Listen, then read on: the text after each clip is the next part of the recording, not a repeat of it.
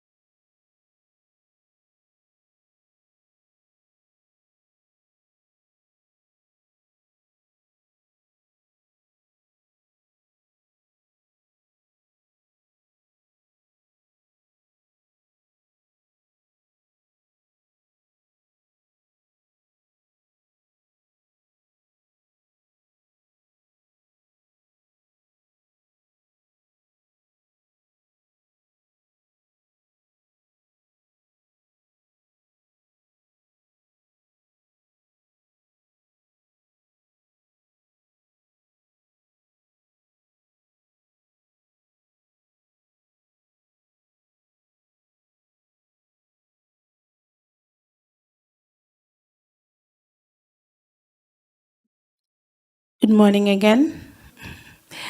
I guess we have more audience online than on site, but I blame it on the time because it's a bit early here, and I'm sure people are yet to get to the venue. But I guess we can go ahead and start, considering we are on time. So, welcome everyone that is on site. It's a pleasure to have you here.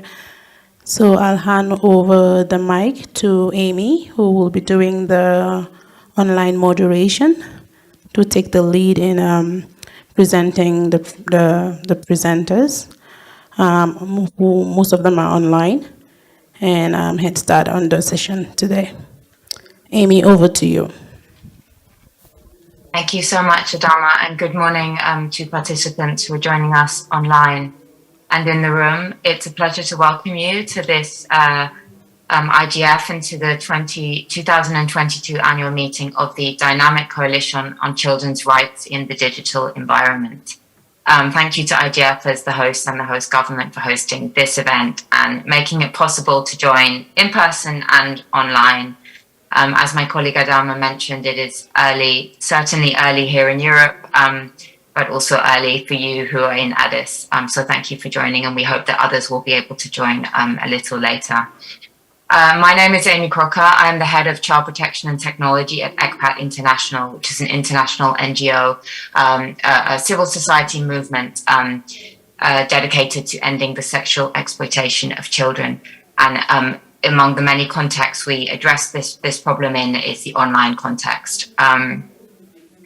I will be co-moderating the session online, and Ms. Adama Jallo, who you can see in the room, will be moderating the session in room. And Adama is the chairperson at the Gambia Internet Governance Forum, and she's also an elected member of the Africa Multi-Stakeholder Advisory Group of the Internet Governance Forum for 2022 to 23. So we're very honored to have her with us in the room. So in terms of the Dynamic Coalition, for those of you who are not familiar or interested to find out more, this Dynamic Coalition is one of many that operate within the Internet Governance Forum structure. Our focus, as the name suggested, is on children's rights in the online digital environment. And this will obviously be our overarching theme of our discussion today. If you are interested to join, you can actually subscribe to our Dynamic Coalition through the website, and we can provide details on that later. This Dynamic Coalition has been active since 2009, and it has around 30 members from different stakeholder groups across the world. Our overarching objective is to ensure that the rights of children are placed at the heart of internet governance considerations.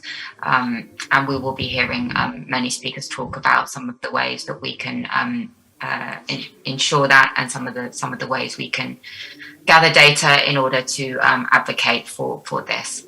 In terms of the functionality, all of you by now will be familiar with Zoom. I think if you want to ask a question, you can put it in the chat or raise your hand. So please do that at any time. And for those in the room, I think you can raise your hand, and there should be a microphone to pass around. So we will spend the next 90 or so minutes discussing good practice, lessons learned, gaps, and future actions to transform data and legislation into meaningful action to ensure the digital rights of children. And why this topic? It's the topic of our Dynamic Coalition, but I think we can all agree that as the digital world develops, expands, and diversifies, it is becoming not only necessary, but also, as we will hear, a legal and moral obligation that we address the diverse positive and negative implications of the digital world for children and children's rights. We've divided the agenda today into 3 main sessions, but we encourage conversation and dialogue. This is a roundtable, and we would like to hear from you, and we would like to hear your views and your questions. So the first part of the agenda will focus on the role of legislation in ensuring children's digital rights. We have an esteemed speaker, Professor Sonia Livingston from the London School of Economics and Political Science. And she will be talking in particular about the significance of the General Comment number 25 to the UN Convention on the Rights of the Child. Our second session, Data for Action, will explore some recent research that ECPAT, along with Interpol and UNICEF, Office of Research in Innocenty, has conducted. And this session will explore how we can use data to guide interventions on the ground to further the rights of children in digital spaces. We'll be focusing, as I mentioned, on a multi-country research project called the Disrupting Harm Research Project. We can share the information in the chat. And this has been conducted by the 3 organizations, UNICEF, Office of Research, ECPAT International, and Interpol, with funding from the Global Partnership to End Violence Against Children. And we're very happy to have a representative from the partnership here today to talk about their work of the Safe Online Initiative, and in particular about the rationale behind Disrupting Harm. Disrupting Harm is a large-scale research project that has produced unique regional and international insights into how online child sexual exploitation and abuse is manifesting. and it was carried out in 13 countries in Southern and Eastern Africa and Southeast Asia. These include Ethiopia, our host country, Kenya, Uganda, Thailand, Tanzania, Philippines, Vietnam, Namibia, Indonesia, Malaysia, Cambodia, Mozambique, and South Africa. And the results are being used in different ways by different countries to build tailored roadmaps, tailored action on the ground by the participating countries. And we hope to have speakers who had some scheduling conflicts to arrive and speak about that in a while. The third session will be focused on frameworks for action, and this will be introduced and framed by our speaker, Jutta Kroll from the Digital Opportunities Foundation in Germany.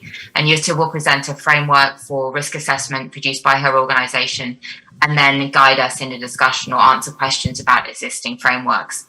And as I mentioned, we very much welcome your comments and questions at any point. And then we will end the discussion by situating this dynamic coalition back in the context of the Internet Governance Forum and consider some of the next steps for our work in between the IGFs and also at the IGF 2023. So without further ado, I would like to open our first session on the role of legislation and invite Professor Sonia Livingston to take the floor. Thank you, Sonia. Thank you so much, Amy, and thank you to everyone who's here. I want to begin, in fact, by thanking the Dynamic Coalition, which has been one of the important spaces that has really championed the importance of children's rights in relation to the digital environment, specifically in internet governance contexts, notably at the Internet Governance Forum. But I know members here speak about the importance of children's rights in other internet governance contexts also. And I do feel we have built a momentum over recent years, which in a way culminates in General Comment 25, which I'll say a little about, but also that there is a very long way to go. So this is what we'll discuss today. So I'm a researcher, originally a social psychologist, and I work in a very multidisciplinary context, and I see myself as trying to draw on the available research and data that we have relating to children's rights and digital contexts, and being one of those who kind of brings that into spaces of policy, spaces of action, and increasingly also spaces of design for products and services that children and young people are likely to use. So I'm going to, I love the title of this session that links data and legislation. And I realize that data has gained a new meaning in a way in recent years as we all focus on questions of the data that is collected from people as they engage in the digital environment. But our focus today is really data for research, evidence, and how that can inform the policy and design of digital contexts. And as a researcher, one of the things I've done in the last 8 years is develop the Global Kids Online research project together with UNICEF Office of Research Innocenti, and that was, if you like, the forebear of the Disrupting Harm project. And we designed many of the research tools and developed and continue to develop evidence there. So globalkidsonline.net, you'll find the research methodologies, the comparative analysis, and a lot of research. Because I think, as we know, and I'm sure as we're going to discuss today, one of the challenges for thinking about children's rights in the digital environment in a internet governance context and in a global context is still how little available data, research, evidence there is in many parts of the world, especially in the global south. So more recently, and dominating my life for the last couple of years, I was part of the drafting team who worked with the UN Committee on the Rights of the Child in producing General Comment 25. And I'll just say a little bit about that and then a little bit about what it says on research. So to quote paragraph 7 of General Comment 25, it says, in the present General Comment, the committee explains how state parties should implement the Convention in relation to the Convention on the Rights of the Child, in relation to the digital environment, and it provides guidance on the relative legislative, policy and other measures to ensure full compliance with their obligations under the Convention and its optional protocols, in the light of the opportunities, risks and challenges in promoting, respecting, protecting and fulfilling all children's rights in the digital environment. That word all does double duty there. All children, whatever their circumstances of life, wherever they live, whether they are relatively privileged or more disadvantaged, and also all rights, all the rights of children. So just as the Convention on the Rights of the Child is holistic, so too is General Comment 25. So as a document, a general comment is part of the international soft law produced by the United Nations, and it is to be adhered to be implemented by all state parties that have ratified the Convention on the Rights of the Child, and that is all of them but America, which we might discuss, North America, but even North America, I believe, is very concerned with children's rights in digital contexts. So it's an authoritative document. It's a single document that sets out how all children's rights apply in relation to a wide range of circumstances, because the digital environment, digital products and services now impact pretty much all children everywhere. And it's very important in the general comment to recognise that. In relation to the general comment, to recognise that we are talking all children, not because all children have direct personal access to the internet, because many don't or many struggle to gain access, but because all of them are affected now by growing up in a digital world, a world that is run by digital networks, by databases, by transnational processes, and by the importance of major global corporations which do affect their lives. So we are talking all children and very many businesses and all states. So I don't have time here to tell you about the content. The general comment is, in essence, for those who have not read it, follows the logic of the Convention on the Rights of the Child. It asserts its broad and general principles, of which 4 are cross-cutting, to be treated in a way that does not discriminate, to prioritise the best interests of the child, to respect the children's right to life, survival and development, and to hear from the child, to respect the views of the child. Our session today really focuses on the connection between 2 core elements. One is the importance of research. I'll just briefly read you paragraph 30. It says, regularly updated data and research are crucial to understanding the implications of the digital environment for children's lives, for evaluating its impact on their rights, and for assessing the effectiveness of state interventions. So state parties should ensure the collection of robust, comprehensive data that is adequately resourced, and that data are disaggregated by age, sex, disability, geographic location, ethnic and national origin, and socio-economic background. Such data and research, including research conducted with and by children, should inform legislation, policy and practice, and should be available in the public domain. Data collection and research relating to children's lives must respect their privacy and meet the highest ethical standards. So as a researcher, I find that a beautiful paragraph, and I hope it inspires you too. And then I might direct your attention for this session, especially to section 5 of the general comment, which is concerned with general measures of implementation by states and is attempts to be very practical within the span of a relatively short document, but attempts to be very practical in setting out what legislation states should implement and how important it is to think about legislation in the context of a comprehensive policy and strategy for children's rights, coordination within states and international coordination across states. It sets out how states should ensure that children's rights in the digital environment is an area which is adequately resourced, respects processes of independent monitoring, including by national human rights organisations, that it cooperates with civil society, as we're doing here today, and that it raises awareness of this issue.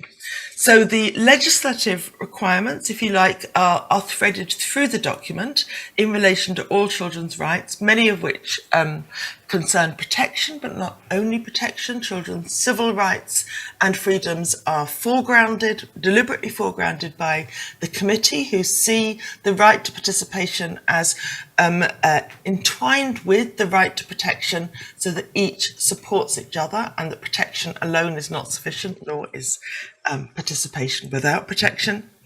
It is a document that is informed by children's voices and a widespread national consultation that we could talk about.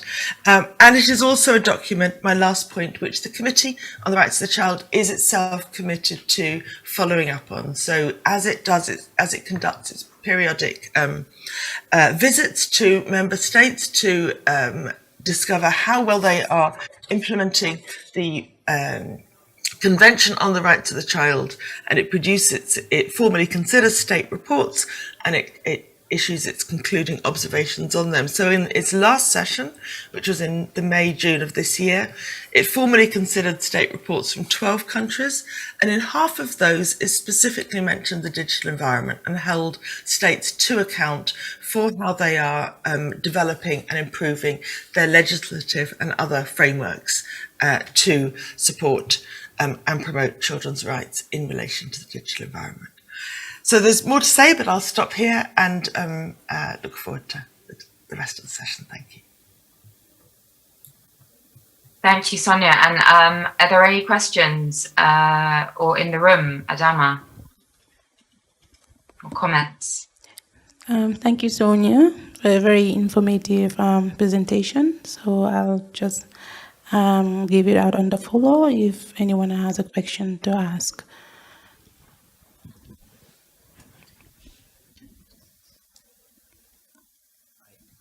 Hello, hi. This is Edmund Chung, and thank you for the presentation. I think you mentioned a brief, highlighted America and the situation in the US.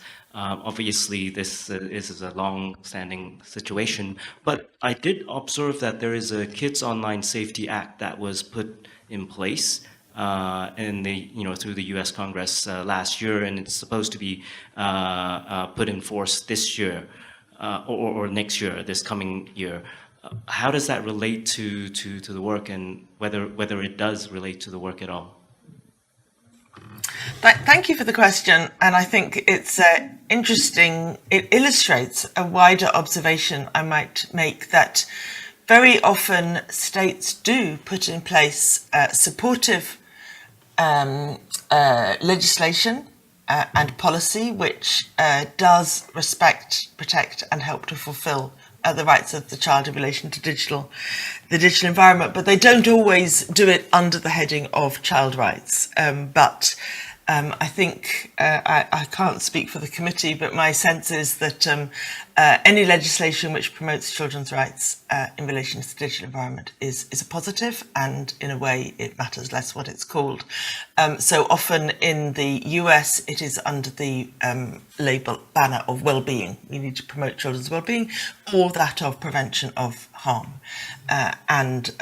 as we're going to talk about more here today. There's a whole host of developments in America, and we could debate them. I see the support for the Kids Online Safety Act. I also see that there's quite a mobilization of civil society organizations expressing concern there about the privacy implications. I think that this is one of the knotty problems we need to face in this dynamic coalition and more broadly, in the sense that efforts to promote children's rights, realize children's rights in the digital environment, in some measure require identifying children in that digital context. And the process of identifying a child turns out, of course, to be the process of identifying everybody in terms of whether they are or are not a child. And there are still, I think, widespread concerns about the data collection and privacy implications of that. So I think, we are, legislation is moving forward. I'm more excited about the Californian age-appropriate design code, which builds on the British age-appropriate design code and is precisely a privacy-protecting measure, a data-protecting measure, which is spreading in a kind of viral way in other contexts. So far, I think, primarily in the global north. Though I think it's being discussed in Indonesia also. Sonia, I see there's a question from in the chat asking if the General Comment 25 also addresses the need for better data on the phenomenon and of what works to tackle it. If the general comment can help demand countries that they invest more in collecting robust data and analysing that data and using it, do you think there's a sort of an incentive and obligation included in the general comment for this? Absolutely, I do. Yes, and I would turn to section 5E, paragraph 30, which specifically obliges states to ensure that their policies in relation to children's rights are evidence-based, and that gives the requirements for that evidence and data collection in terms of it being exactly as the question asks, as Serena asks, robust, inclusive. I think I very much hope that the days of, quote, anecdotal evidence are gone because it's unacceptable and children deserve proper data collection. It does, the Committee on the Rights of the Child adds those specific requirements. Data collection must be ethical, it must be privacy respecting, it must be representative of the full diversity of children in a country and across countries.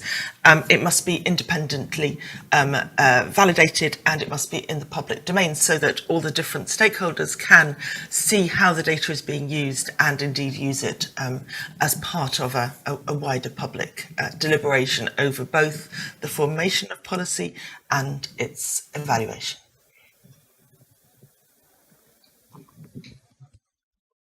There are questions in the room, Adama. Before we move to the...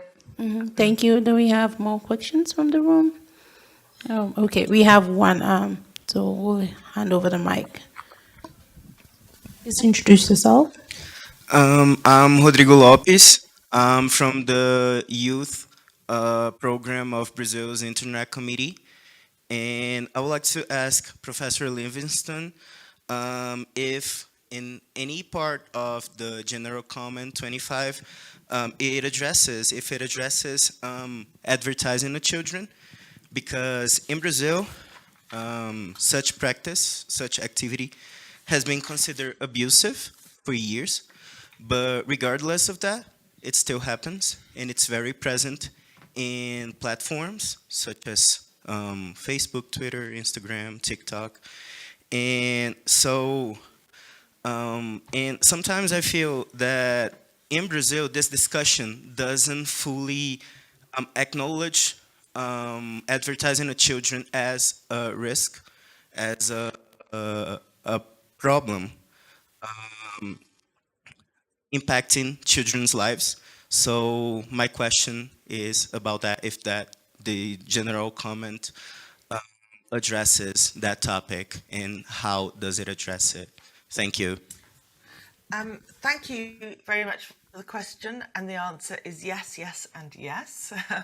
So let me say a little. I might say that experts from Brazil were very vocal and attended to in the expert consultation around General Comment 25 leading up to its formulation, and were very clear on exactly the point that you raise. And I think this whole community, if I may say, of stakeholders concerned about children's rights in relation to the digital environment, this community has increasingly recognised the importance of commercial risks to children. So the originally 3 C's of online risk, content, contact and conduct, are now being widely extended to include the 4th C of contract or commercial risks, and to recognise that these two pose a risk to children's freedom of thought, children's agency, to children's rights to express themselves without undue pressure. So General Comment 25 has 3 significant paragraphs, which is quite a lot in the overall document, again under the measures that states should take, in a section J on commercial advertising and marketing. And it first recognises the importance of advertising, and it is a very serious challenge, I think, as well as perhaps opportunity, that children's rights are now lived in a heavily commercial context. So children's lives that were once primarily at home, at school, on the street, in the neighbourhood, lived out in the public domain or the private lives of families, are now heavily lived on commercial platforms. And so the importance of both data collection and data tracking about children, and then the use of that for commercialization, marketing and advertising is recognised. And one thing on my mind that I might ask this group to discuss is how we are going to deliberate on the tipping point, if you like, between commercial use, because clearly businesses have to run a business, and commercial exploitation. And I've been digging a little into legal definitions of this, and it turns out to be quite hard to find a definitive, but we could identify some criteria. The criteria that the committee identifies and puts into General Comment 25 to decide when is commercial use exploitation is to say that the commercial activities, the advertising and marketing done by the platforms and other businesses must respect the best interests of the child and make it a primary, well, the state must ensure that the best interests of the child remain a primary consideration, also in digital contexts. And the states should prohibit by law, I'll read the sentence, it's a really important one, state parties should prohibit by law the profiling or targeting of children of any age for commercial purposes on the basis of a digital record of their actual inferred characteristics, including group or collective data, targeting by association or affinity profiling. So the committee is saying if we can address the problem of profiling, then we will also address the problem of advertising and marketing. Of course, this is an injunction to states that is widely, that is not yet in legislation and therefore not yet being honoured by platforms and digital businesses. But the Committee on the Rights of the Child enjoins that it must be. Thank you, I'm sorry, Professor. one more. Can I just briefly, one more thing? Go ahead. Kids Online Brazil, and the data and the research enterprise by cetic.br, the domain name organization, is perhaps the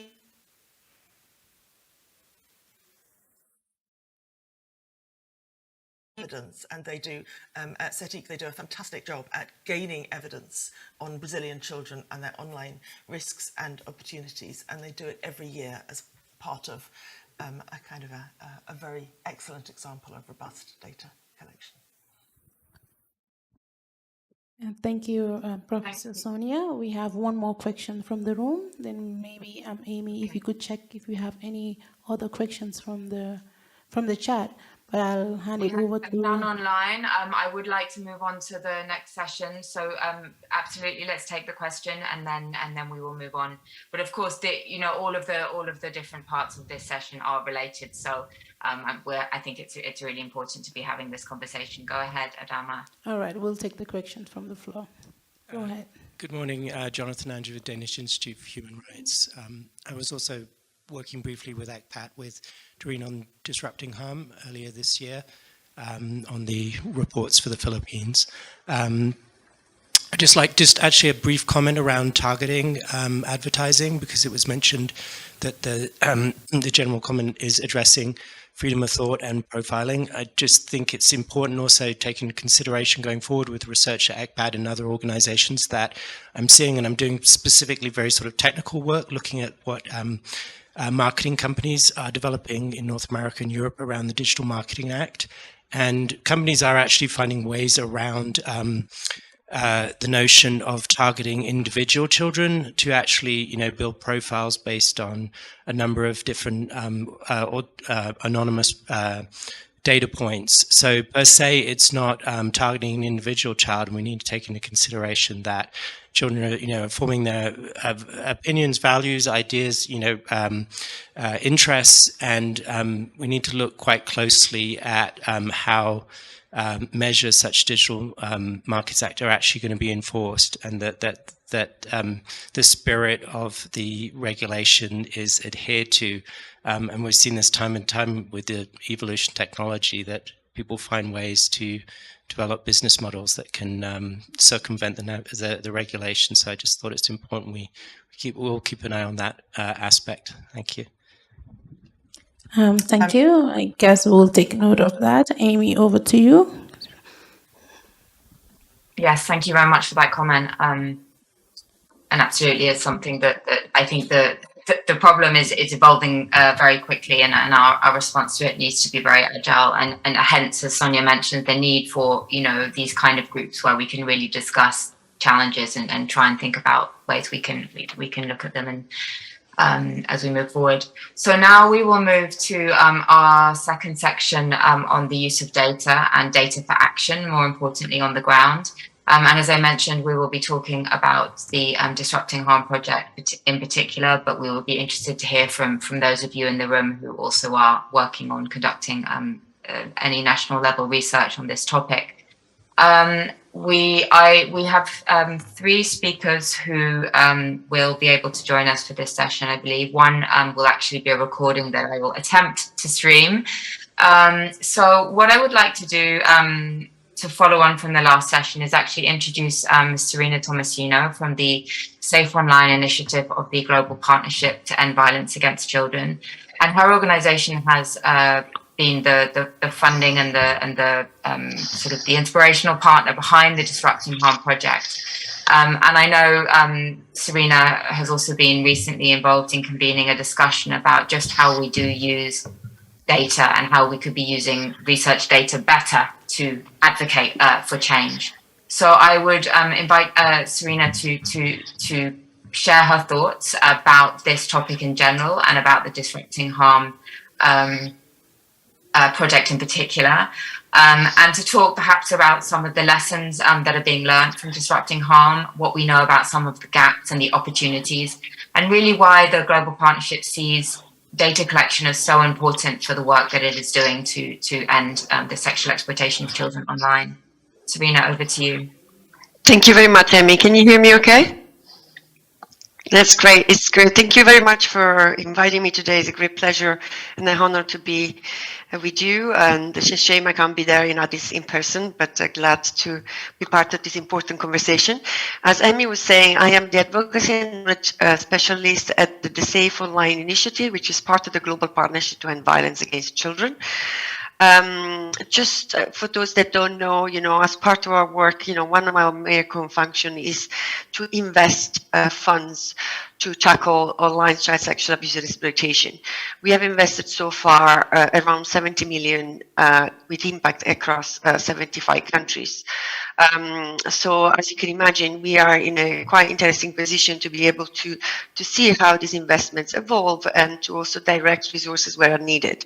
And one of the key gaps that emerged very clearly and that we've invested in was exactly what Dr. Livingston was mentioning before, the data scarcity, the lack of quality data, the lack of a comprehensive, systematic and robust understanding of the phenomenon and how it's manifesting in the lives of children in different contexts, because that's what we know.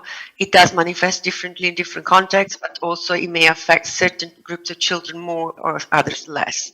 So I think to respond directly to what the PEMI's questions, why we decided to invest heavily in evidence generation and data gathering. We can't invest resources, financial resources, blindfolded if we don't understand what is happening.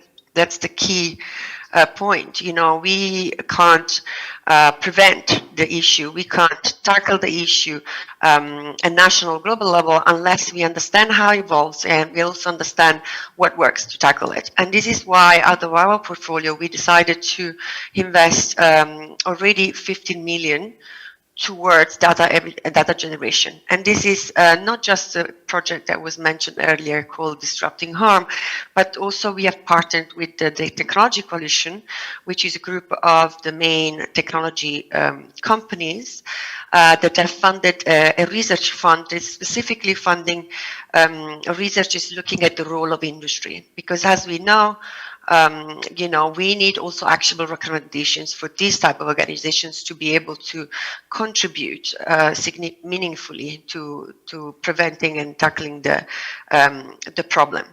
So this, you know, in a nutshell, why we decided to prioritize this. And in fact, you know, out of Disrupting Harm 1, which was piloted, as Emmy mentioned, across 13 countries in Southeast Asia, but also Southern Africa and Eastern Africa, we have, in addition to this, invested 10 million to support 8 countries in these 2 regions to implement the recommendations from Disrupting Harms. So those roadmaps that Emmy mentioned, which is basically the main outcome of this data generation effort, are tailored recommendations, actions that governments can take to strengthen their systems at country level. So we have invested, you know, each country received approximately 1 million to make sure that those recommendations are being implemented. Other reasons why we decided to prioritize evidence generation is also to you know, raise the awareness and advocate strongly with governments across regions and globally to give importance to data generation, to evidence-based interventions. I think Dr. Livingston mentioned earlier, we are tired of anecdotes, you know, especially around the use of technology. We have very often developed programs and policy based on ideas from older people like us of what children are doing online and how these platforms are being used and how these platforms may pose risk to children. And some of them are not corresponding to reality, you know, they're not corresponding to what is happening on the platforms. So, you know, it's quite, you know, one of the, actually, I think one of the most interesting aspects of investing so much resources in evidence generation is also the fact that now governments that were involved in disrupting harm, they're more aware of the need for robust data, on the need of evidence-based policies. And actually, they do have the information, the strong evidence that we're looking at for, like, you know, including interviews with children, you know, as part of Disrupting Harm, 13,000 children were interviewed using the tool that Dr. Livingston mentioned before. You know, it was adapted from the Global Kids Online. So that government engagement is one also of the other impactful part of this investment. But the other idea, it was also to don't do a one-off intervention. We wanted to develop a methodology that is comprehensive, that is holistic, but also that is replicable, that other countries can use and apply, hopefully also invest funding to do so. We wish that the countries are not going to need us to go there and support this effort. That's why I was asking Dr. Livingstone if the general comment is also demanding for countries to invest in this, because, you know, the disrupting harm methodology was developed by top experts, you know, the leading organizations, Interpol, ECPAT International, UNICEF, Innocenti. They worked very closely with a group of technical advisors and developed and tested and piloted the methodology. Now the methodology is being uh, revised and improved, and actually is going to be applied in an additional 11 countries. We have invested an additional 7 million to conduct the second round of disrupting harm, which provides us also with an additional value, which is comparability. You know, we can compare whatever is happening in the Philippines with what is happening in South Africa, and very soon we'll be able to compare it also with, you know, what is happening in North Africa, in Eastern Europe, and in Central America. So this is another value added. In addition to that, whatever this investment is telling us is also extremely valuable globally and for other countries. And this is something that the partners have worked very hard together to produce something we called data insights. So basically they have cross-analyzed the data from the different countries to identify common themes, trends, but also best practices or lessons learned from different countries that can be useful to other countries. So all this information is available on our website. I think Amy already shared it in the chat, and we're also always very happy to respond to any questions. So feel free to contact us.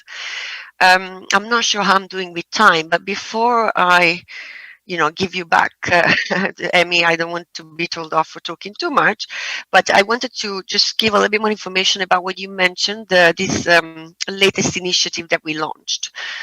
We just launched it in mid-November, and we call it Safe Digital Futures for Children, Data for Change. We convened around 50 experts from around the world in Brussels to basically discuss the current data ecosystem, to better understand what is available and what is needed, to discuss together how we can use the current data better, because at the moment also there is a lot of confusion and sometimes misinterpretation, and sometimes, you know, big numbers may be used to attract the media attention, but at the same time may not necessarily reflect the reality. So there was a lot of discussions in the room around how we can use that current data better, but also what is needed to improve the data ecosystem, and also, you know, to develop together a joint roadmap on what is our way ahead, and also to identify points of collaborations, because one of the key lesson learned and, you know, points is that there is no one organization that can address this. We all need to bring together the different technical expertise, including and especially also from the industry actors that were also present in the room, to basically build a better and more robust data and evidence base to inform policy programs and advocacy efforts. I think that's all for me, but I'll be very happy to answer any question. Thank you. Thank you, Serena, and that's really helpful in just setting that scene and drawing those links between sort of legislation and data and the interaction between them. And I suppose I don't know if there are questions now. Otherwise, we would go on to the next speaker and then take questions. One of the things I'd like to come back to both of you and to other speakers about is this issue of involving children and consulting them and asking them and not also making assumptions about their online lives and their experiences. And I think that is very much a part of both of your work and was very much a part of the intention behind Disrupting Harm as well. And of course, the Global Kids Online work that Sonia, you and colleagues lead. I think if we have my colleague, Amy, I guess we can go ahead with the next presenter, considering we're running on time.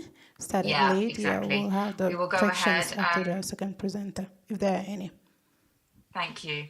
And I think in terms of our available speakers, as I mentioned, I have one recording from our colleague from Kenya who gave us her thoughts about how they are actually using the Disrupting Harm data. at the national level to influence change, which I think is really, as Serena has mentioned, really the goal of this research to turn it into action.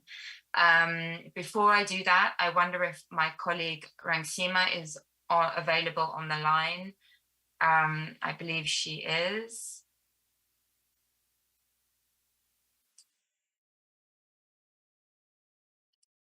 Hi, Emmy. Hello, you are here. Thank you so much. It's hard to see. I don't see the participants. And Rangsima Disawale is the regional coordinator for Southeast Asia for ECPAD International. And she has been very much involved in the regional delivery of disrupting harm, and has agreed to sort of extending from Serena's presentation to talk a little bit about her experiences and the overview that has seen in the region and in relation to the findings. And if you could just share your thoughts on what you're seeing in terms of the initial impacts of the findings from this project. Thank you. Yeah, thank you so much, Emmy. Can you hear me well? Yeah, it's a little faint. Okay. Okay, is that better? Yeah, I think it's a little better. If Yes, colleagues we in the can room hear can you. hear, then we can go ahead. Okay, sure. Yes, I would say one of the values of disrupting harm, and as already mentioned by Serena, is the fact that we can, using the same research methodologies across the 13 countries of the first phase of disrupting harm, that allow us to compare the finding across countries. And why that is important? From my own observation, I could see that before disrupting harm, we had data or information about the online child sexual exploitation and abuse at the national level. And we had the report at the global level, right? And sometimes at the global level, we could, I would say sometimes we have questioned where the data came from and how that, global report reflect the situation in our countries.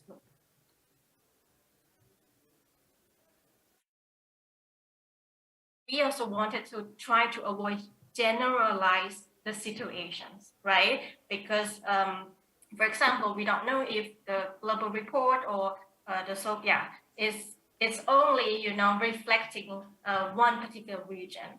But with disrupting harm, we collect data from the national level and we compare this across the 13 countries.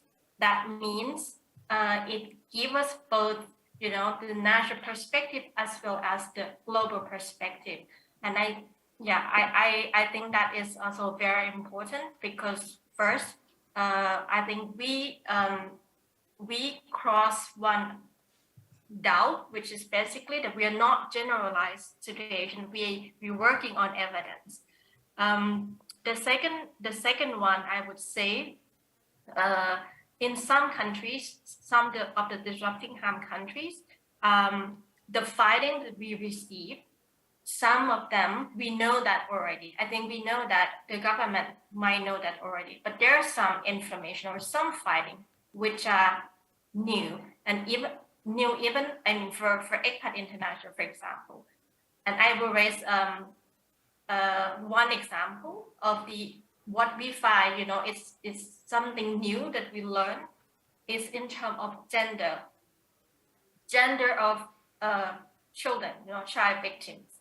And usually we always have within ECPAD International as well, we usually say that not only girls who are, victims of online sexual exploitation, but boys as well. But we don't have the evidence on that.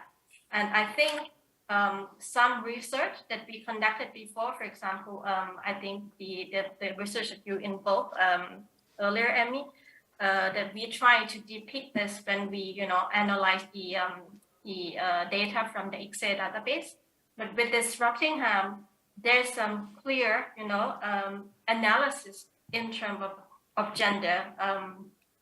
And then one one of the findings that we found is, of course, especially in Southeast Asia, I would say, that we don't see clear differences so much between boys and girls, in terms of boy victims and girl victims. And I would give you, for example, in the Philippines, I mean, boys more than girls are victims of sexual exploitation and abuse, which is about 21% of boys and 19% of girls. And at the same time, when we look at a country like Malaysia, which there's always an understanding, or that girls more than boys were victims, which is true in case of Malaysia. Within Disrupting Harm, 4% of girls were victims of online of Oxia, but when we look at boys, it's 9.5% of boys. So 4% of girls vis-a-vis 3.9% of boys, which mean they're not much difference at all in terms of gender of child victims. And I think that would change the narrative and how the government or even the civil society organization, UN agency, should define their program in the future. I think maybe my time is over, and I'm happy to give my more information in next round. Thank you. Thank you so much, and that is really helpful, just to sort of give some context and to really talk about the value, because indeed having data just for the sake of it is not valuable, and it's certainly not valuable for furthering children's rights. And I think this idea of sort of challenging assumptions, whether they be about gender or any other issue, I think is really, really crucial. And actually having robust data to demonstrate the reality of the problem is fundamental. And indeed, some of the work that ECPAD is doing with its Global Boys Initiative is specifically focusing on the sexual exploitation of boys and the sort of systematized invisibility or barriers that boy victims in particular face when seeking support and justice, and also disclosing their abuse. So I think it's really important to shine a light on these issues. What I will do now, because I'm mindful of time, is I will move on and attempt to stream a short intervention from Joy Kadunge Mateka from Kenya Alliance for the Advancement of Children, who will be talking about the work that they have been doing on the basis of the Disrupting Harm data. I will try to stream, and I do hope that the quality is decent. Are you able to see this? Yeah. Perhaps not. Yes? Yes, we are. Okay, Yeah. I will. Yes. And Joy is the legal and policy advocacy officer for the Kenya Alliance for the Advancement of Children, and I spoke to her yesterday about what they are doing in Kenya to advance the data.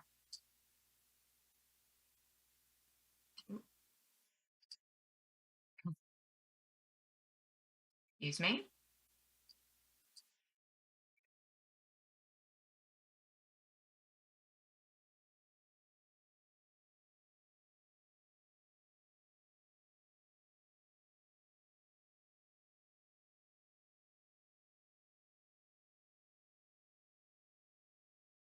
Amy, we don't have the voice.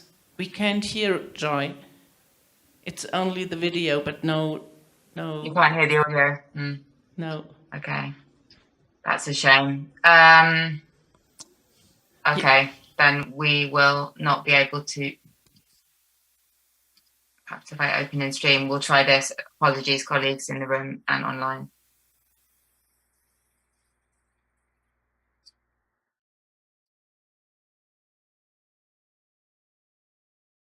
Is this working? No, you have to enable the audio. the audio first but before you start I think the video. because I'm using it online. Okay.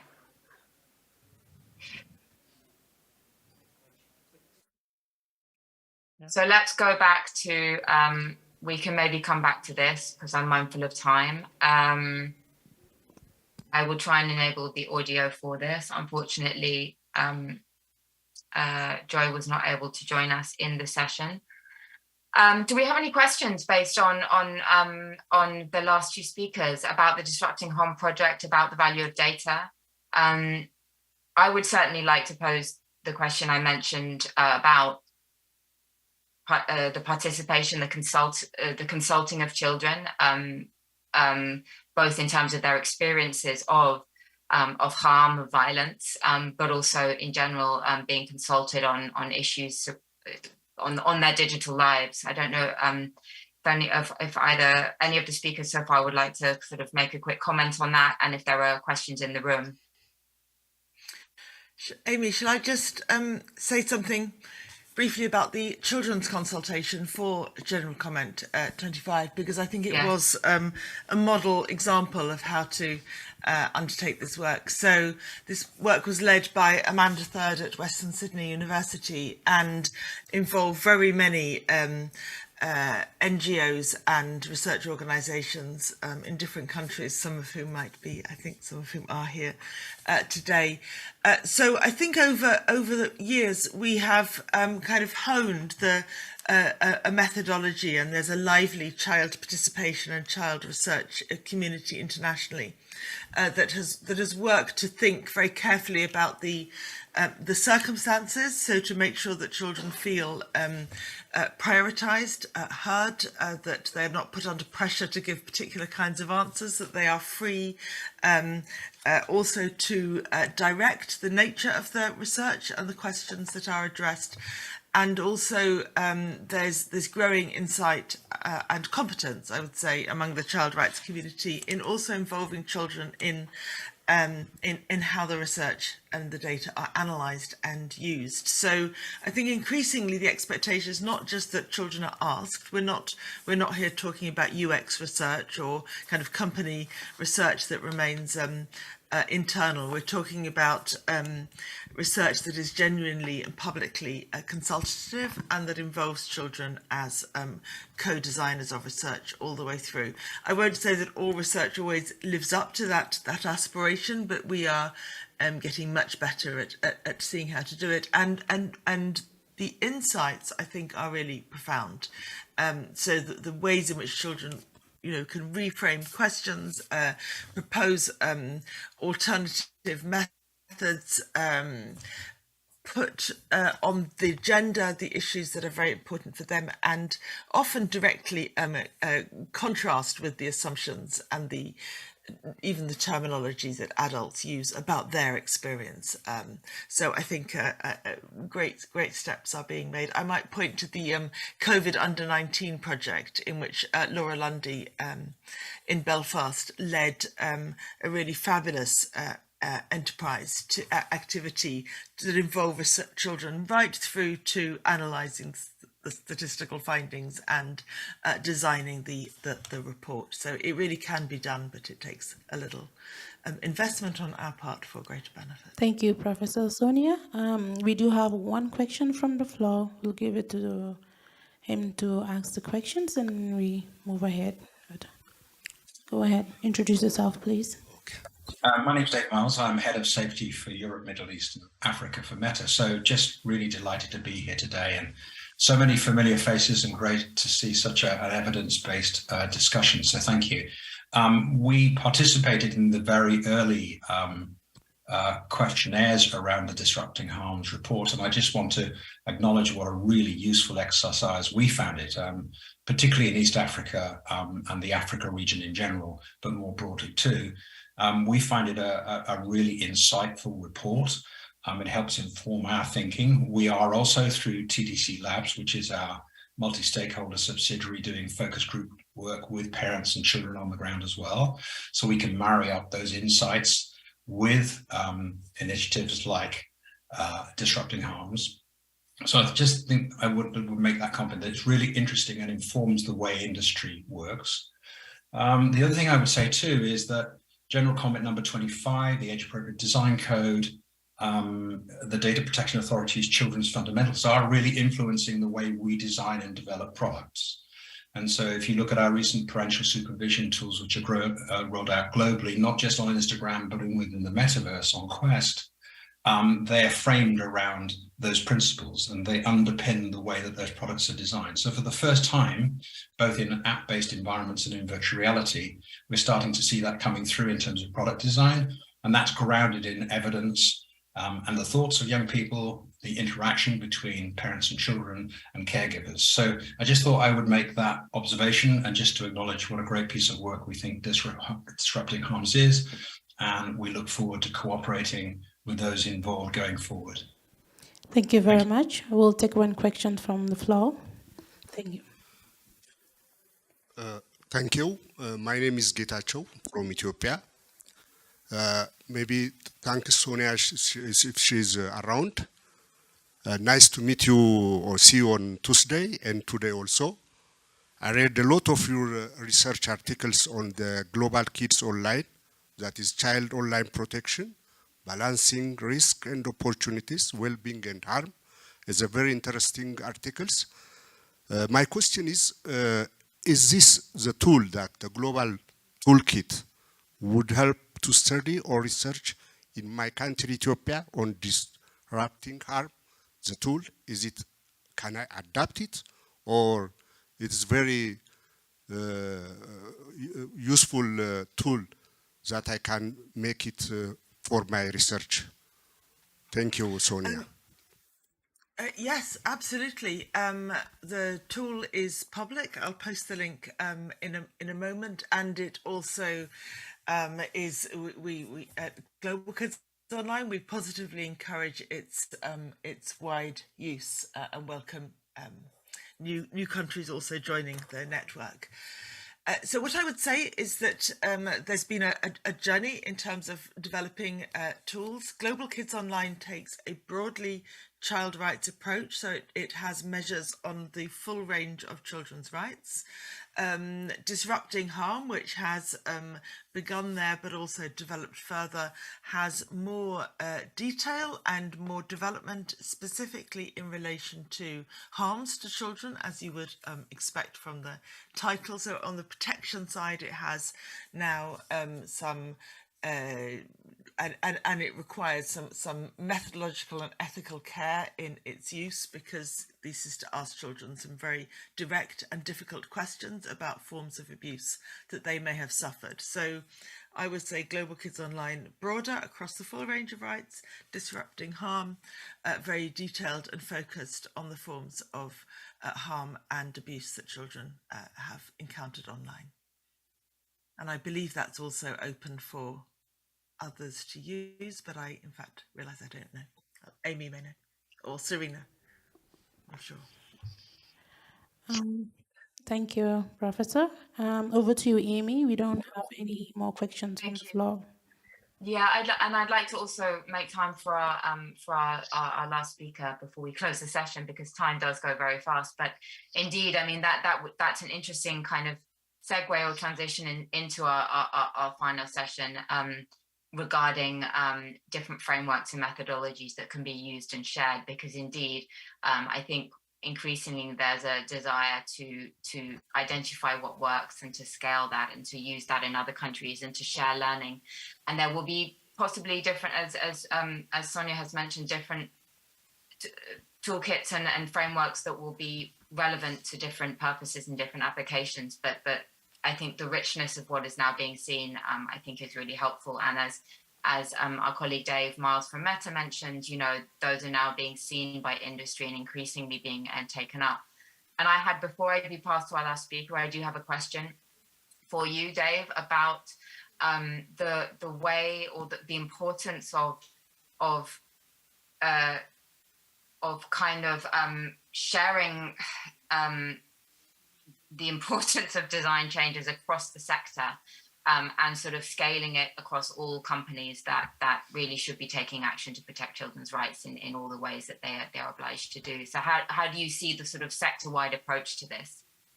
Yeah, I mean, that's a really good question. I think there are concentrations of industry and broader stakeholders. If I think about We Protect, the Technology Coalition and others, where there's a considerable amount of collaborative work going on. clearly there are, large leading platforms like Meta, which is Facebook, Instagram, WhatsApp, and indeed the metaverse. But it's no good doing the work on our platform and then displacing maybe certain harms and risks to other platforms. So I think it's really important that we collaborate very closely, certainly within the Technology Coalition and the recent work we've done with ReProtect around the new transparency framework that's being proposed. We're really keen to have a cross-industry approach, evidence-based approach really to everything we do. And we do in fact fund part of the research elements of the Technology Coalition. So I think it's really important.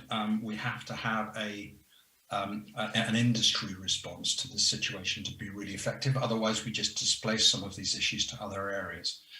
I think the other thing that I would encourage other industry members to do as well is to really think about the rights and agency of children. The amount of work that we do in that area is considerable. A lot of it is privacy safeguarded for obvious reasons, and a lot of it is very specific to our apps, but it teaches us an awful lot, not only about how we can design our products, but also how we can scale them globally. So if you take, for example, our recent pilot around age assurance, using ID and selfie video age estimation, we're rolling that gradually across the world. And as we deploy that, we do a lot of work in background focus group work to establish how that's taken, how young people take it up, what parents' reactions are, and so on, and just try and get the balance right before we roll it out even further or take the use case more widely. So I think that's the other really important thing, is when you're designing products, is to have quite a narrow use case to start with. Somewhat test your technology just to make sure that it's robust, that it does what it says on the tin, that it's easy to use, but also respects those basic rights. And the best interest of the child framework really has had a significant influence on us, and I think we'll see other features that we're using reflect that as well. But I think that collaboration is going to be really important going forward, particularly in the trust and safety community, which is under a lot of pressure right now. It's really important that places like the Technology Coalition and other places keep people focused on getting that balance right. Thank you, indeed, and it is important that when times get tough, the trust and safety component of companies' work is not the one to be compromised, because it is absolutely a priority for that children and other vulnerable users are protected, safe, and secure on platforms. So, thank you for that. I will move to the final session. Jutta, thank you for your patience. You are sitting there in the room, and our third session is really kind of talking about some practical tools, one practical tool in particular, about the idea of tools and frameworks that can be used to assess risks, to triage data, to improve the efficiency of our ways to protect children online and indeed offline. So I want to introduce Jutta Kroll from the Digital Opportunities Foundation in Germany, and I believe, Jutta, you have slides. And she'll be talking about a risk assessment framework that they have developed at national level for assessing violence against children. Jutta. Thank you for giving me the floor. And could you put the slides on, please? Colleagues in the room.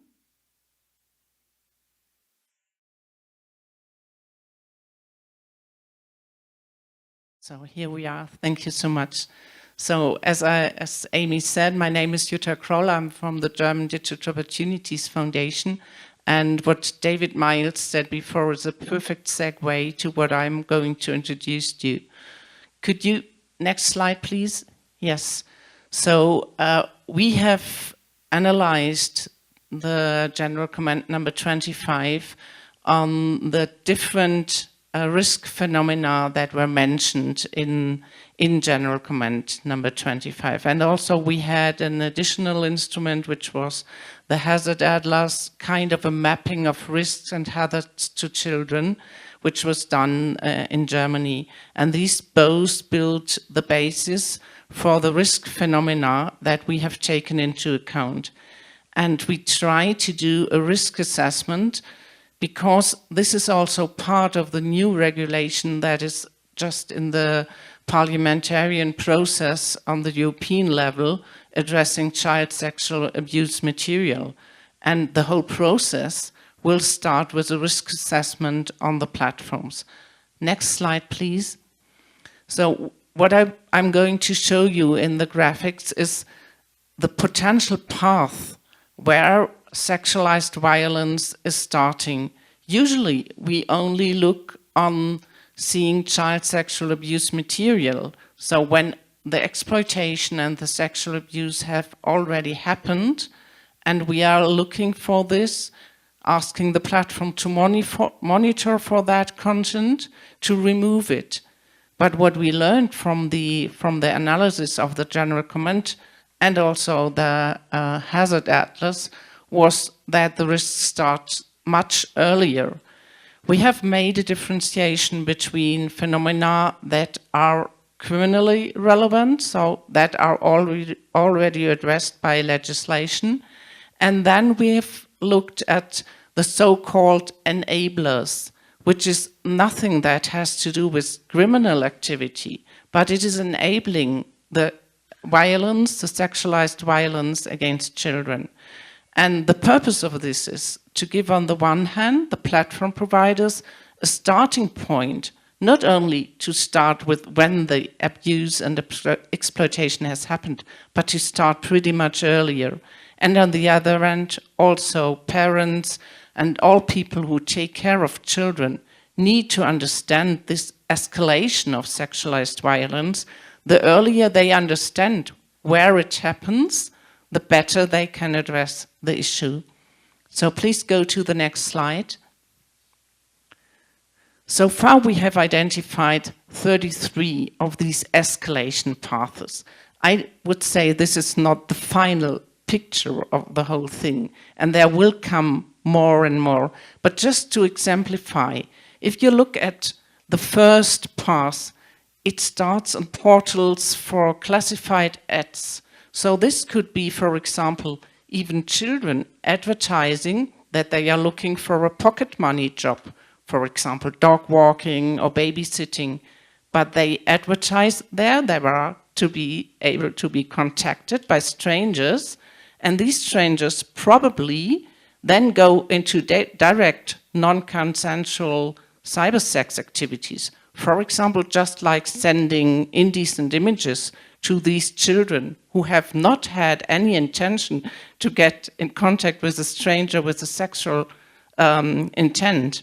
So from this non-consensual activity, we go to the next step, which could be grooming and sexual harassment, and then it ends up with sexual exploitation and abuse.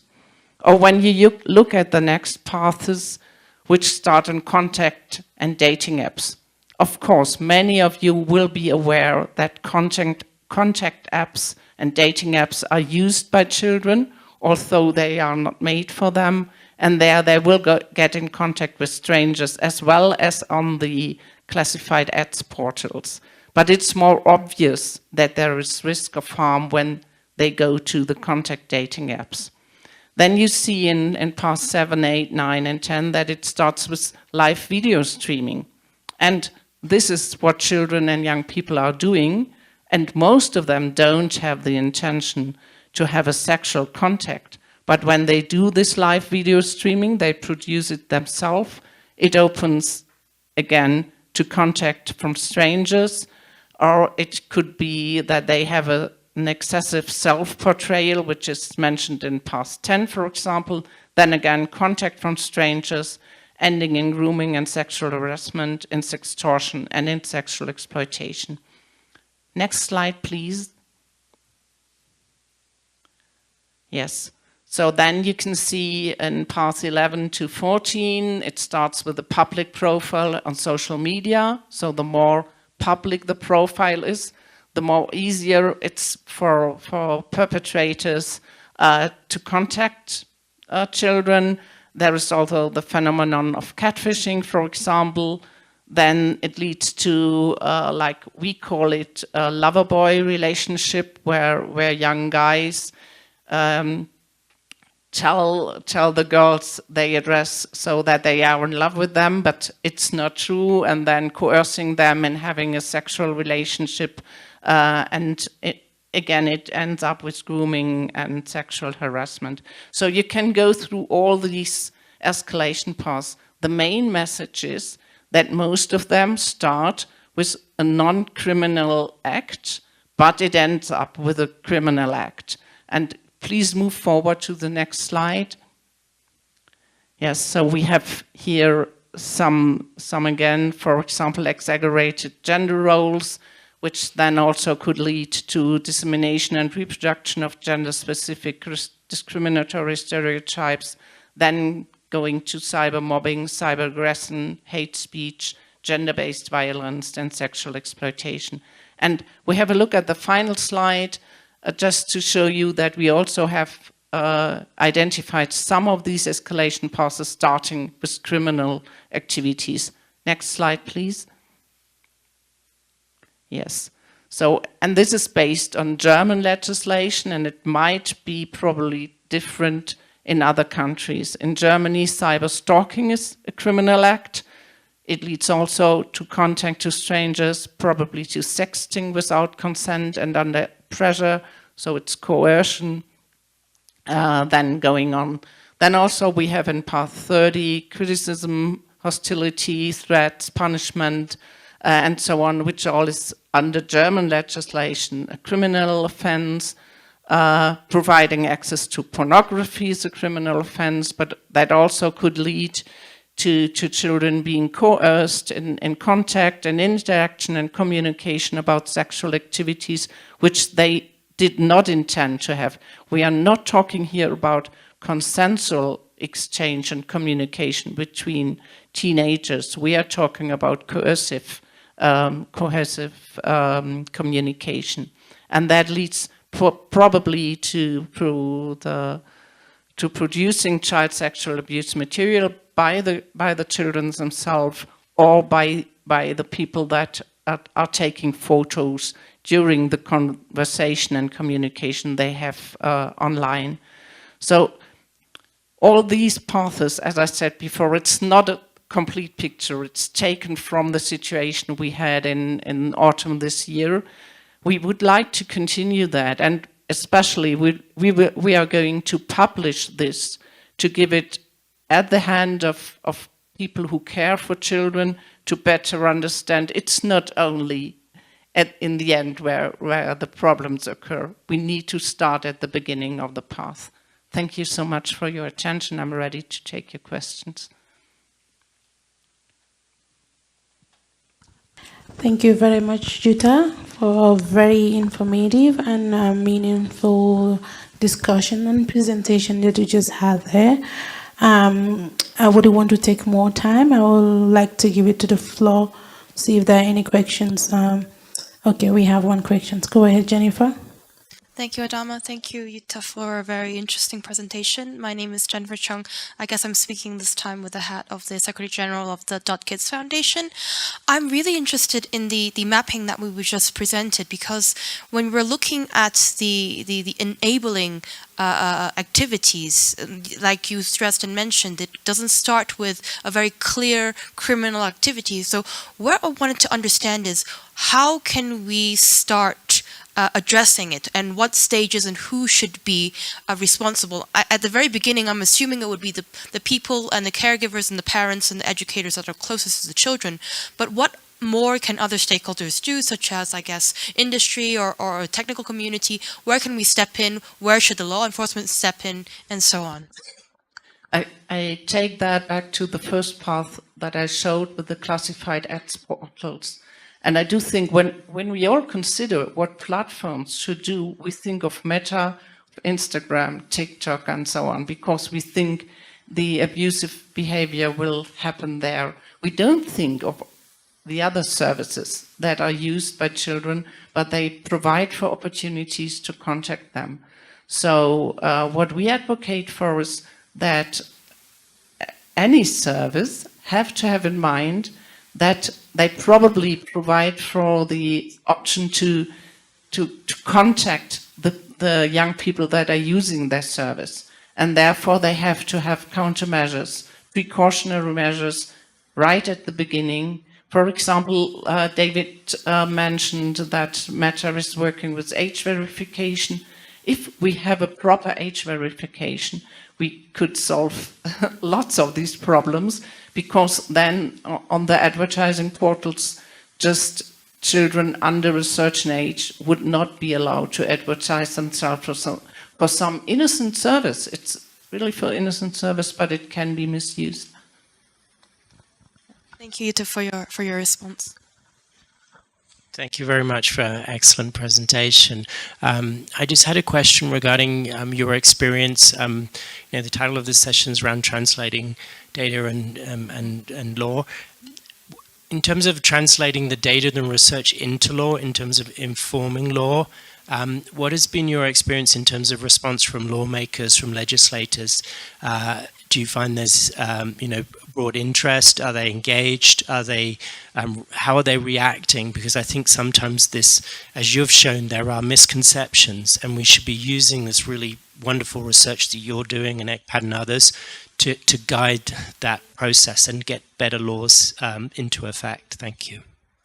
Yes, it's a very very important question, and to be honest, when the draft CSA regulation came out, most people were considering, what does risk assessment really mean? So where does it start, and who should do the risk assessment to understand on which services there is risk, there is harm to children, and how to address it. So kind of the risk assessment, the process of a risk assessment was kind of a black box. How do we start that? And with our research and the tool that we developed, we wanted to get in the forehand to say, okay, here's something to start with. It's parliamentarians react to that, but we are going to publish it. It's just the first time that I presented it ever, so bear with me. Good morning, and thank you for education is so important. Not just creating awareness, but developing a deeper value system for a child, so they don't resort to using applications in this way. Yes, as you have seen, it was only on the fourth slide that we had some of the paths of escalation starting with criminal activities. Most are in the other areas, but I would not say that we should address the non-criminal activities only by education. It should also be addressed by precautionary measures, by the platform providers, the service providers. So we need both. And I would also I hope that the Zoom participants are still there, because how the research results translate into education, this is a question that should go to Sonia. Sonia, are you still there? Or did we lose? Sorry. Yes. Yes. Yes. Great. Yes, I am. But sorry, maybe you could just summarize? No, well, the question was how the research results could be translated into education. Yeah. Well, I think there are parallel events where, here we're talking data into legislation, but of course there are parallel events. In fact, I'm going to a big one on Tuesday, in which we take the research into education debates. What I still hope is that we find ways to bring these together, because if we consider education that promotes digital activities without always thinking about what the safety community is concerned with, we have one kind of problem. And if we think safety without sufficient attention to education, we have another. And it does worry me sometimes that the intersection becomes quite narrow. So what we teach children in education is primarily about safety, actually, in relation to digital technologies. And it is vital that I'm thinking about Jutta's pathways. A lot of those activities at the start of the pathways are kind of what we want children to be doing, to be exploring their identity, to be expressing their views. it can lead in a very dangerous pathway, as she has articulated, but it can also lead in more positive pathways. And I think that's what the educational task must be. And we do have some work in Global Kids Online on the idea of a ladder of opportunities, of what is it, what kind of digital skills, for example, or what kinds of online opportunities can build a positive pathway. So that's what I hope educators are attending to, but they are also very fearful of the risks, and so they do focus very heavily. Thank you very much, Too narrowly. Professor Sonia. We have one more question before we wrap up. We are already... Yeah, I'm just checking with the administrators. Can we continue? Will we be cut off? We can continue with one more question. Okay, thank you. And then we Or need two more. to close the session. All right, go ahead. Thank you. Introduce yourself, please. Thank you very much. I'm very delighted about the presentation that has been made, especially on protecting children. I think someone asked about an entry point. I just want to implore that it's very important that we recognize the mandates that the national human rights institutions in most of the countries have. It's very important that we utilize their mandate areas of promotion and protection of human rights, because they have an entry point into most of the institutions that deal with children. I think it's important that all of us here make use of the national human rights institution so that we can, it's a new and evolving area that we can be able to make entry points and really further protection and promotion of human rights. If they can be able to utilize their mandate, especially the promotional mandate, that's really, really important, because it's kind of an area that we think is probably gray, and we need to get more entry into that. So I want to thank you very much. And I implore every national human rights institution and all the stakeholders to really do the synergies and cooperation on how we can be able to further protect children. Thank you very much for that excellent intervention, Amy. We have one more question from the floor. I'm wondering if we have any from online, or we can still go ahead with one more question from the floor, then hand it over to you. There is some conversation in the chat, but no specific questions. So please go ahead, Adama, and then we will unfortunately need to close the session. Yeah. All right. Go ahead, Jennifer. Thank you, Adama. Really, just not really a question, but more of a, thank you for such a really rich and interesting session. I think a lot of us have a lot of different initiatives that we need to take away and work together on. One thing I wanted to bring to your attention is the NRIs are having an interesting topic at noon, from noon to 1, talking about protecting data at the local level with a focus on child online safety. So to be able to listen to a lot of different local jurisdictions, and what the previous speaker has mentioned, the local legislation and the human rights framework is actually quite important. And the second thing I'd like to invite the room to is, a brief conversation right after the session at Caucus Room 9 to talk more about how the industry can help and implement all these good researches, especially from my point of view for .kids. I think we would really benefit from all your research and expertise. Thank you. Thank you, Jennifer. Over to you, Amy, if you want to do the closing, or if you want to, if you have further interventions that you would want to bring aboard before the closing. Over to you, Amy. Yeah, thank you, Adama, and thank you, Jennifer, and other colleagues in the room for those really important interventions. And I think, Jennifer, in a way, you've summed up how we want to close this session, in that the conversation needs to continue. That is absolutely the purpose of the dynamic coalitions within the Internet Governance Forum. And we're happy to have colleagues from organizations that have not been a part of the coalition before, and we really encourage you to join and to kind of continue this conversation with us. Before we go, I'm mindful of time, we may be cut off, but I'd love to get any thoughts from the room or from our speakers about what they feel are the priorities that have been drawn out from this session for the work of the DC in the coming 12 months. I don't know if there are any questions or desires or expectations in the room. Amy, I would just like to add that you have shared links in the chat which were not available to the people here in the room, and it would be well appreciated if you could put all these links into the report that will be published on the website, on the IGF website, the report for the session, so that everybody has access to the resources that were mentioned. We also have here in the room small postcards that you can see, which have a QR code on the back, where also the resources will be linked to a report that will be published tomorrow.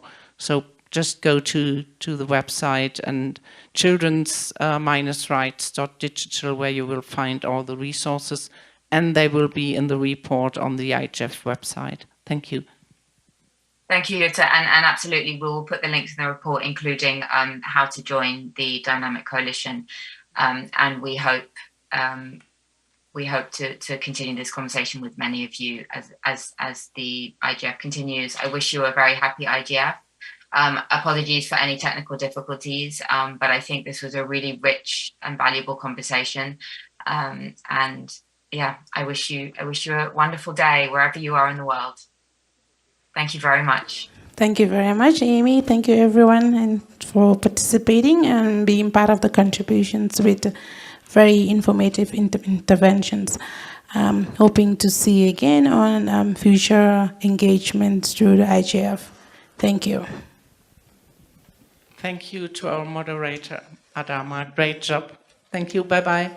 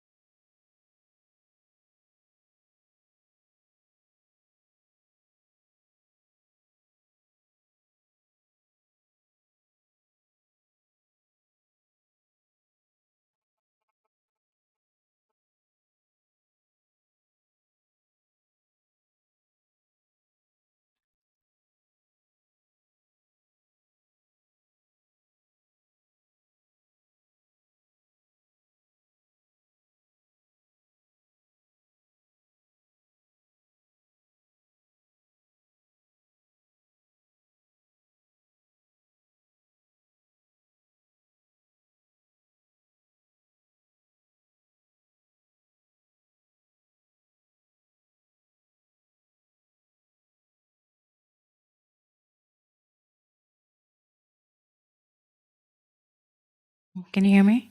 We're so sorry, but we're going to start as soon as possible. We are having some issues with logging in because we have a few participants joining in remotely. Thank you so much for your patience.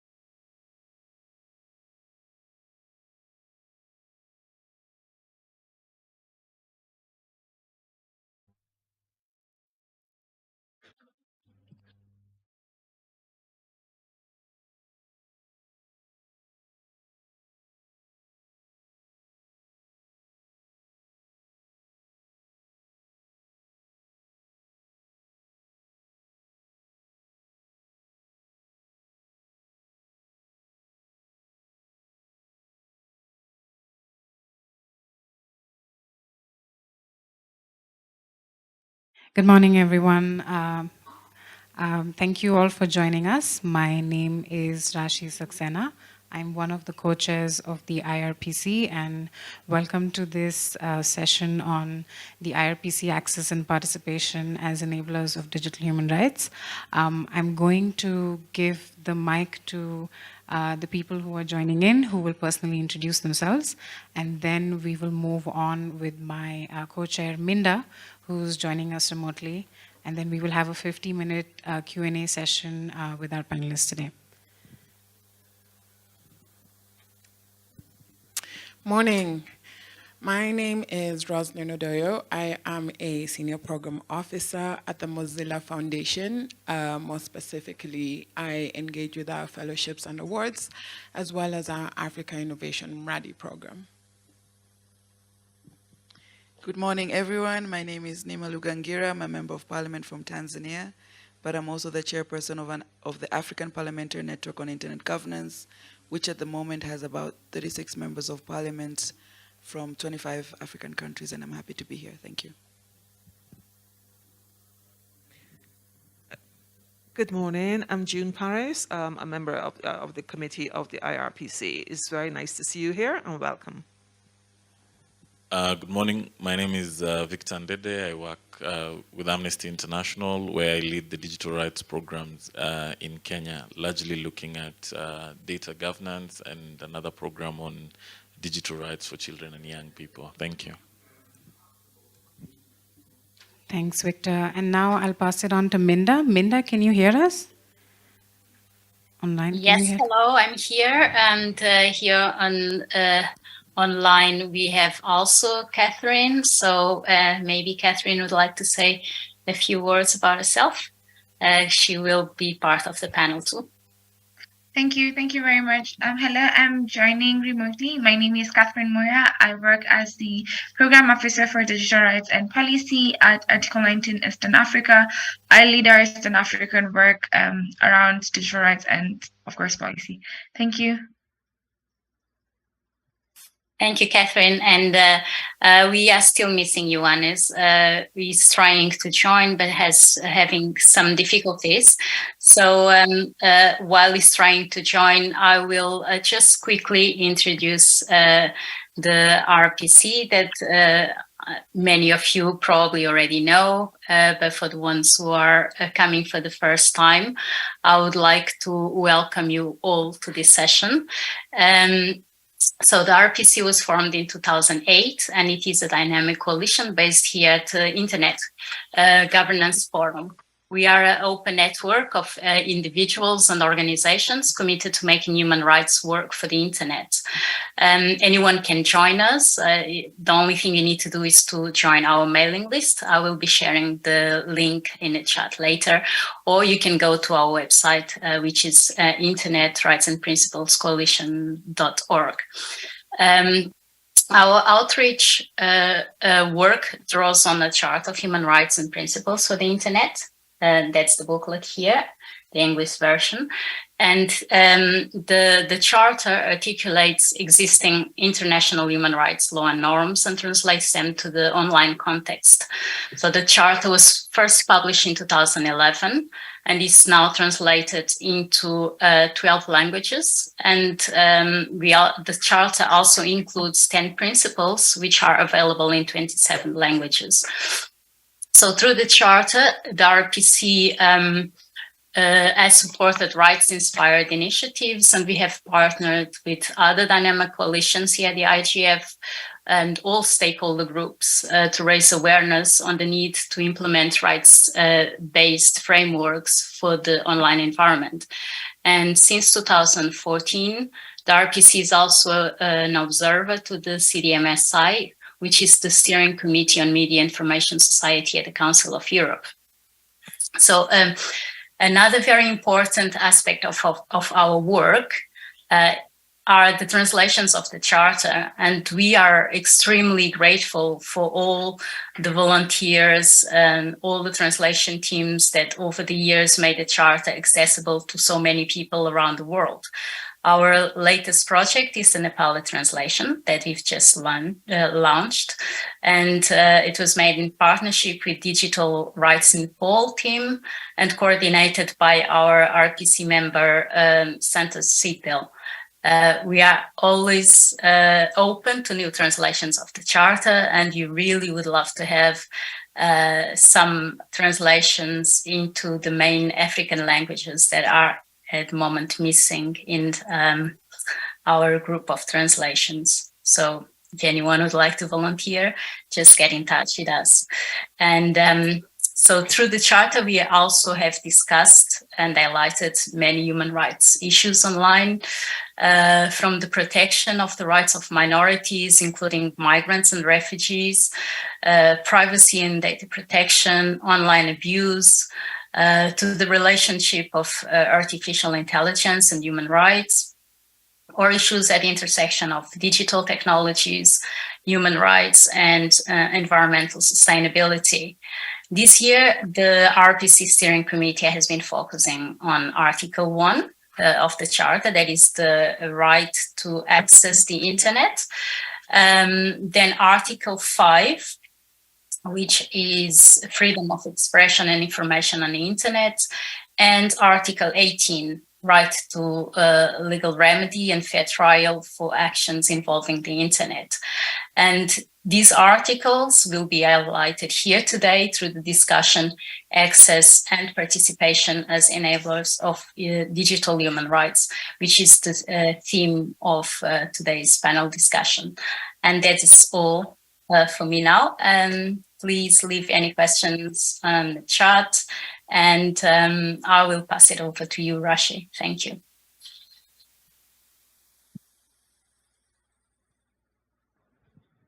We also have a physical copy of the Nepali translation, so you're more than welcome to grab a copy if you need. And now we will start with the discussion. So our discussion would focus more on the access and participation, content moderation, and what are the mechanisms for the human right violations that we see online, and particularly in the Pan-African context. So we could start with perhaps Victor. What do you see as the major barriers to access and participation online based on your experiences? Thank you very much, Rashi. When we talk about access and participation as enablers for digital rights, of course, we have to look at the barriers, because as we have constantly said, that the world has shifted to the digital space. A lot of our lives are now transacted on the digital space. Equally, a lot of our rights are enjoyed on the digital space. And so then it means that for all of us to have equal standing in human rights, we all have to have access to the digital space. And so then people accessing and people participating in the digital space enables them to enjoy their human rights. And so what are the barriers? The first barrier I would speak to is infrastructure, network infrastructure and policy. And of course, in the context of the African continent, where we have, of course, seen an increased penetration of mobile internet. We have seen movement from 2G, 3G, 4G, and now 5G is also being mooted. But while all these developments have been happening, we have seen that access in the rural areas, access in the remote areas has not been at par with access in what we'd call the urban centers and urban settlements. A majority of our populations actually stay in the rural areas and not in the urban areas. And so in these rural areas, we have challenges with the network infrastructure. That in some countries, once you leave the main cities, getting even a 2G connection becomes a problem.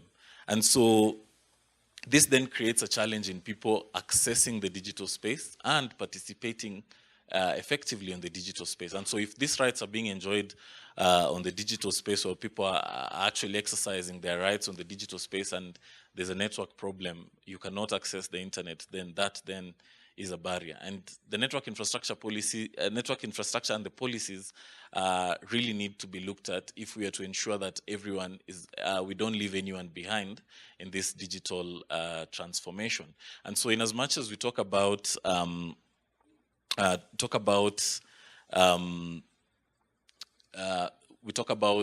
expanding the infrastructure, we really need to look at the policies around this infrastructure. So we have countries where policies are actually in favor of expanding infrastructure to rural areas, expanding infrastructure to underserved communities, and these are the policies that we really, really need to have in place. The other thing to go over quickly in the interest of time is the aspect of taxation.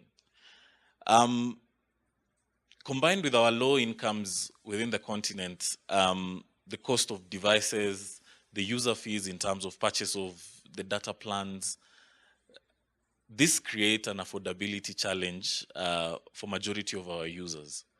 And this issue is further compounded by the government taxes and fees that are usually levied on digital services. If I was to speak, I'm based in Nairobi, Kenya. The digital space has been the easiest place for government to continuously increase tax, which, to be honest, is a very problematic thing.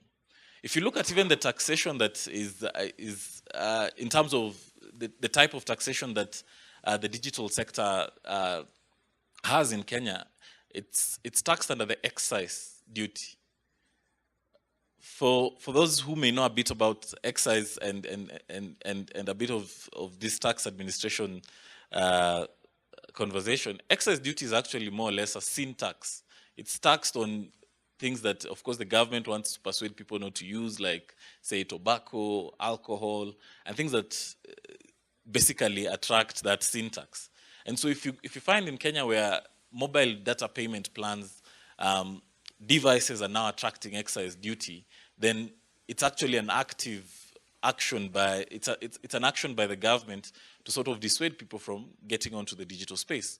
And so with that increased, with the challenge of affordability, it then means that a lot of the people are not able to access the digital space because, as I mentioned, with the low incomes, the cost of devices, access and participation on the space becomes difficult, and as such, you're not able to actually enjoy your rights on the online space. And so here what we would really want to see is, of course, a reduction in mobile taxes, which would then increase digital inclusion for all on the continent, and of course, leading to greater contributions to the economy. And this, of course, is to move governments towards expanding the tax base so that they get their taxes from elsewhere, not just the digital space. The other thing to talk about quickly is we have a challenge with consumer barriers around the digital space. And so here we are looking at digital literacy, internet awareness amongst our population. It's good to have the internet, but the challenge that faces a lot of people is how do we use the internet? Averagely, the basic person would only use the internet here to access social media and maybe at best either a Google search or something of that sort. But there's a lot more that people can get from the internet that they don't know. And this is largely contributed to the fact that there's very little digital literacy and internet awareness. And so people are not able to harness the full potential of the internet. People are not able to harness the full potential of the internet because of this challenge. And if people are not digitally literate, people are not aware of how best to harness the internet, then access and participation in this digital space becomes very difficult. And so a lot of work has to go into making sure that people are literate so that we don't just say we have provided the internet, you have 4, 5G internet, but people actually don't know what to do with it, that the best they do with it is to post a photo on either of the social media platforms and something like that. And there's more to do. The last thing, in the interest of time, and perhaps maybe at another chance we'll get to talk about other things, is content on the internet. I'm sure some of my colleagues will be entering the field of content moderation, but content plays a very vital role in ensuring access and participation on the internet. A lot of the content that we have, especially because a lot of our internet penetration has been through smartphone penetration, a lot of the content we have is in English, which, as many would know in this continent, is not our first or even second language for some. And so then it means that the accessibility of the platforms, the accessibility of the internet based on language alone is limited for some certain groups of people. And then that then limits their participation on the internet space and actually limits them from enjoying their digital rights. And so there's need to be conversation around how we get localized content for people on the internet so that they're able to appreciate and understand the internet in their local context. Without which, we may believe we have ticked all the boxes, we removed the taxation, we have the network, we have digital literacy, but people are not able to understand the content that is on the internet. And so then that means that we still deny them an opportunity to participate in the internet. I think I'll stop at that, Rashi, and hand back to you.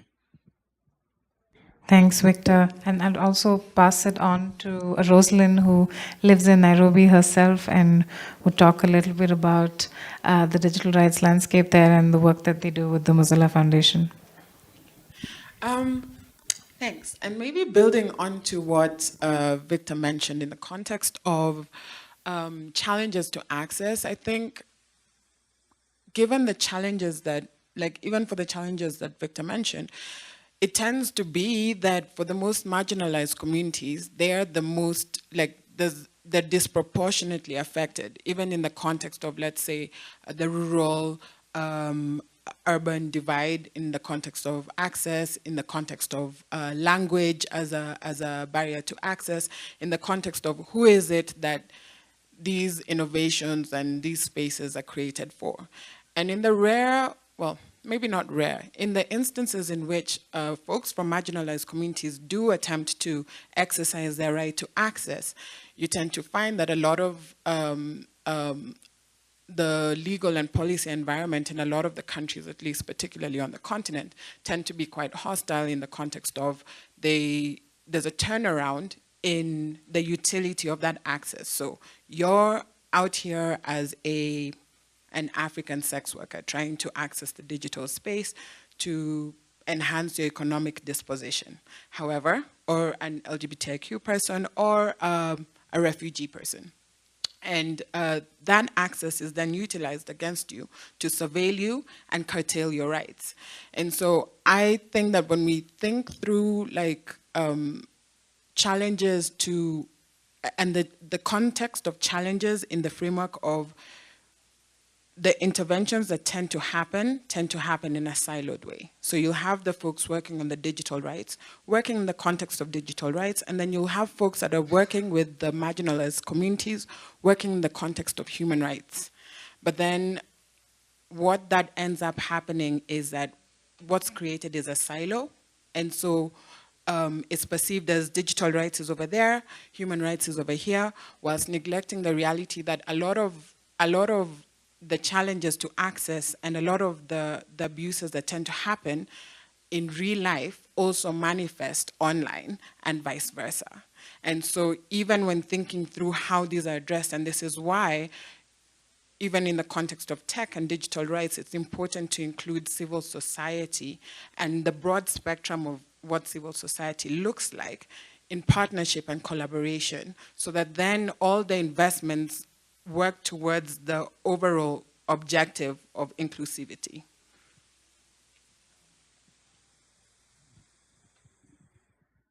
Thanks, Rosalind. And now we'll hear from Nima and also a little bit about perhaps what the government is doing about this.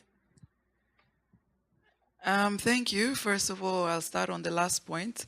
I can't speak on behalf of the government because I'm not part of the executive. I'm a parliamentarian. And there's usually an assumption that parliamentarians are part of executive, but we're not. So my comments are strictly as a parliamentarian, not on behalf of government. I wanted to touch off first on the issue of taxation. I think when we're talking about mobile taxation, we need to be very clear. What type of taxation are we talking about? Because at the same time, you know, our countries, especially developing countries, are losing out a lot of money on taxation, especially because of the international tax regulations. There is an issue of, you know, in international tax, there's a concept of country of origin of sales. And with a lot of these mobile services, online services that are being provided, it's difficult for our countries to tap into the tax, which is based on the sales that are generated in our countries. So we need to be very clear when we're talking about tax, what type of taxes are we talking about? I am pro making sure that African countries benefit and get the rightful percentage of the tax on the sales generated from our continent. So we need to be very clear when we're talking about issues of taxation in terms of human rights, because I'm of the opinion, if you're generating income in our country, you should pay tax. Because if local companies are paying tax, local civil servants are paying tax, individuals are paying tax, why shouldn't, you know, the tech companies pay tax? And that has nothing to do with human rights. So I think we need to have that clarity and separation. That's on number one. Number two is it's very important for us to also acknowledge the challenge of freedom of expression. You know, whenever we're talking about human rights, we peg it that it's important to make sure that we have freedom of expression. But we talk about it just on one side of the coin. We forget the other side of the coin where there's a group of people who purposefully and targetfully use freedom of expression to make another group not use their own freedom of expression. And this is rarely discussed, even when we're talking about human rights. And to me, that's against human rights. You know, you shouldn't use your freedom of expression and make me not use my freedom of expression. But over time, because the digital space has been left ungoverned with lack of regulatory and regulatory frameworks, that has somehow become the norm, and it's somehow unacceptable behavior. So when governments or countries or stakeholders or parliamentarians are trying to curb that, then you find human rights are complaining and saying that we are trying to limit freedom of expression. So I think it's very important when we're talking about, the online human rights, let us not forget what is not acceptable offline should not be acceptable online. A lot of people, particularly women, are resorting to self-censoring, meaning not participating on the online space, meaning that we are increasing the digital gender divide, only because of this caveats that it's freedom of expression. Hate speech, abuse. Because if you come up to me right now, offline, right now, and you attack me verbally and abuse me, I'm within every right to call 911, and you'll be put in a cell. Why shouldn't that be the case if it's online? If I suddenly do it online, and because I'm a parliamentarian, I'll have people at me saying that I am limiting freedom of expression. So I think we need to separate this. And speaking as a female parliamentarian, we endure a lot of online abuse. And at no point would you ever find a human rights activist calling it out, because it's somewhat seen that if you're in politics, you deserve it. If you're in politics, you should have thick skin. And when you raise it, one of the comments that I usually get is, you need to learn how to accept criticism. And what I always say, online abuse has got nothing to do with criticism. So I'm going to conclude with this statement that focus on the agenda, not gender. The minute you shift to gender, then it's no longer criticism. That is point blank abuse. That is not freedom of expression. So I think we have to be sincere and we have to be truthful when we're talking about online human rights, and let us not stick on one side of the coin, but look at both sides of the coins. Thank you. Thanks, Nima. We'll now go to Catherine. Can you hear us? Yes, I can. Okay, great. So what do you think, given the work that you actively do around online content moderation with Article 19, what do you think are the most pressing challenges in online content moderation in Africa? Okay. Well, I think for us, given the work that we do, we currently are implementing a project called Social Media for Peace that looks at content moderation within the Kenyan context, basically.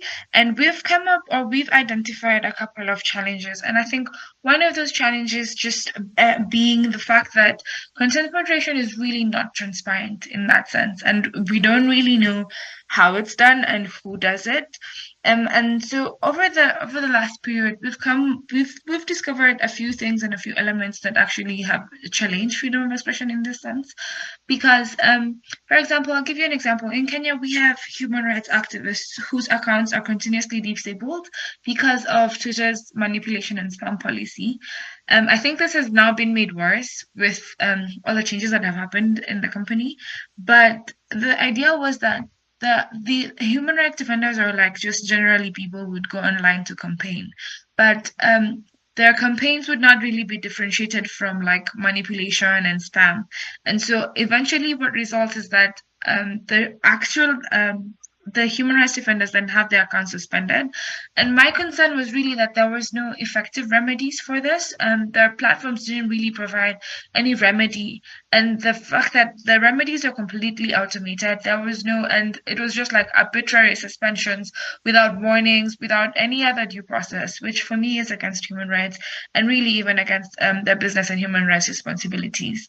But aside from that, I think in the opaqueness of it all, we've discovered that even the people who do work on content moderation don't really get fair and equitable remuneration, which again is a sincere problem. And it's difficult because again, it's those people who still work on the Kenyan continent, the Kenyan and African continent that are required to do this work, and it's a lot of intense work.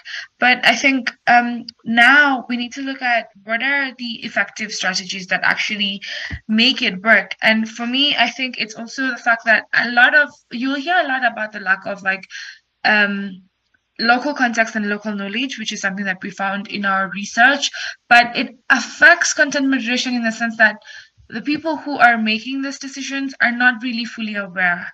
And it might require a lot of, in my opinion, a lot of intense, intense implementation, but I want to use the word that has finances. So investment, yeah, that's the word. So it requires a lot of investment, which I don't think that companies are prepared to make. If you've seen with the cards from big tech, I think those are the responsible teams are the ones that are suffering the most. So I think there was not really any real commitment to want to actually change this effectiveness, and so it eventually affects everyone. And like Nino was talking about online harassment, I think that if the platforms really could, I'm sure they have a lot of work on trust and safety teams, but I think that aside from like content moderation, we really need to think about how do you then what are the reporting mechanisms? I think they're not really very highlighted, and I think that's an awareness problem, not really like a content moderation problem. But I think that if we look at the past Kenyan election and how content moderation was done in the context of a just concluded election, I think there was some effort to try and engage with local civil society by platforms, but I think that engagement was really very one-off and it wasn't sustained.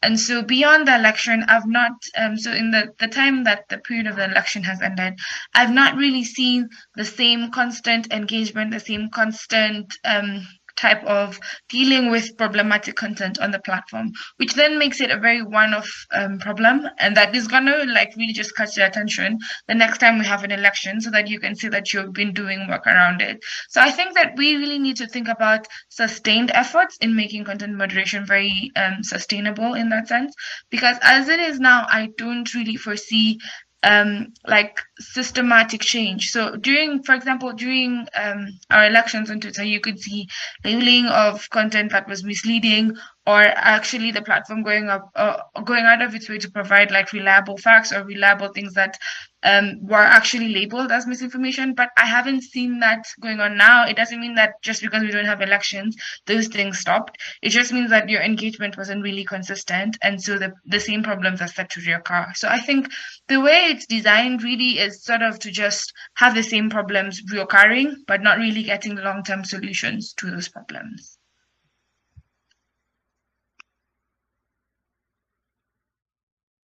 Can you hear me? Thanks, Catherine.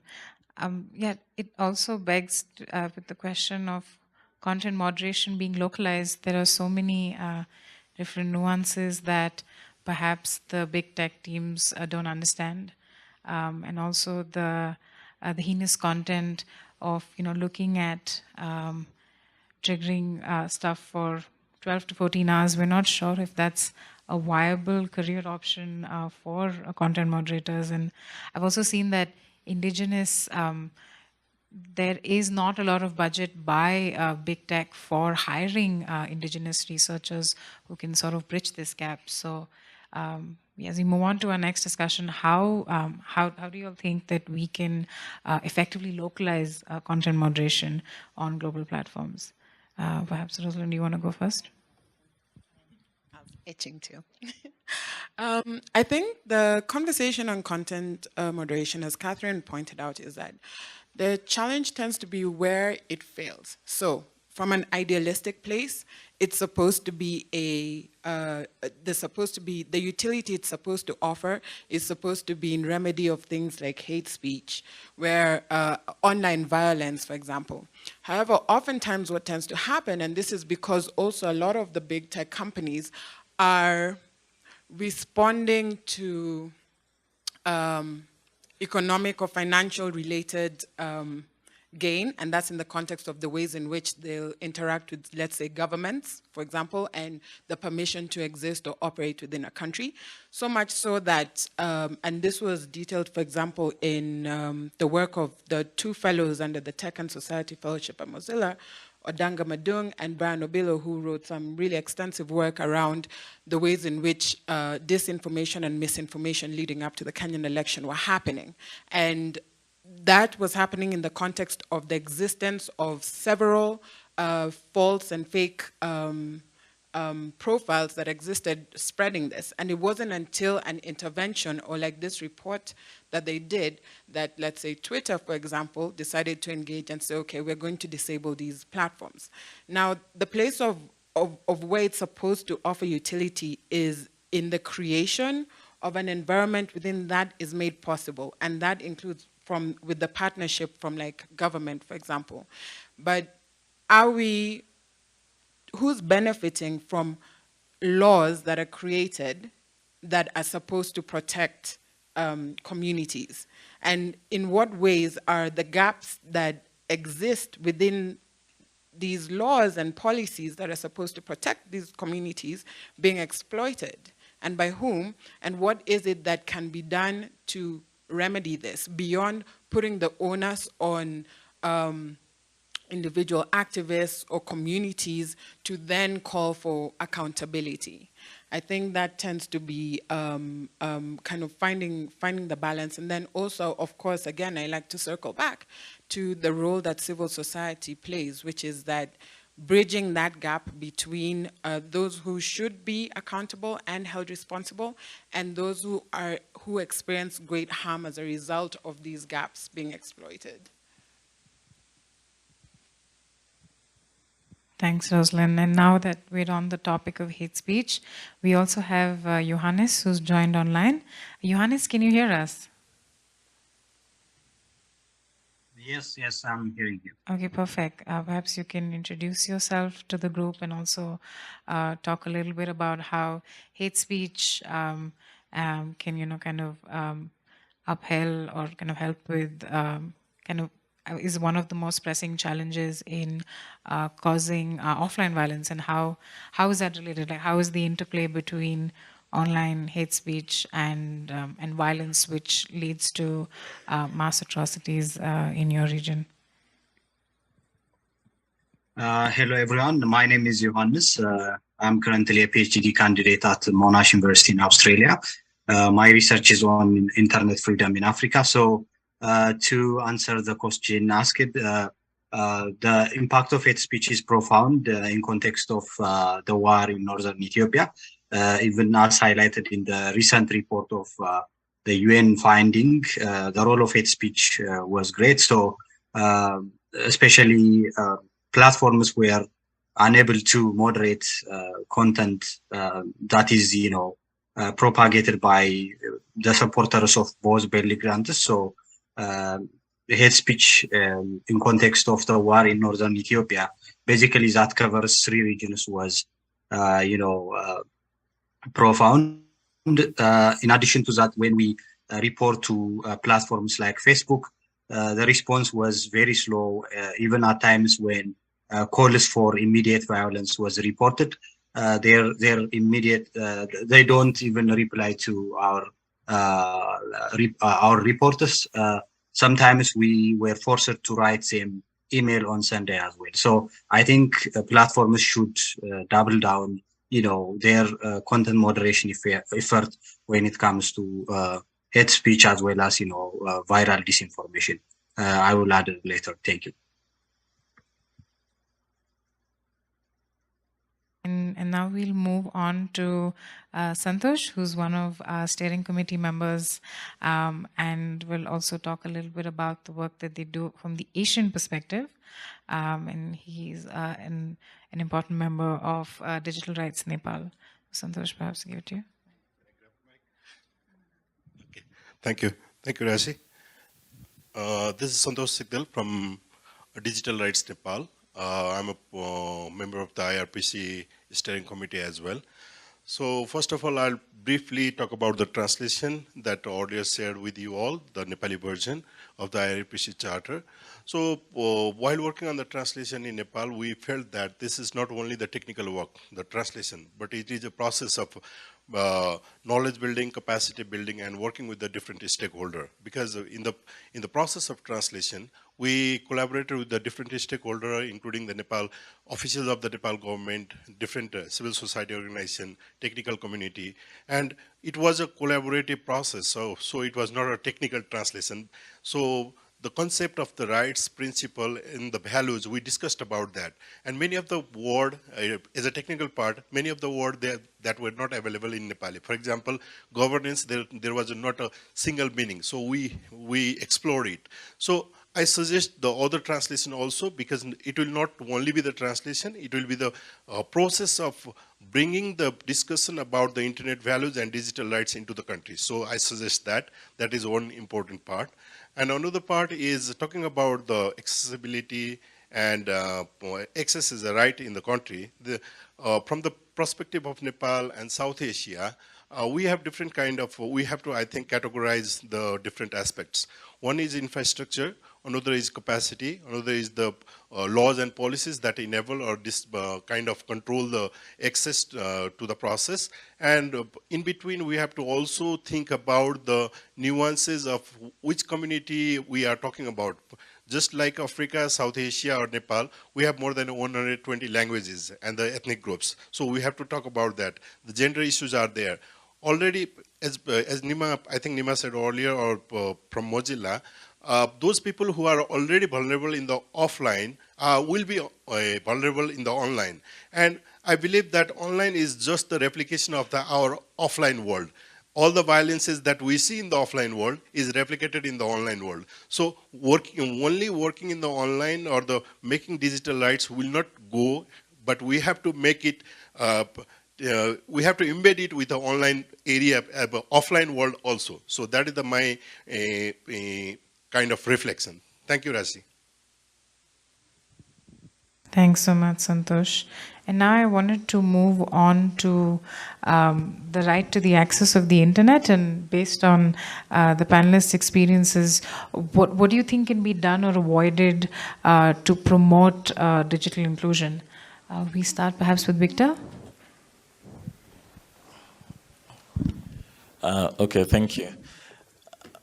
I think before I get to your question, Rashi, there was a very interesting point that Honorable Nima brought up, which was on that we should, of course, get the taxes and get platforms in the tech sector to really pay their portion of taxes. The distinction I wanted to make was in relation to the end user or the end user taxes, not really in terms of the profits that these, of course, tech companies make on the continent, of course, across the continent. It is more or less looking at the tax practices that actually hinder uptake of these services. And one of the things we see is that if say, for example, we of course have various taxes. So when you purchase the device, of course, there's a tax that was levied either in customs that already pushes the cost of that device up. SIM cards would attract a certain tax. The service itself, in terms of either if it's a data plan or whatever plan you have, attracts a certain tax. And then now you come to the operators who, of course, have to pay their taxes in terms of their corporate taxes, the network and licensing fees, which, of course, may not be a problem, but the key concern for us is the user taxes. Because you see, if the mobile operator taxes go up, then a portion of that tax is then passed on to the consumers, which then means that adoption of service really slows down. And normally, the people who will be most penalized by this are the low-income earners who are already marginalized and are now pushed further into that sort of marginalization. And equally, even if you look at taxation on the side of the operators, if it is deemed to be too unfavorable to operate, then of course operator margins would reduce. They would have limited funds for, say, reinvestment or investment in better technology, which then would mean that either you have the quality of service affected or a network expansion being limited, which still then affects those who we already say are perhaps low-income consumers who are already marginalized.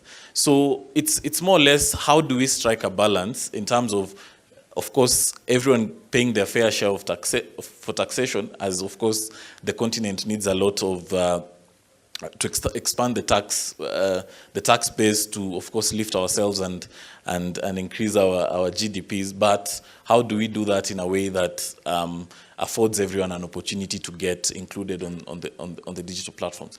And so, to come back to your question, Rashi, for me, I think the thing is when you talk about digital inclusion, I think of the 4 things I mentioned being done purposely, in the sense that we look at increasing our infrastructure access, looking at how we tax the sector.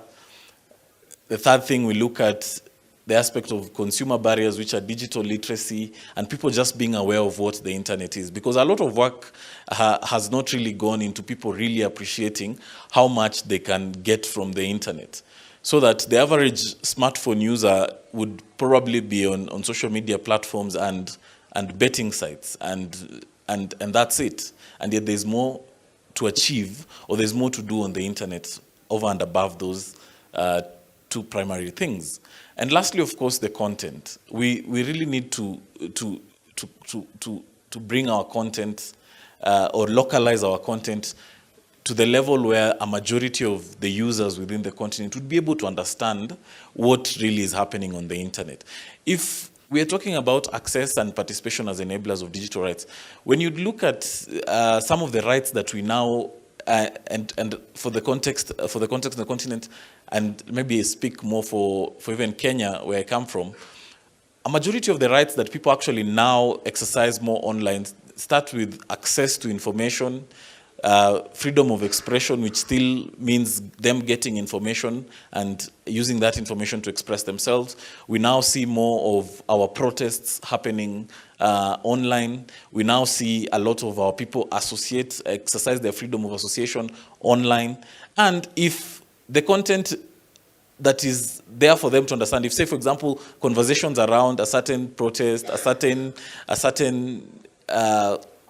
common thing that brings people together is not in content that they understand, then basically you exclude a majority of those people from actually participating properly in either that protest or in that sort of association, because it's in either language that they don't understand, it's not their first or second language, and it makes it difficult for them to participate. And so it has to be a wholesome approach. It has to be very intentional in terms of how we want to ensure that everyone has access and everyone is able to participate on the digital platforms. And then thereby, then everybody then gets to enjoy their rights online. Without which, we will move with a certain group of people and a majority of our population who remain rural, who remain without access, our marginalized communities. Rosalie was talking about, of course, refugee populations, who still have very limited access based on where those camps are placed and what level of infrastructure is afforded to those places. So I think that those would be my comments. Thank you. Thanks. And I was just reflecting on what you were saying. And in India, we have a saying where we talk about roti, kapra, and makan, which basically means food, housing, and shelter. And we've also added a 4th dimension to it, which we say data, to be able to enjoy those aspects. Nima, how, based on your experience, would you foster ways to promote more digital inclusion within the Pan-African continent? Thank you. I think the first thing would be with the social media platforms themselves, in the sense that a lot of the people who are maybe on their side part of the process of looking at the content and, whenever one reports maybe any sort of abuse or anything like that, I'm still not sure how they make that decision that this is an abuse and this is not, especially in the context of the different country cultures. For example, I have had, through my own personal experience whereby you have been, downright abused, but it's written in Kiswahili. So you report and you try your best to translate as close as possible to what that statement means. And then the response you get back from whoever is on the other side is that maybe this post did not violate any of our rules. And that's I think, if you want to manage better the issue of content moderation, I think that's one of the things we need to start from. Because one thing that is said in Tanzania, maybe if you translate it to Kenya, even if it's Kiswahili, they may have a different meaning or understanding. It may not be abusive to them, but in the context of us, it may be abusive to us. So how do then the social media platforms take into account these differences? Because it seems as if they have just one standard kind of blanket across all kind of reporting. So I think that's where we need to start from. And then that brings me to the next point, that perhaps there is a need for them in their own teams to have a more, wider representation of these different contexts. So that's on two fronts. But then on the other side, as a parliamentarian, obviously I think sometimes legislation is needed.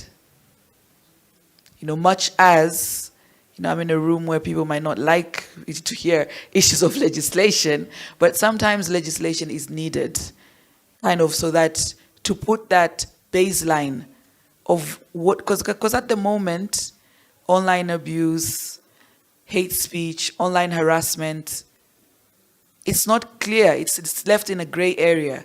So maybe to remove that gray area, there needs to be some kind of legislation. Now the risk of that is oftentimes when civil society is having such discussions, they, like such discussions of if it's human rights, online human rights, etc., they would do these discussions in silo as civil society. Rarely would they engage parliamentarians in those discussions. And then ourselves as parliamentarians, we will also be discussing in terms of how to protect the citizens. How are we going to protect girls? How are we going to protect children? How are we going to protect women and all other vulnerable groups? How are we going to protect people with disability from online abuse? So then what happens, we'll have draft bills in place. And I know every parliament would announce that there's a bill that's coming, people come for comments. What I've seen in a lot of countries is not everybody takes that up. Not everybody takes that up. So very few will take up that opportunity and give comments on those draft bills. Others will continue sitting on their own, discussing the draft bill without inviting parliamentarians to that discussion. And then in the end, most civil society what tends to do, once they have discussed the bill and they have their comments, they come up to you as a parliamentarian. Excuse me, Honorable. Civil society, we've sat and these are our comments. Can you please look at them and make sure you take it into account? Is that participatory? Even if it was you in your own office, your organization, someone comes to you and says, this is what we've done and this is what we need you to do. How are you going to feel about it? Most likely, are you going to take it up? Most likely you won't. So I think there needs to be also we need to change the way we engage, because parliamentary and civil society were supposed to be on the same side and we can complement each other. Because civil society has access to research, they do a lot of funding, they can do research, they can do lots of studies, and that can be in a way to capacitate legislators. But depending on how we are approaching each other, then that's where sometimes there's that gap in place. So what I would like to say is that civil society should strengthen engagement with parliamentarians. And at the same time, when there is a call for comments or call for feedback, I think everybody should take it up. Because sometimes we tend not to take it up, and then later on we start complaining. But if there is engagement, like I can take myself as an example. I'm probably one of the most abused, online abused women in politics in Tanzania. So naturally, I would probably want the most stringent rule to make sure that doesn't happen. So if there is no engagement between us, I will continue working on my perception, which is based on my experience. But if there is engagement, perhaps I can learn of better ways to tackle and to curb that. Better ways to have a legislation that will not hinder participation, so-called freedom of expression, but at the same time protect from this online violation that is under the blanket of freedom of expression. So my call is, let's strengthen the collaboration. And that is specifically why we started up the African Parliamentary Network on Internet Governance, to make sure that we strengthen the role of African parliamentarians in digital development in Africa. And digital development cannot happen if the online space is not safe. You know, I've seen women who they have online businesses selling lingerie. The abuse that they get is horrific. But you see male having a business selling female lingerie, and they get claps. So there you go. If we are to achieve true digital development, we have to make sure that the online space is safe for everyone. Thank you. Thanks, Nima. I do believe that now we're going to move on to the audience Q&A. So just wondering if anyone has any questions. Santosh, if you could help us. We have 3 hands and we also have 2 mics. Okay, there's a third mic? Okay, so I saw... Can I just interrupt, Rashi? We also have a few questions here in the chat. So after the questions from the floor, I can let the online participants pose the questions too. Great. Go ahead, please go ahead. Thank you. I am Abdu from Ethiopia. I agree with the parliamentarian from Tanzania when she said, in my words, internet or cyberspace is not no man's land. It needs regulations and policies, yes. But the problem is, I think the Kenyan presenter said, is exaggerated taxation, like luxury goods, may affect the accessibility. So how do you see that? Yeah, thank you. We can have one more question. Maybe we can answer this question and then we move on to the next question. Yeah. Now, on the issue of taxation, I think what's needed is we need to package our argument well. We need to package the argument well. Because if you say taxation on mobile devices or mobile-related issues is limiting access, then I will ask you, and this is me here being a devil's advocate, as a legislator, I'll ask you, what about petrol? What about food? What about other areas that are being taxed? So I think we need to strengthen the argument on in what way is it limiting participation and come up with solutions. What then should be done? Because just saying in a blanket, remove taxes, probably that's not going to be an easy sell. But if you package if you package it better, then I think then it can be easier understood, because all other sectors are being taxed. All other sectors are being taxed. Why shouldn't digital-related sector be taxed? I can give an example in Tanzania. I think earlier this year or sometime last year, I started up a discussion on Twitter asking, why shouldn't online businesses pay taxes? Because if an offline business, which has a store, when they reach annual revenue of 4 million Tanzanian shillings, they're due to pay tax. Then why shouldn't an online business, when they reach the same 4 million Tanzanian shillings, not be due for paying tax? So we need to make arguments that can strengthen our argument. I think at the moment, it's missing. Just saying that, it's not concrete enough.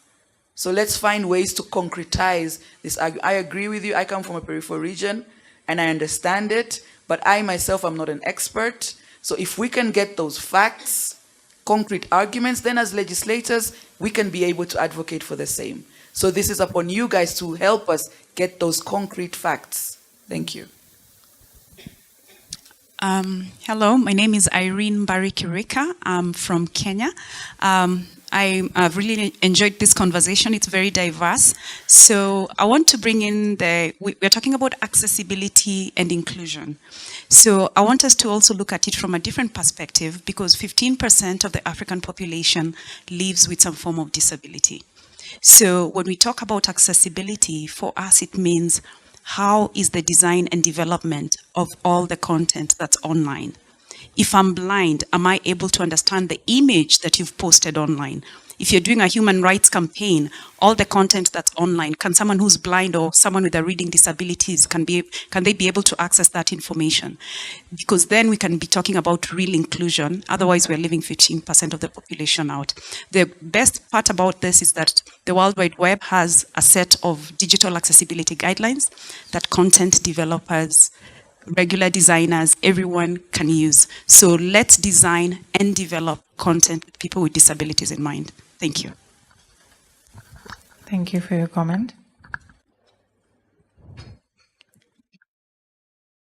Thank you so much to the panel for the very informative session.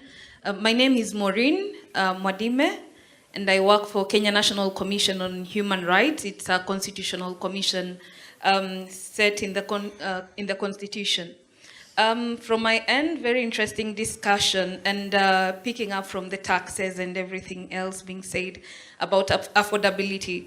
I think we really need to think about regulated commercialization, for instance, of the internet, especially in as far as e-learning is concerned. Like what the honorable member was saying, we need to be very specific when we are attacking a specific agenda that needs to be addressed.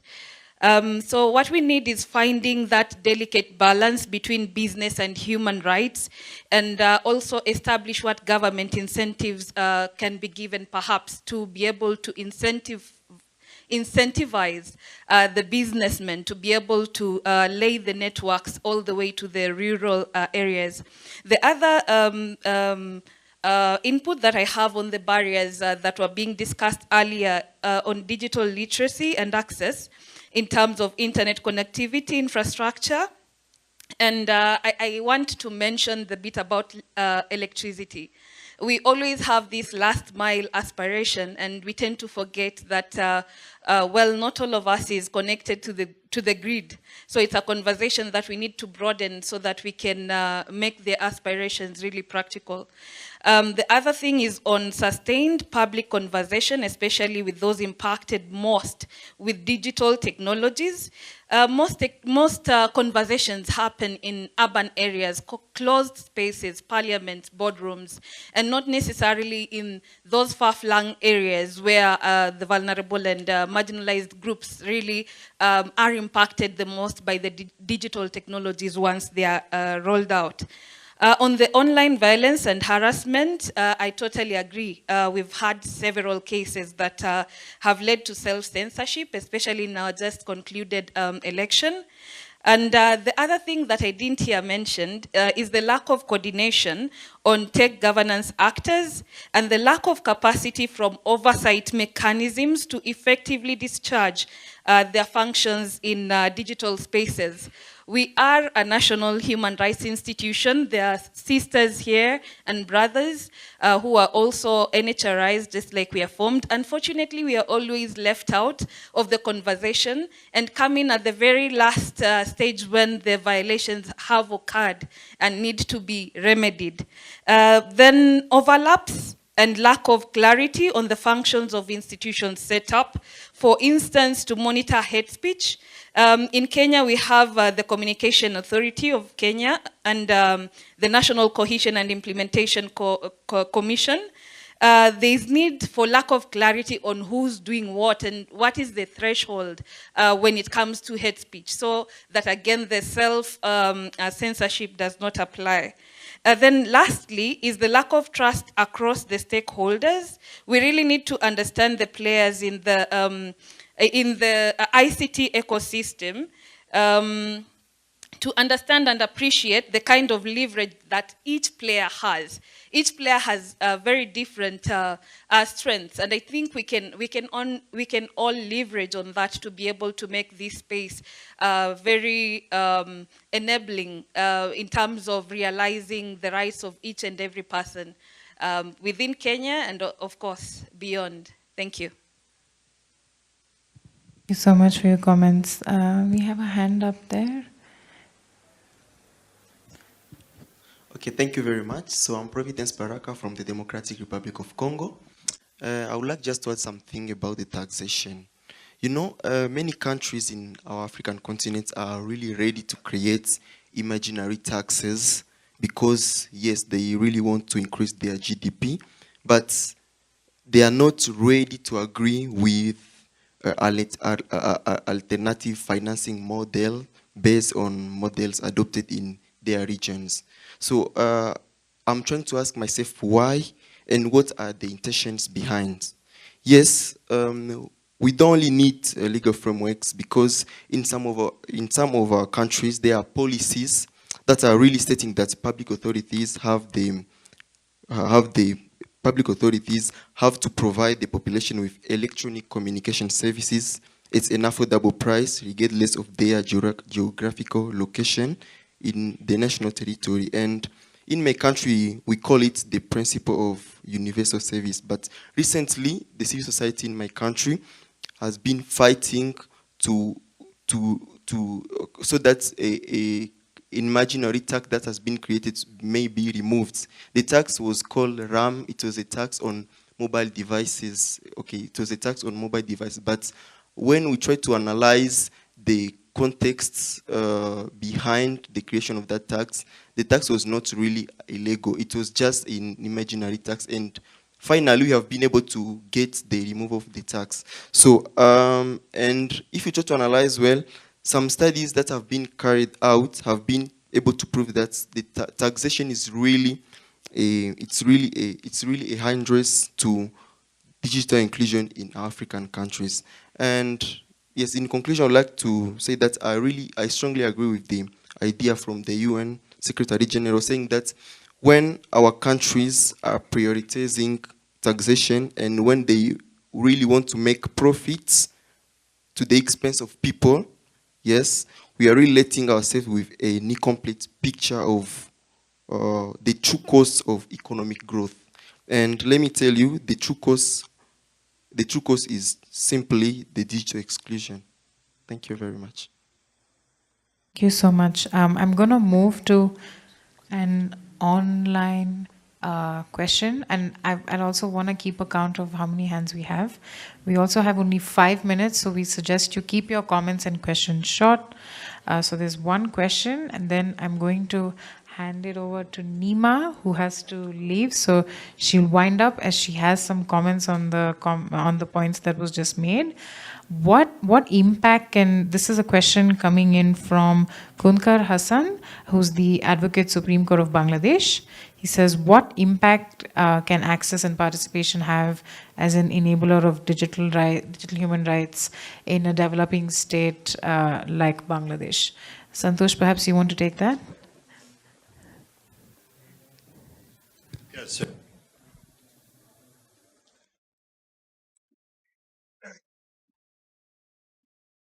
As a member of civil society, like earlier said, there are many various stakeholders within the internet ecosystem, and civil society is one of the part. And we have been working to promote digital rights, promote and protect digital rights.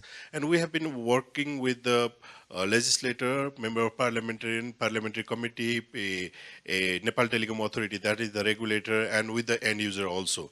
So as a civil society organization, we have a very important role to promote the discussion around it and to influence the policy making processes where we can put the right-based languages. At the same time, enable the kind of environment where other stakeholders could also find their voices. So it's a kind of delicate balance between the process of negotiation. Policy making process to enable the digital rights is the process of negotiation, I believe. But sometimes it's not easy. For example, the information technology bill in Nepal, it is in the parliament since last 3-4 years, and we haven't reached any consensus because there is a kind of civil society saying that the bill will curb the freedom of expression, that will have impact on the privacy, there is no data protection law, and the government is trying to push that bill. So that is there. But I believe that as a principle, digital rights principle could have been the basis to promote this access and participation in the digital space, remaining all the challenges we have. Yeah, thank you. Nima, would you like to give your comments? And also, what role do you think stakeholders and groups have to ensure that individuals can obtain the appropriate redressals for human rights violations online? Thank you, and thank you for this very vibrant discussion. Very quickly to conclude, the issue of taxes on mobile phones. You know, here, I think all groups need to be made accountable. I can give an example in Tanzania. In Parliament, actually it was last year, we pushed for taxes to be removed on mobile devices, and they were removed. So for a year, government followed up to see if the prices are going to drop. The prices didn't drop. So the following year, it was put back.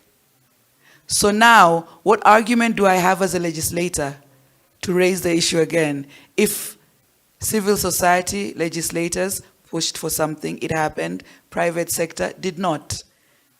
So I think civil society, when we're looking at these things, let's just not look at government, parliament, let's also look at private sector. What are they doing? It's all of us have to play a role towards this issue. And as a concluding remark, I think for us to strengthen the status of the online human rights, all stakeholders need to discuss it together. That's why it's very important in such a discussion to have legislators there.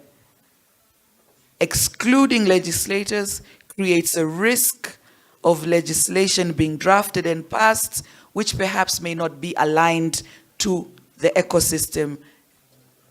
So that I leave it to you, to all of you. If you want to engage African parliamentarians, the African Parliamentary Network on Internet Governance is there and is ready to collaborate. But if you so choose to do it on your own, then later on, do not point back fingers at us, but rather point back the finger to yourselves. Thank you. Thanks, Nima. Who are the hands up? And we'd request everyone to keep their comments and questions under 1 minute because we are heading into the last 10 minutes of our sessions and we still need concluding remarks from our panelists. Yes, thank you. And it's so sad Honorable MP is leaving us. I wanted to really get her thoughts on this. For example, in Ghana, when the internet boost came, anyway, my name is Joshua from Ghana. It came with a lot of promotions for social media. Even right now, as there's a lot of digital tax in Ghana, even you have an option for Facebook data saver, where if you have less data, you can still use Facebook. I'm thinking, since we're looking at taxation really, can we then tax more of the social media sites? Because then there is also the statistics that a lot more Ghanaians spend an average of 5 hours on social media doing nothing productive. Just 2% of Ghanaians on the internet use it productively. So how can we then ensure that it becomes quite expensive to waste time, so to speak, on social media, whereby we reduce or give incentives for using it productively, like online education sites and other things that would build Africa. So thereby we're getting our taxes, but we're also not limiting access. In fact, we're improving it for productivity and for longevity. Thank you so much. We move on to our next comment. I see someone here in the front. Is there anyone else who has a question? You have a comment? You have a comment too? Okay. Okay, then. Okay, thank you. I'm Hanna from Ethiopia. I have a concern as a question for all of you. As we say that the cyber crimes or the cyberspace is one of the human rights violation instrument, becoming the one of human rights violation instruments. What about the digital world as an exposing stage for those human rights violations in the world? It's becoming reluctant, and we see that everywhere there is a massive human rights violation by this digital world. And I think we are not more ready to see those human rights violations these days, because those economical, social devaluations, the fake news, the fake reports, different agendas covered by other agendas, also human rights violations, and also the government and the other organizations' works are being exposed. As we are saying, there is a huge, huge human rights violation everywhere. And as we are Africans, that we are becoming part of this digital world by a massive billions numbers in the future, I think we have to be more ready to see those human rights violations becoming out there and everywhere and every place. So the digital world is not only as an instrument to violate the human rights violations, it's also an exposing stage to see those human rights violations becoming out, those agendas being exposed and everything. So I have a concern for all of you to think about this thing. Thank you. Minda has her hand up. Minda, go ahead. Yes, I'm just aware that we are really reaching the end of the session. We still have one question here on the chat that you might want to read and post to the panel. And yeah, and that's all I wanted to say right now, because we will start to have to wrap up in the next 2-3 minutes or so. Absolutely. So the question, I believe I've missed, it says, what do civil societies think about hosting a high-level meeting like the IGF in countries that have weaponized the internet and communication to violate human rights, like in Tigray, Ethiopia? Does anyone here, the panelists, want to take this question? Johannes, perhaps you want to take on this question?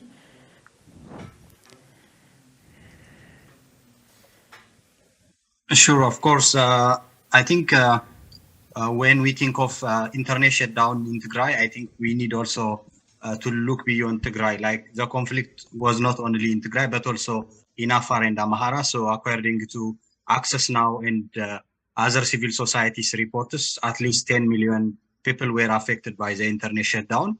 So that means, like, whenever we think of, internet blackout, there is accusations as well as counter accusations between the government and the Tigray People Liberation Front. Initially, when the conflict was outbroke in Tigray, the government, especially the Ethio Telecom, has brought, evidences and also videos to adduce that the TPLF forces cut the internet in Tigray.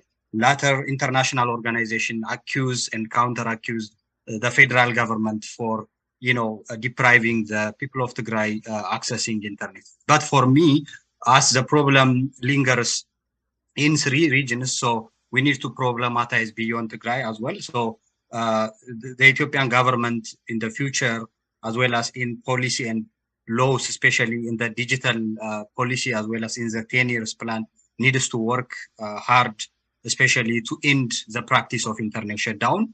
And also, like, this is also an opportune moment for the Ethiopian government to reflect upon its past practices, and also, like, in the future, to take the digital rights of, people is not only in Tigray, but also in Afar and Amhara, as well as in other parts of the country, especially in Walaga area at the moment in the western part of Oromia, there is also internet blackout. So we need to think beyond Tigray as well. So for Taklai Manut, I would say like whenever an advocacy is made towards this kind of issues, I know I understand, the pain that Tigray people have suffered in the past 2 years, but also the people in Amhara and Afar also suffered the same thing. So we need to contextualize, the issue beyond Tigray as well. This is my response. Thank you.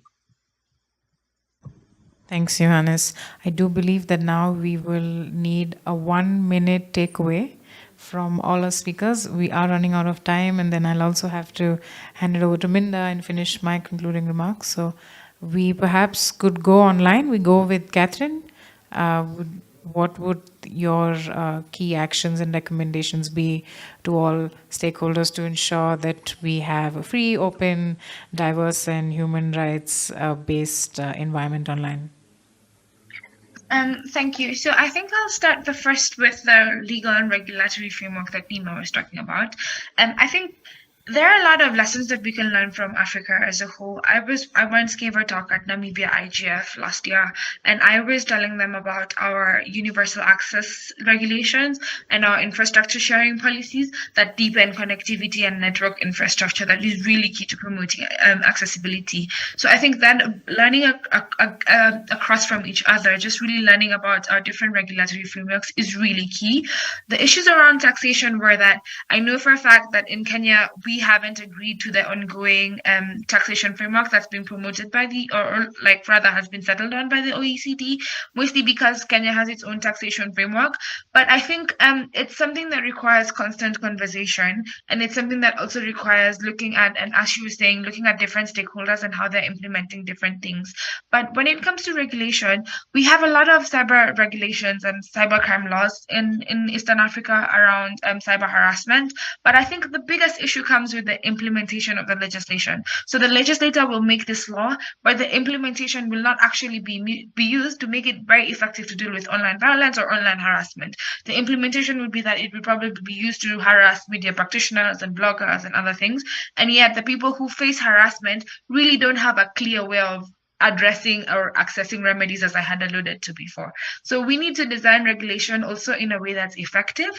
And that means that we need to constantly dialogue with policymakers, as she was saying. But then that work for civil society also has to be supported. And so my final call is to donors also as well, because sometimes when we present projects that have to do with law and policy and things like this, they assume that it doesn't relate to social change. But it actually does, in terms of creating a very sustainable environment for free expression, sustained discussions with policymakers that don't immediately reach your outcome in 3 months as you would different projects, but they do have sustained and long-lasting solutions. So I think that this work for civil society also has to be supported. Thanks, Catherine. Now we move on to Rosalind, if you can keep it in a minute.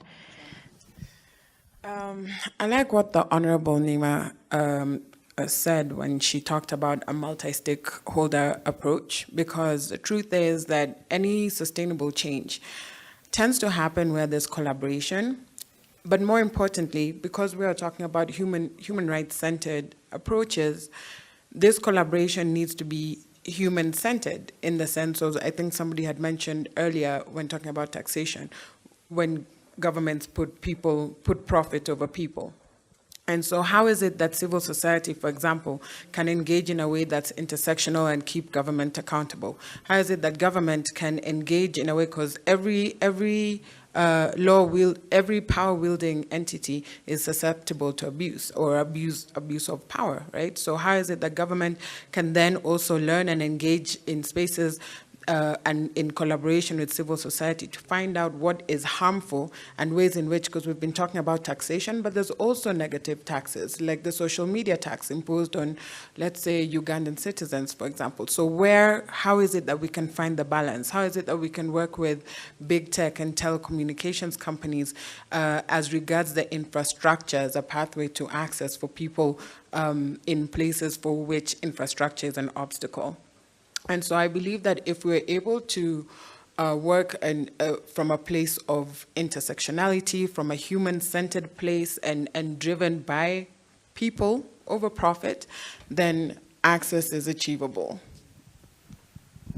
Thanks, Rosalind. Victor?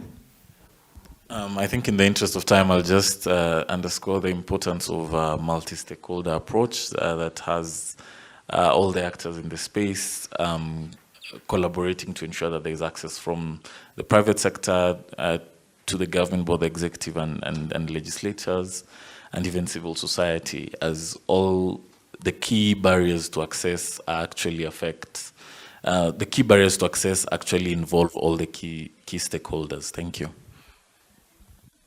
Thanks, Victor. And I'm going to pass it on to Minda.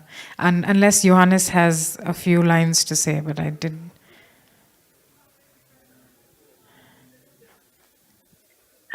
Go ahead, Thank you. Minda. Yes, thank you. Johannes, would you like to say anything else before I close the session with Rashi? Well, I have 2 points. One on the practice of internet shutdown. That touches on access. The other is on content moderation. Regarding internet shutdown, I think in Ethiopia in the past, like 10 years or so, like the practice of internet shutdown was severe, but especially in context of the war in northern Ethiopia, the internet has been blocked in 3 regions, not only in Tigray. So whenever these kinds of forums are organized, these are, an opportune moment for the government, to reflect more, especially to keep the internet on, and also to enable individuals who were deprived of access to get a better access of internet and digital technologies. Regarding content moderation, I think social media platforms should work more on the issue of linguistic diversity, and there is language blind spots, especially when we were flagging content that that causes violence offline, especially platforms like Meta were not responsive. So we need to work more on that. The last point will be like they were also monetizing from violence, so they should think about deploying artificial intelligence, especially they need to think to train these artificial intelligence technologies with local contexts in Ethiopia. In Ethiopia, we have 92 languages, so that, whenever discussions like Internet Governance Forum are being made, we need to talk about, how these platforms are responsive to the issue of, linguistic injustice, and also in countries like Ethiopia, where things are understood on ethnicity, we need to think beyond ethnicity and tribal lines. Thank you so much. Thank you, Johannes. So I would like just to say thank you as well to everyone. This great panel. It was a brilliant panel, and we have learned so much about this discussion, and it's something that we will take as well for the work that we are continuing to do at RPC. I just wanted to remind everyone that if you are part of our mailing list, we will have our elections for the steering committee soon. So if you would like to be more involved, just feel free to apply for one of the positions available. And finally, I would like to also thank Rashi for the great moderation, and our technical team, and our captioner today that I think is Ellen. And I see you all around at the IGF, and hopefully also next year in Japan. Thank you. Thanks, everyone. The session is now closed.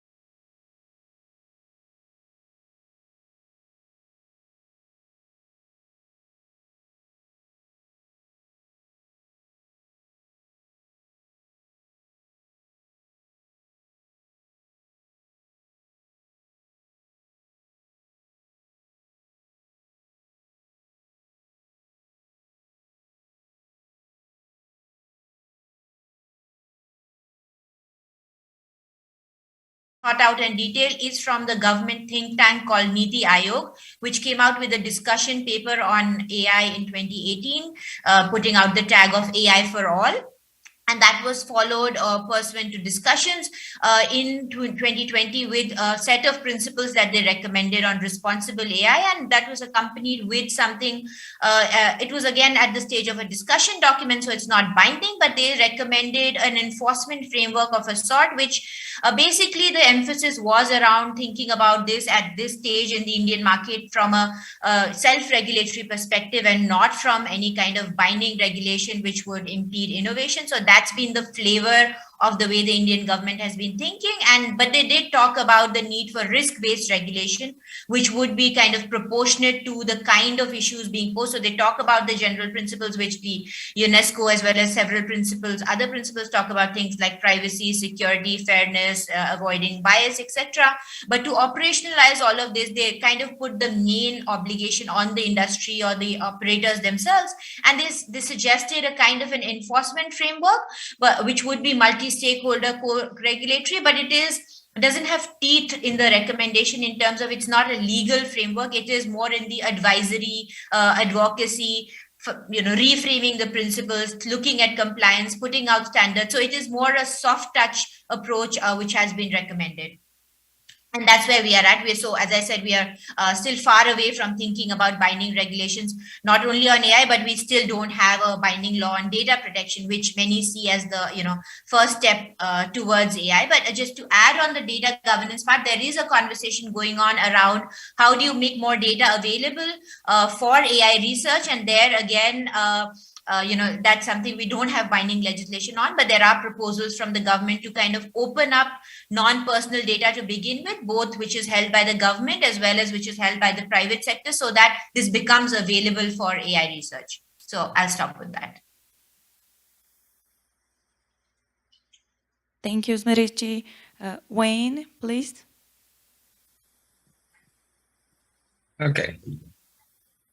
Okay, so hello everybody.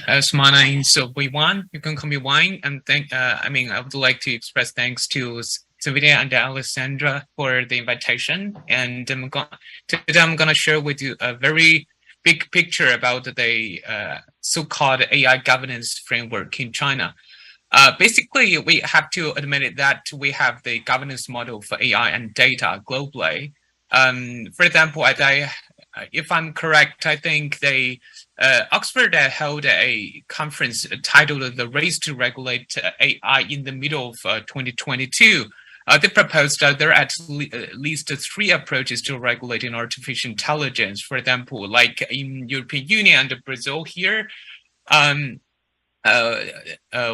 have the kind of omnibus AI law. And we also regulate artificial intelligence through data protection, for example, through GDPR. And they, like China, it's not specific jurisdictions. We have some algorithm-specific bills or acts or legislations. So what is the real Beijing model of artificial intelligence governance? We proposed that it's kind of a hybrid thing, namely the Angel AI governance. The Angel governance model was even proposed in Japan's Industry 4.0 strategy, I think. So it's not a new idea. In terms of the Chinese context, actually, AI is the representative of the state top-down idea in China, where science and technology are fairly and originally embedded in the national laws as governance tools driving the economy to grow faster. So the Chinese government's, the Chinese framework basically aggregates training data for AI by encouraging the larger population to participate in its digital transformation. For example, since 2015, we have had the Made in China 2025 plan and the Internet Plus initiative. And in 2017, there is a very formal document named the New Generation AI Development Plan, setting the AI commercialization or marketplace. place goal. And in the very recent years, 2 years, China established the National New Generation Artificial Intelligence Governance Committee.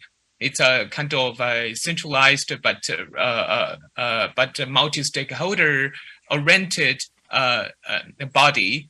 And this body introduced the ethical framework for new generation artificial intelligence. And also this year, the General Office of the State Council released the opinions on strengthening scientific and technological ethical governance, and it relates to artificial intelligence as well. Generally speaking, China regulates AI from two perspectives. One is from the hard law, and the other is the soft law. So I have mentioned a lot of AI incentive national strategies. So that's a kind of the soft law perspective. But also China also regulates AI from a lot of hard law legislation. For example, the data protection, the personal information protection law, and the amended anti-monopoly law, customer law, even e-commerce law. And also China has introduced some algorithm-specific legislation. For example, the Prevention on Internet Information Service algorithmic recommendation management. It relates to the recommendation system, algorithm-based recommendation systems. So I think, and for example, in the personal information protection law, it's Article 24 and 25 regulates the automated decision makings by some bigger platforms. Okay, and even from the in the courts, there is some cases relating to artificial intelligence as well. The biggest one is the IGF versus ByteDance. It fixed on the platform liability and algorithmic aggregation of contents. So there is a the approach is hard law plus soft law. I think I will stop here to save time. Thank you. Now our floor speakers, Thiago, please.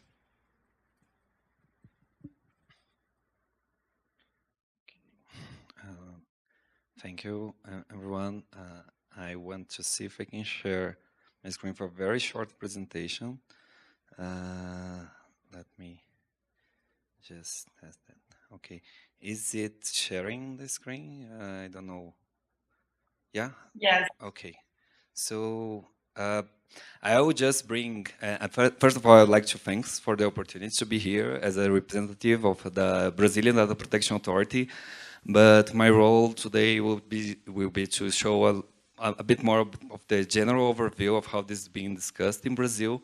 So basically, the debate so far has been following both national and also we are looking international level. So we are following as an observer member are the discussions going in the OECD working party on AI. But nationally, we also have some initiatives regarding a national strategy and also AI bill that's being discussed. So going step by step, talking about the OECD, it's a very interesting opportunity so we can follow how this governance discussion model is being held in several other regions. And we even have a version of our national AI strategy available in the OECD AI Policy Observatory. So in case you want to see, there are also some use cases that have been tested so far. I'm not so sure how many of those are in English, but well, for now, we could go with the translator systems of the AI translator systems available online. It might help. Anyway, talking more about the national perspective. In 2020, there was an AI strategy that was created, and it has 3 transversal horizontal axes and 6 vertical ones. I won't go deep into them, but the idea is that the transversal axis look for how legislation, regulation, responsibility, ethical use would assist on the several sectors that we want to focus, like education, productivity, public sector, public security. And then we come to the Congress and how there's the discussion going on regarding the creating of a binding regulation. So there are several bills that has been going on, but the main one is this one in orange, the number 21. And since then, a committee of experts was selected so they could provide a draft bill. And this,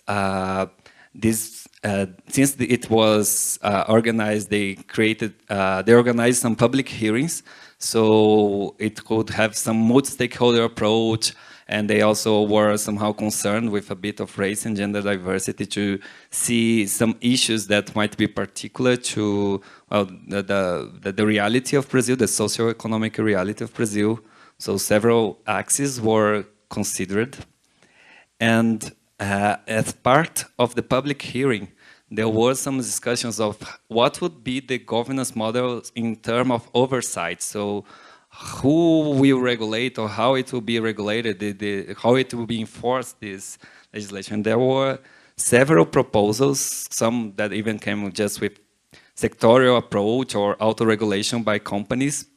But as you can see, the model number 5 is an idea that considers that due to the transversality of AI systems, at some level, many regulators will have some authority to deal with the situation, but some coordination is needed. So maybe some central authorities should exist for that. But I want to make it very clear that everything here is just proposal so far. So we are actually expecting that by the end of this year, the committee of experts that has gathered all this information will bring this proposal. So we are curious to see if model number 5 will be the one proposed or a different one. And for sure, the discussion will still go on for some months or maybe years because it's a very challenging topic. And that's it. Thanks for the opportunity. You can pass it to Bobina, please. All right. Good afternoon, everyone. Thank you for having me be a part of this panel. My name is Bobina Zulfa, and I am from Uganda. I work with a civic tech organization called Policy, and I'm a data and digital rights researcher with them. So I was, like my colleagues have been doing, invited to give an overview of what AI legislation looks like from Uganda. But I feel the need to instead go ahead and give an Africa-wide perspective, because what's happening in Uganda is too small, unfortunately, to paint a picture that I feel would be adequate. And that's also a representation of much of what is happening across the continent in terms of AI regulation. And so I'll just go ahead and, just go over Africa as a whole. So, like I said, unfortunately, progress in terms of AI legislation, it's what's happening is very, very little. Progress is too slow in terms of AI legislation. And, this is using a number of indicators. For example, when you look at national AI strategies, there is only about 6 countries which have a national AI strategy across Africa. Looking at, AI legislation as a whole, only one country has what you'd call AI legislation, and that's Mauritius, but that's still happening, sort of partially. But also just looking at, is there white papers that are being written by the countries? There is just, very few countries that are doing any of that. So basically, I would say a lot of what's happening across Africa in terms of AI legislation is just from a perspective of data protection. And this is also looking at, in comparison with the UN, UNESCO recommendations. So across a number of those principles, really the only thing that's being addressed right now is personal data protection. And this stems from, the top down. So that's coming from the AU, the African Union. So what you find still happening at the AU level is, for example, looking at data protection, we have the Malabo Convention, and this was 2014, but up until now, it hasn't been ratified because only 13 countries have signed to it, and there is a necessity of at least 15 countries to sign this off until it's ratified. But at least that has taken shape in the form of a number of African countries now do have data protection laws and data protection authorities. But we still see that that's only happening right now at about 55% across the continent.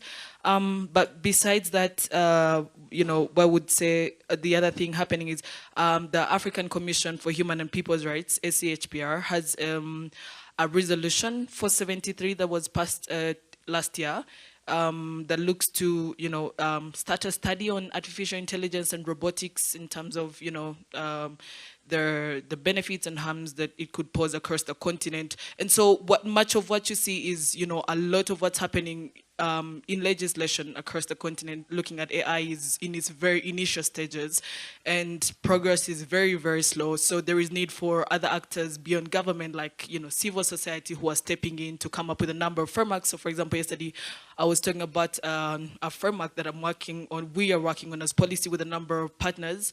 And so it's just really civil society stepping in. We know other partners like, you know, the Tony Blair Institute and other players, you know, on AI across the continent doing a couple of things. So really, I'd say much of what's happening is really, really just around data protection, personal data protection.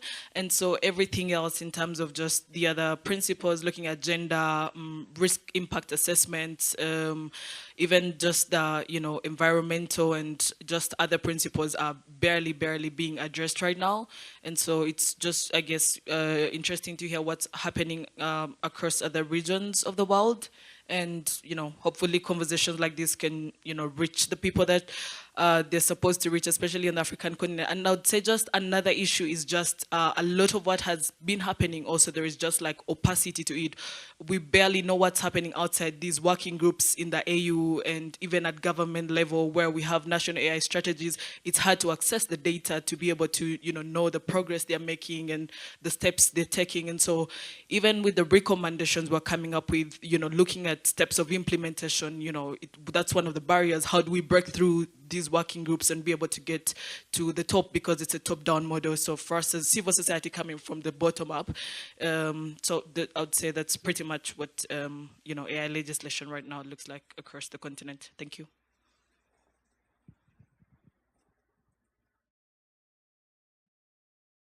Thank you, Bobina. Juan Carlos, please. Yes, thank you very much. Hello, everyone. My name is Juan Carlos Lara. I represent Derechos Digitales, an NGO working in the intersection of human rights and technology. I am based personally in Santiago de Chile. We have a regional reach. I'm very thankful to be a part of this session in a really multi-stakeholder panel focused in the majority world. And at the same time, I'm also pleased to be talking about something that is a bit nearer to myself, which is my own country, Chile. And to talk about the opening questions about the regulatory framework for AI, I think we need to acknowledge a couple of things. As an expert was recently saying, technology sometimes gives us a headache. And the way in which it has been seen, however, in developing countries such as mine is as an opportunity for development and as an opportunity to be a part of a global conversation and global chains of value where we can finally probably join the countries that are at the forefront of development and also research on digital technologies. So that has a few consequences. First, that indeed Chile has a national policy on artificial intelligence that is supposed to run from 2021 to 2030. At the same time, a plan of action was released, an action plan to implement this policy in different ways in that same amount of time. At the same time, between the launch of this policy and today, there was a change in government. However, many of the people that were working in that document, in those documents really, are still part of government, and therefore we can hopefully see that some of these things, at least the positive ones, are taken into account. So I want to focus, at least for this first intervention, on what this means for the establishment of a regulatory framework for AI. I think the Chilean experience can echo a lot of what has been said. Because of the policy coming from the Ministry of Science, Technology, Knowledge and Innovation, it has this positive view, or mostly positive view, where it's the purpose of the policy is not to set the boundaries of AI, but rather to set the stage and the capacities at the national level to implement AI, and at the same time to recognize that there are ethical and responsibility challenges to it, without also establishing or taking like very strong stances on what the regulatory frameworks for liability should be for AI systems. And secondly, the flip side of this is that a policy that is mostly devoted to the conditions for positively developed AI in a country such as Chile, which is a small economy. The flip side is that some of these questions about how do we make these systems accountable, how do we react institutionally to the harm that may happen, are questions that are still being debated, some of them, as it happens in other countries, within the framework of data protection reform. We have the oldest data protection law in the region, in the Latin American region. It's being overhauled completely by a bill that has been in Congress for almost 6 years, and another 3 years of discussion before it reached Congress. And some of these things on automation, profiling, and intelligence systems, and large databases too, but that was left out at some point, are part of the discussion on data protection. And many of the rest of the likely impacts of AI are not necessarily addressed directly in the policy. However, it does set many recommendations, and it has begun a lot of work already on studying what should be done, what kind of regulatory changes are needed to address, like to identify the problems, to identify local idiosyncrasies, how they connect to principles and ethics, and what kind of regulatory changes there should be. We can talk a bit more about all of that, but as to finish this first intervention, this policy is focused on the enabling factors for development of AI, the development itself, and also ethics, regulatory aspects, and socioeconomic impacts. This was subjected to public consultation. Derechos Digitales, my organization, has been critical about how these processes were conducted, even though there are many good things to say about them, in the case of Chile as well. But we can discuss that a bit later. However, I still believe that this openness, because it was not required, still sets the stage to demand a bit more in the participatory processes for not just this AI policy, but in general for tech policy initiatives, and hopefully for public policy in general, to include more voices and more public participation. Of course, again, I'm not a government representative. I'm rather skeptic about ethics as one framework, but at least seeing it from the outside, the policy does acknowledge that there might be a need for studying and for a deeper understanding of what the local needs are in order to see whether we need a framework for AI that requires changes in law. So we expect to see how that rolls out. But for now, these are my initial remarks. Thank you. Hello, thank you. Cynthia will conduct next section. Cynthia? Hey, hope you can hear and see me, everyone. Thank you, everyone, our speakers, for providing us with this important overview regarding regulatory steps taken in your country. And that's very interesting because we see that some of the countries are a bit more advanced in terms of hard law. So as in Brazil and China, we see there either legislations or debates at the National Congress. And in other places, we see that there is only a soft law approach or even discussions around regulatory framework for artificial intelligence. In any case, we see that there is a lot of connection with development and innovation when we talk about AI. However, if we are trying to design an ethical framework, we have to consider other aspects that some of you mentioned here, such as inclusion and open debate, public consultations. So this session now is intended to make you more questions regarding these aspects, so we can compare how these frameworks are being developed in your countries. So in this part, I will make you some questions, some specific questions to address some issues that we raised during our conversations previous to this panel. But I will also remind the audience, the on-site and the remote audience, that they can make you questions.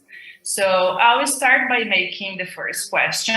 And if there is a question from the audience on site, please raise your hand and Alexandra will get your question. And also for the people who are following us online, you can make questions through the chat.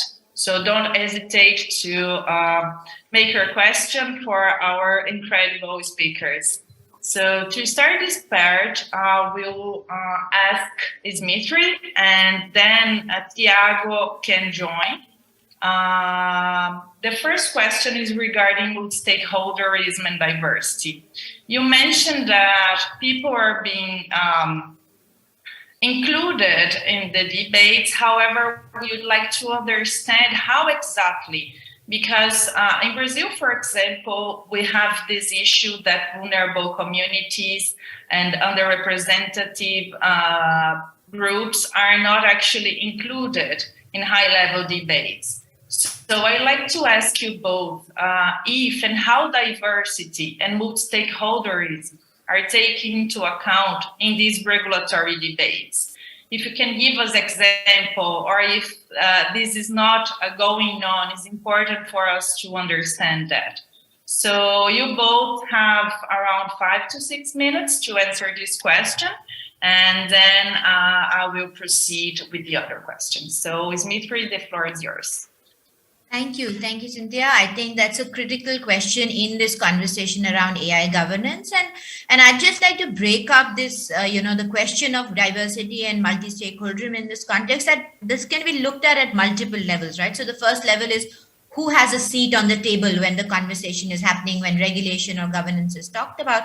Second is who gets to participate in the debate, not as an active participant, but as a respondent at least, and who has the capacity to do that. And the third, the big debate around AI is, of course, which connects with who is doing the knowledge making in all of this process, right? Who is setting research agendas, whose data is being taken into account, how representative is that data. And in a context like India, given the diversity and the disparities in society, that is also a really, really important part of the debate, which ties more with the principles of non-discrimination and bias that we hear of in the AI context. But for the purposes of the present session, I'll focus and give you a few examples of the first, two kinds of participation that you referred to in your question. So in terms of the different stakeholder groups, I think the conversation has certainly widened beyond the government itself. So it's not locked within the government, but it's not that it has widened to include all stakeholders, right? So what I mean by that is that in terms of the government, the industry, and parts of the academia, there is a lot of conversation flow that is taking place. There's a lot of management and involvement of these stakeholders in the processes, in the documents, the committees that have come out, etc. For instance, a number of centers of excellence have been set up in technical institutes across the countries where startups, innovators, funders, and the academia are supposed to come together and have a conversation, think about innovation and research. There is something called the National AI Portal that's been set up, which is in collaboration with an industry association called NASSCOM and the government, where that is supposed to be the one-stop repository for everything AI in India, all reports, articles, everyday activities, case studies. So all of that is being recorded on that portal.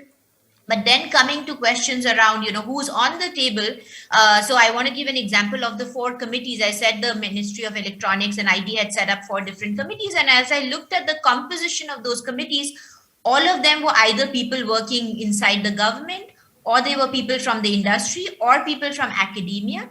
And in the academia, I actually want to make a distinction between, people working in the field of the technical community and in the field of computer science versus those who look at these questions from a human rights, a social science, a humanities perspective. And what we've seen constantly in the composition of these committees, or even, if they're not formally a part of the thinking in terms of who is thanked in the report. So for instance, the think tank in India, when they came out with their report, they acknowledged who was participated in the design of that document. And the first major stakeholder, the knowledge partner, was the World Economic Forum Center for Fourth Industrial Revolution.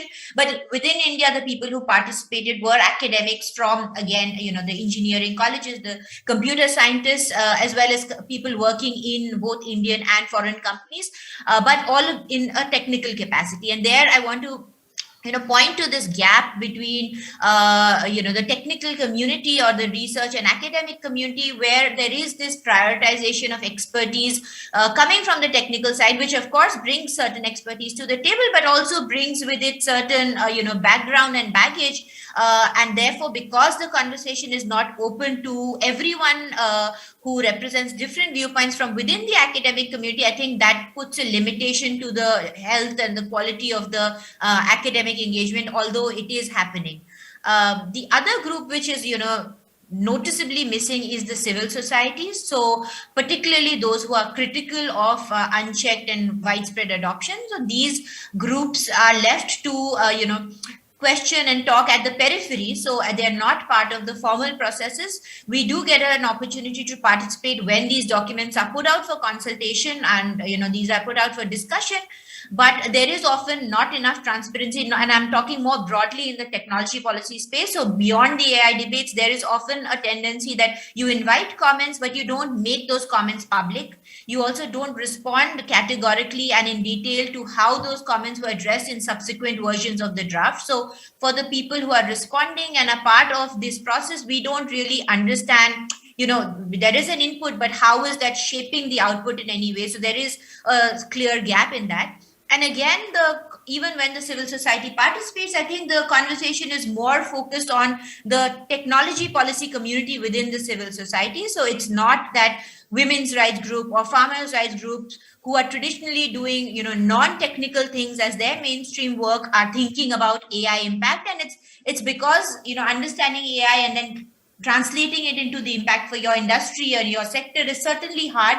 And that responsibility, I'm not sure whether it should lie only on the government, whether it lies on people working in the technology policy community who should be doing this more actively, but that's certainly a gap that exists. And finally, on your part about whether there are efforts about bringing in particular groups, I think the only group where there are specific policies is towards the youth. And there again, it's about encouraging AI, encouraging innovation, and therefore involving the youth as designers and users of AI.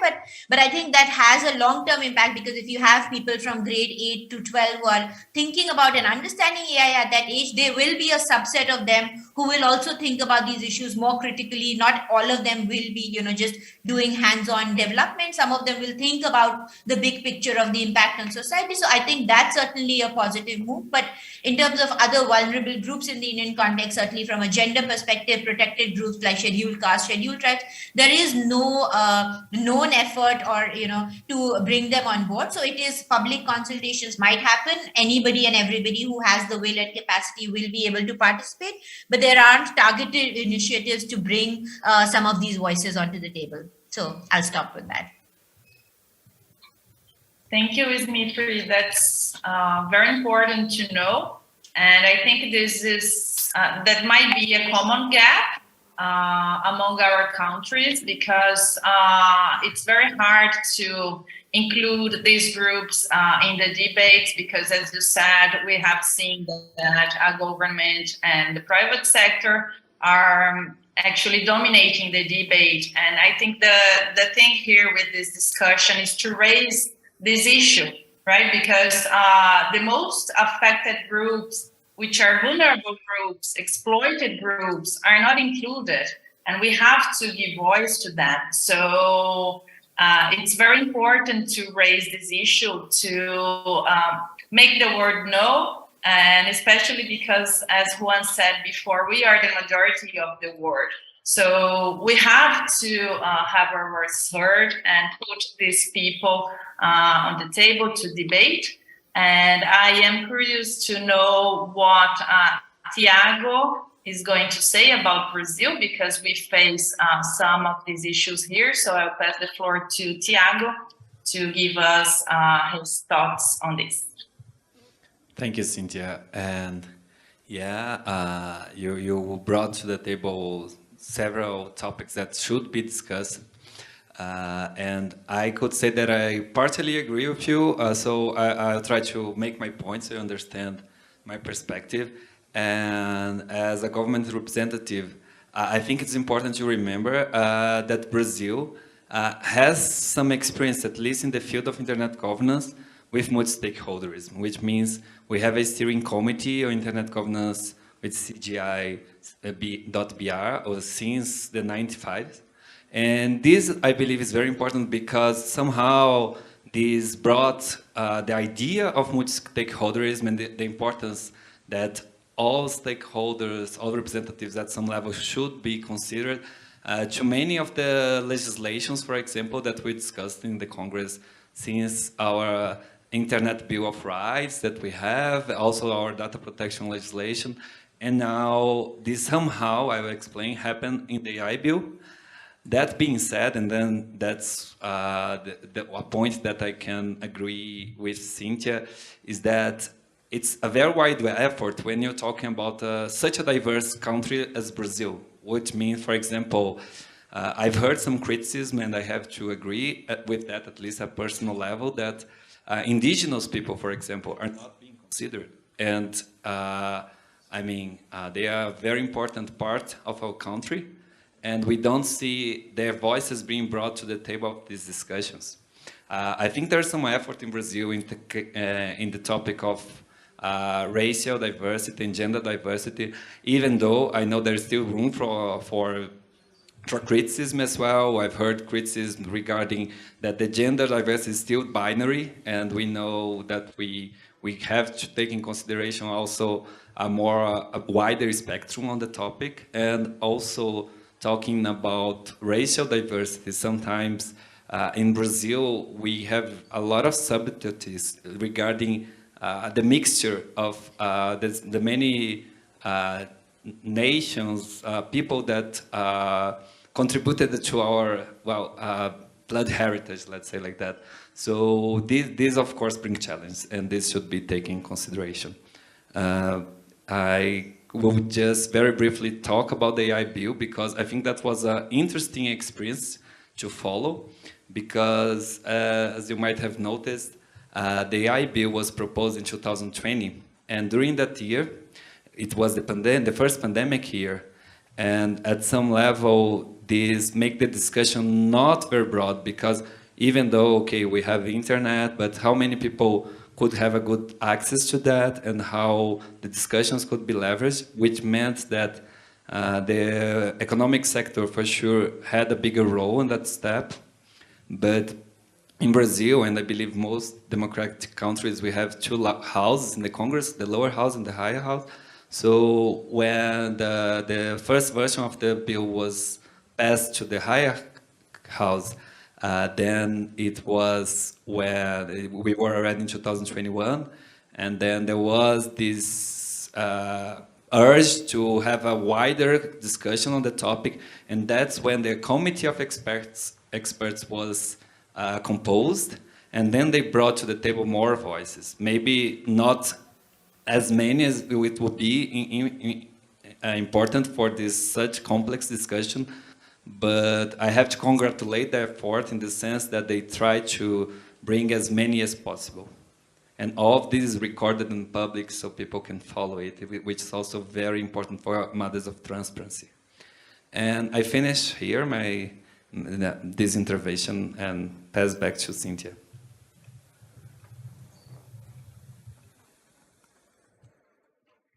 Do we have any questions on the floor?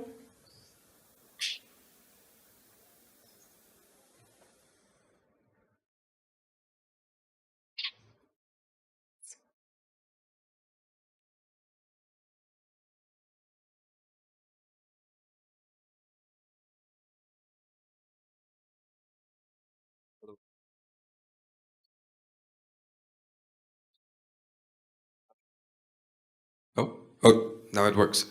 Well, thank you very much for the panel. Actually, I have two questions. The first would be more specific to the China case, which I have been following a little bit in the last months. And I heard that I recognize the legislation that the panel is informed regarding our algorithm-specific systems, specifically the one related to recommendation systems. And it is more an issue of like how its enforcement has been done. I read some articles that the government has already requested some information from the platforms. And this information would mainly relate to algorithmic transparency. And I heard also that there would be some degree of discretionarity with regards to which information would be requested. So if Wayne could talk a little bit about this issue, like what is his thoughts about it, would be very interesting. The other question, I think, would be more focused on the civil society representatives here. It is to hear from you, like how and to what extent it has happened, if so. Communities have been participating in the process of debating AI system because in Brazil I am from Brazil, and we have been seeing some degree of participation, but mostly from organizations that are already part of this digital rights agenda. But at least in our case, like as Thiago also mentioned, we have so many racial aspects to be taken into consideration. The inclusion of indigenous peoples, which are not that much participating in the digital rights debate. So yeah, if you guys would have experiences to share about that, it would be very much interesting. Thank you. Thank you for the question. And I think that Juan Carlos from Derechos Digitales may answer this. And if someone else wants to jump in, just please go ahead. Juan Carlos, go ahead. Yeah, I'll answer the second question. The first one was directed to Wayne, so I'll pass it on to him afterwards, unless my civil society colleagues want to respond too.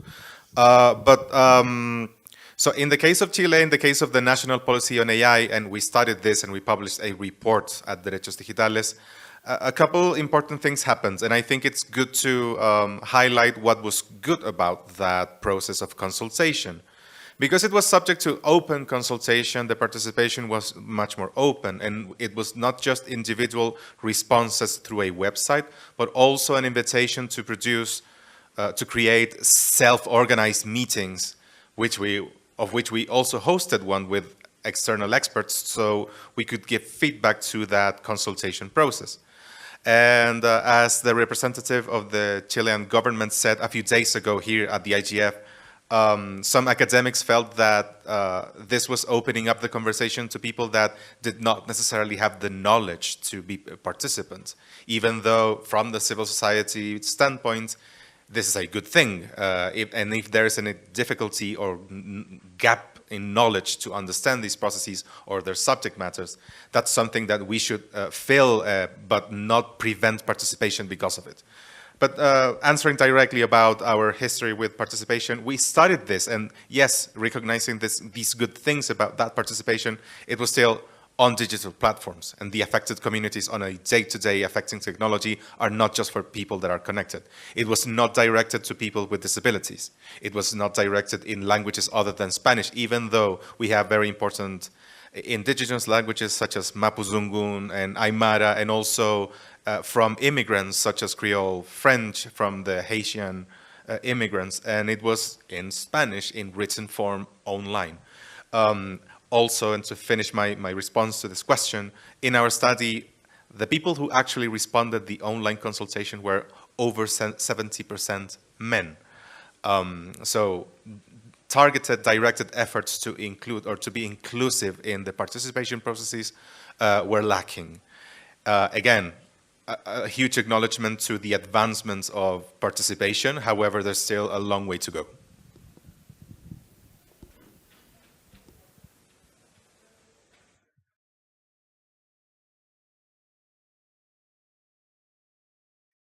Thank you, Juan Carlos, for your contribution to this debate. That's super interesting to know about it. And I think that Wayne is our next speaker to reply to the question that the audience made before. So please go ahead, Wayne, or if someone else wants to jump in, just jump in. Okay, thanks for the question. I think in terms of the enforcement, I think for example, I don't know so far the CSA, the Cyberspace Administration of China, has adopted a lot of campaign-like enforcement activities. For example, in China, there is a routine enforcement activity named, for example, the Clean Cyberspace campaign. I think, and some other authority, for example, the Ministry of Industry and Information Technology also adopted this kind of campaign-like activity as well. Those authorities basically examine for example, some mobile apps as data protection articles or even their programming codes, their algorithms, their codes. By examining those codes or algorithms, the authority can understand how those mobile apps are enforcing, for example, PIPL articles, the Personal Information Protection Law, as well as some, for example, the algorithmic recommendation system regulation. And this is so far that's one of the most often informed scenarios in China. And another, and I think the later half of the questions related to the recommendation system regulation. Actually, that's true, just because even China released a guideline on algorithm register system.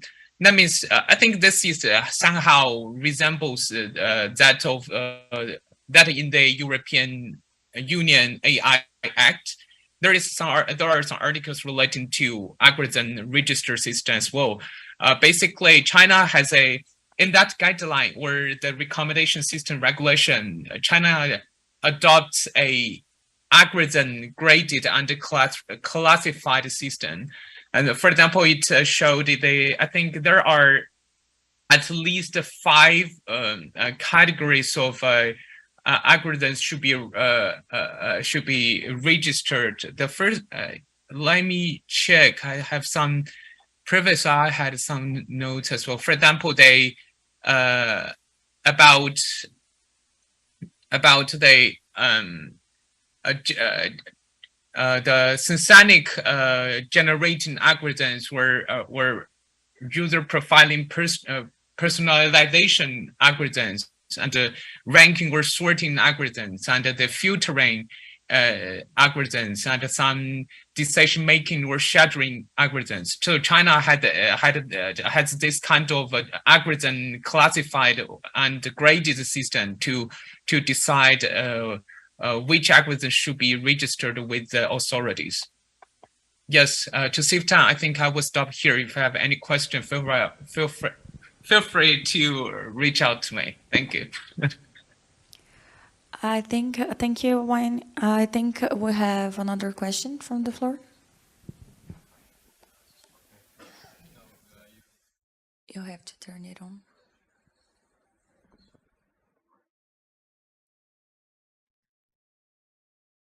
Hello, hello. Thanks. This is just a quick follow-up to the second question my colleague from Brazil asked earlier, and it's really about the multi-stakeholder outreach and inclusion. And my question is just, Carlos, you touched on creating awareness and knowledge and understanding of, I think, what is a pretty complex subject, and you have stakeholders and target audiences who have a very low understanding and yet should be part of that process. So my question is really if our panelists have any specific examples of how either CSOs or government is really taking those very specific steps to engage with those audiences? Like, what are there examples of outreach that has worked? Maybe not particularly with AI legislation, but other legislation that could be analogous to this particular problem set. Thanks. Bobina would like to answer, to comment.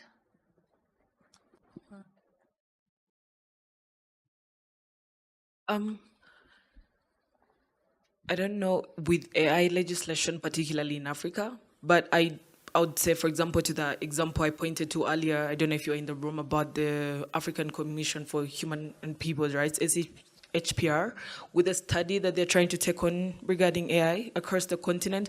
I do know that they've tried to reach out to a number of stakeholders, including, like my other colleagues, the panelists, were speaking about academia, civil society, and, government, I think, like ministerial, ICT ministers and things like that. This is still in its initial stages. It hasn't taken off per se. Like I said, there is a bit of opacity in terms of understanding how far, the progress that, these groups are making, because it's coming from a very top level, the African Union and things like that. But I would say that that's where something I'd point to in terms of, the multi-stakeholder, AI legislation on the continent sort of looks like right now. An example I'd point to. Yeah, I don't know if Carlos has something like that. Yes, very briefly. In terms of connecting with groups, the Chilean government actually had a good example through the national cybersecurity policy, the previous one, 2015, 2021, I think it was, where they actually reached out to groups and held focus groups devoted to certain topics of that policy, which was highly technical, but it was also accompanied by an explaining document. That was very targeted and still somewhat narrow aside from a public consultation, but it still was guided by the government itself and not left to the self-organizing of people as it happens in the AI policy.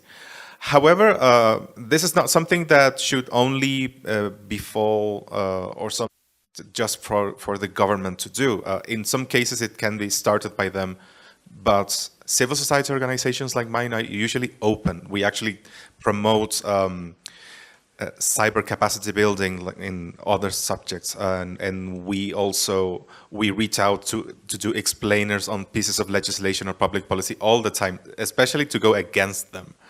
So to have that kind of collaboration to also explain things that are still subject to public participation, I think is a good thing. It also happens when there are petitions or there are invitations to participate in common procedures basically everywhere from civil society. But still, I think there are many ways to collaborate towards that and to leverage the expertise and the public interest that is cultivated by civil society, as well as the knowledge from academia as well, and of course the knowledge from the private sector, to engage further and also try to provide more legitimacy and to include more voices in all of these processes, which can hopefully all serve to improve the end results and the outcomes, and not just to be a checkbox to tick or anything of the sort. That's it.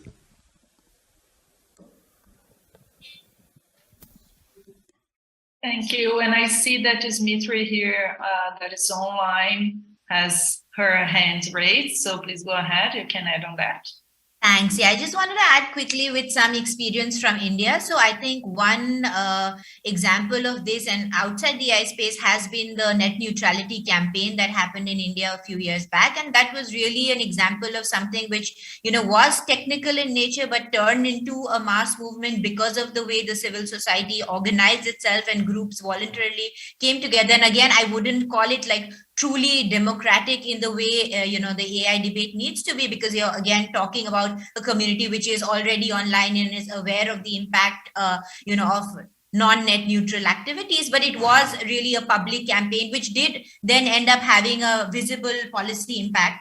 But in addition to that, we do see that whenever certain issues are put out for discussion, the technology policy community does end up collaborating very often with gender rights group or health policy groups, which work in the more traditional offline spaces and have grassroots reach, and try and convince them or do advocacy. But there, I just want to highlight that that does come with the risk that when we use that kind of approach and the burden is on the civil society, then it obviously means that the vision and the ideas and the risks that we perceive from the technology policy community do get transmitted and translated. And ideally, if someone was thinking about this bottom up from a different community, they may have thought about risks differently, or their priorities might have been different. So when that transmission role is taken on by the private sector or civil society, there is that risk of values being transmitted along with that, which we need to be mindful of. Thank you.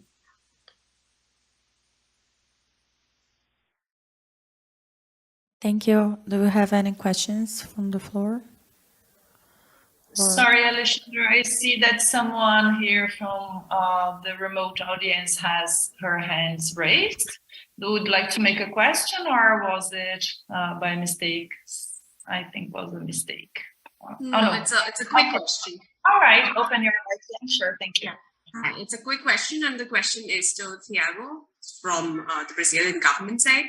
I do remember that he mentioned about how there is transparency efforts that are being done in terms of consultations that happen in Brazil that have happened recently in Brazil. I just wanted to know how post hoc consultation transparency efforts work in terms of consultation, as in do you see people coming back and there further engagement happening on, particularly on subjects that are very technical like AI? Are there people coming back, whether people outside of the maybe digital rights space, or even students or other stakeholder groups who come back to these recordings maybe, or try to further engage? And is there success, whether when you look at it from the government's perspective and from a broader multi-stakeholder governance creation perspective? Thanks.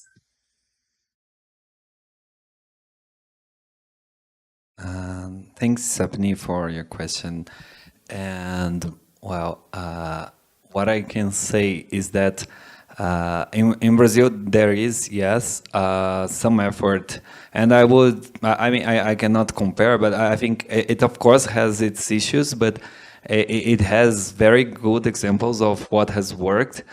So we have a freedom of information access legislation, which I believe, and it's like 10 years old, and I think it has helped a lot to bring this culture of transparency, both actively and also passively. What I mean is that we have, for example, some portals, web pages where society can gather information that is provided by different ministries or authorities like ours. So this information can be found of the work which has been done.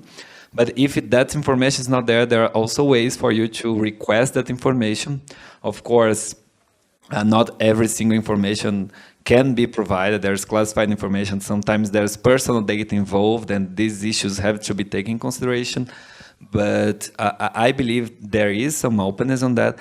What I could say as an out-criticism from the government side is that we still have a lot of issues with not the start of the procedure, but the measure of it, like how reachable our transparency system is being. So what I mean, we still have several challenges in the Brazilian government in general to measure how we are really reaching people. I do believe this is partially because of technical capacity, which talk about human resource in government, and I believe many other fellows here have noticed the same issue in their countries, that technical capacity is not always the best, especially because when you have that good guy or girl, she eventually he or she eventually is captured by the private sector. So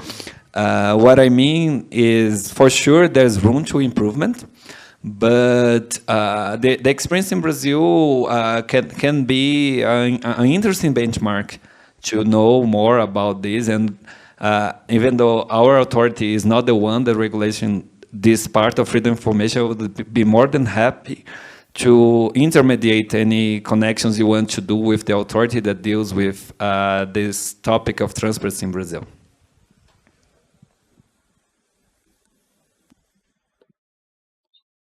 Thank you, Tiago, for answering the question.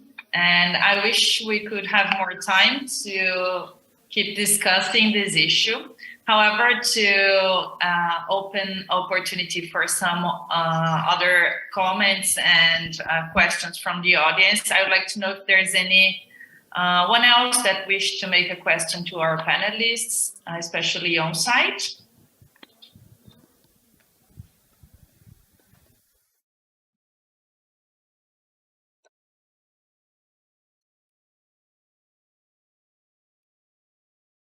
Alexandra, I think there's someone that wants to make a question. Can you check it?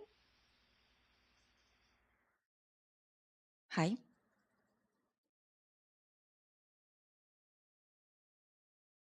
Hello, my name is Elisa, I'm from Brazil. Due to its potential to increase inequalities and discrimination, to use of facial recognition technology for public security is very controversial and debated worldwide. How is this matter being perceived in AI regulatory discussions in your country? What are your concerns about? I'd like hear to from Bobina especially.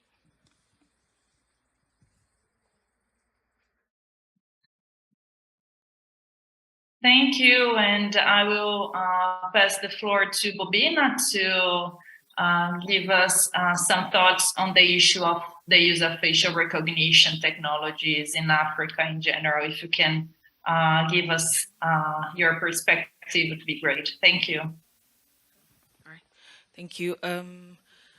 I again will just go ahead with the Africa-wide perspective and not just Uganda.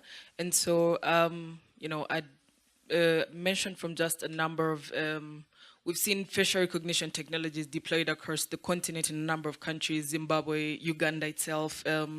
And these have, you know, been in the name of, you know, security and, you know, the like. But we've seen a lot of these technologies have actually, you know, ended up being, you know, mass surveillance tools and, you know, the like. And I would say a lot of, you know, the discussion around this is, at least from what I know from a civil society point of view, you know, I'd say organizations like Policy and, you know, other civil society organizations across the continent, you know, I'd say researchers, maybe independent researchers, academic researchers are the people talking about the issue and, you know, just, you know, highlighting the harms that are coming with these technologies. And so, yeah, briefly, I'd say that's what the issue looks like. I wouldn't say there has been like opposition in terms of like mass participation where like the public has come out to like, I do not know of, you know, a particular country where, you know, the citizens have come out to publicly say rebel against the systems or something. What I do know is maybe about the biometric systems of identification, for example, in Kenya.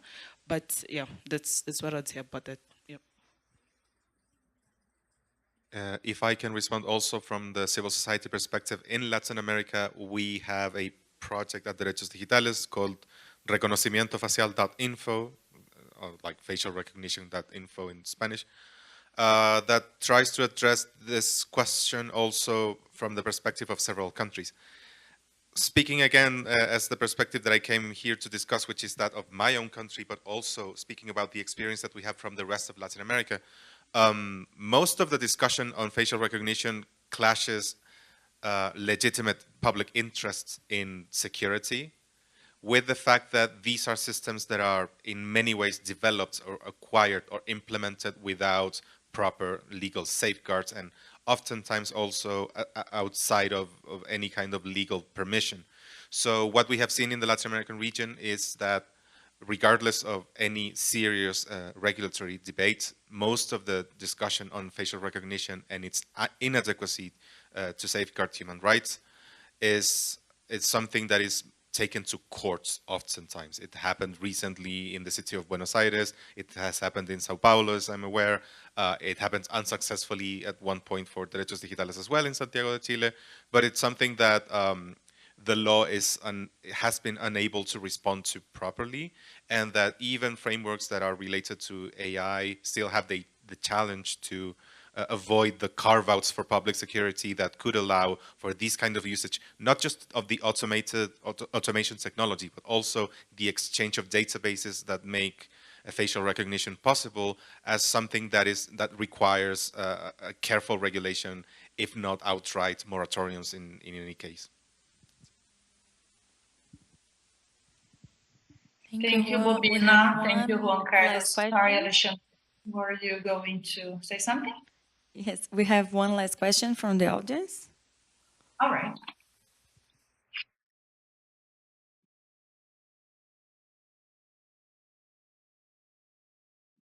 Hello, can you hear me? Yes. Thank you so much for giving me this opportunity to ask the question, and thank you again to the panel to give this very informative overview of how some of the AI ethical frameworks work in your regions. I think it's very useful and very important to hear from the Global South specifically, because oftentimes when we talk about AI development or ethical frameworks often comes from the Global South. Oftentimes we talk a lot about the EU AI Act. I have a question regarding the moving forward progress, because I've heard a lot about, for example, in Uganda, the data protection, all the way to China, the development of the ranking of AI algorithms, and to Chile, Brazil, how to engage with the public. I invite you to go from any perspective to go talk about the progress moving forward. What do you think needs to be done in the future of the AI ethical framework in the Global South, either in your regions, in your countries, or just overall? Thank you.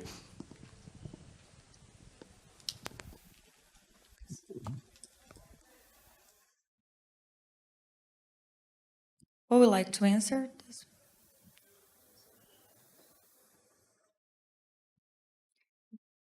Maybe our online participants, speakers? If I may, I can go first, yes. Thank you for the question. In terms of the progress or advancement, I think considering the ranking system or recommendation system regulation, I think the biggest issue so far is the kind of the paradox between transparency and trade secrets. For example, just because we cannot examine the algorithms in terms of the trade secrecy, but that's the reason why China is currently considering doing a kind of a co-regulation model. That means the government is inviting those, from other stakeholders from the private sector and some standard making association, or even the private sectors itself. Just because somehow private sectors, I believe that the private sector would normally collect opinions from their own developers, for example. So that's the reason I think this kind of co-regulation model should be furthered in the near future. Yes. But another issue is also relating to the ownership of data or algorithms, just because in the current digital areas, we cannot own data theoretically, right? Or we cannot own algorithms theoretically. And so But China would like to create this marketplace for data, just because they would like to commercialize data and to promote the flow of data across the nation. So I think those issues will be considered in the near future, and I think that will be the biggest progress in the near future as well. I will stop here and hand the floor to other panelists. Thank you.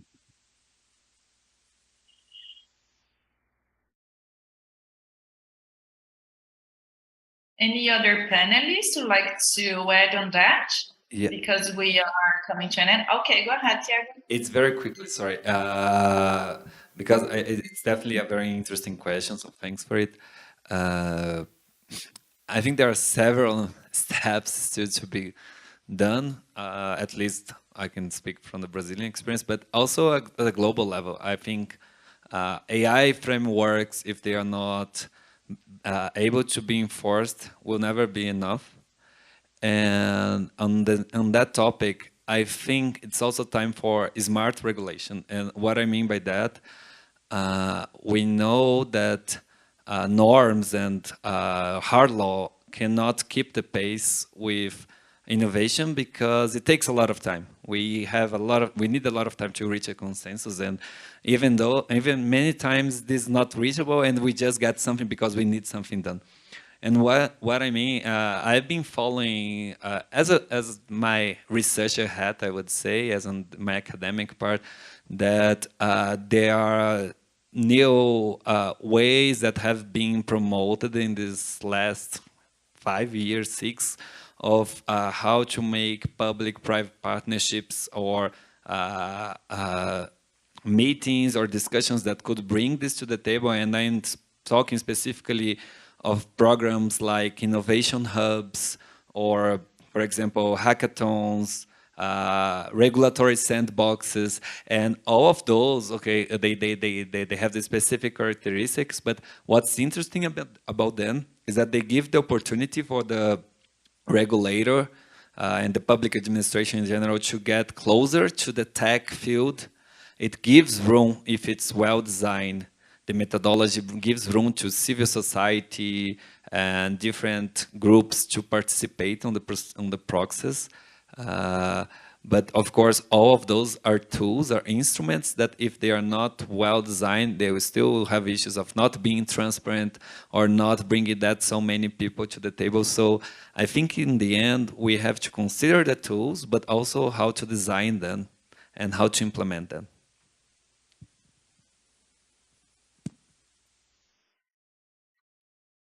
Thank you, Wayne and Tiago, for your considerations. And this is indeed super challenging because, as I said at the beginning, the use and development of AI systems is accompanied by this rhetoric of innovation and development. However, we have to open a space about the risks, the impacts on fundamental rights. Otherwise, we will not go ahead with this innovation that we are expecting. So it's very challenging, and I think that we are leaving this panel with more questions than answers. And just to close this panel, I'd like to mention something about facial recognition technologies because it's an important issue that we are facing also here in Brazil. And taking the opportunity to add on the question that were made before is that, for example, as Tiago said, the government is worried about instruments to innovate and to develop the country.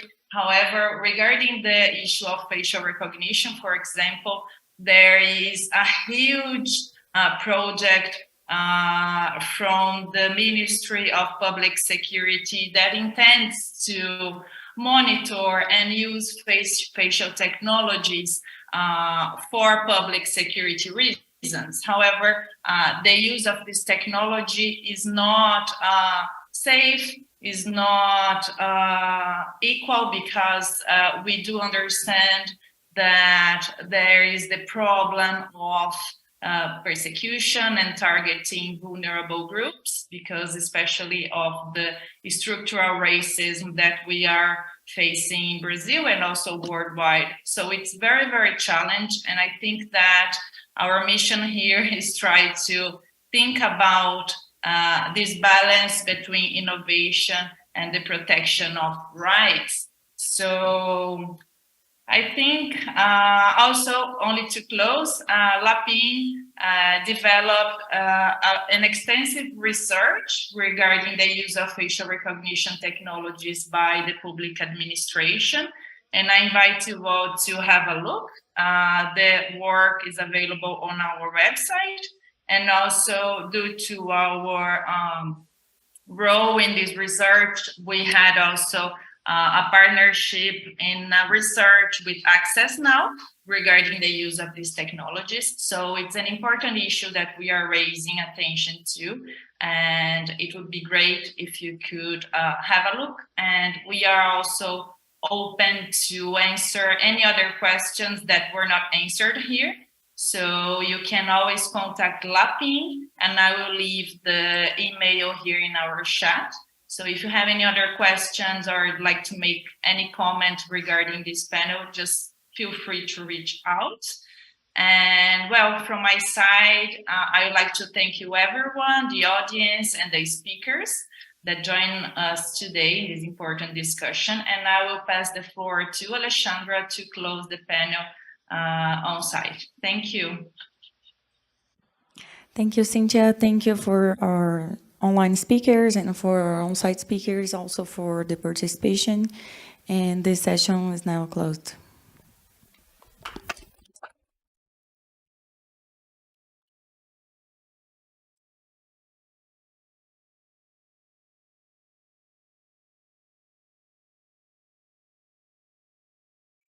Want a picture together?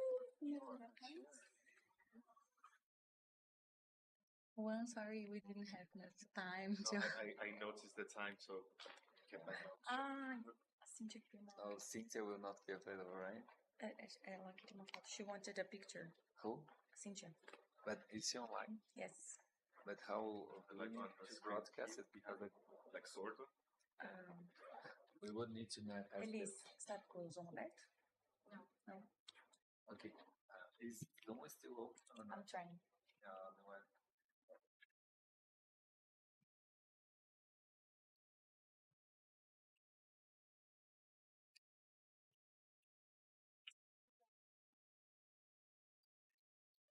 Thank you so much for answering the question. Sorry, it was a bit too long. Sorry. Get to answer. I saw about. Yeah, no, I saw you were there.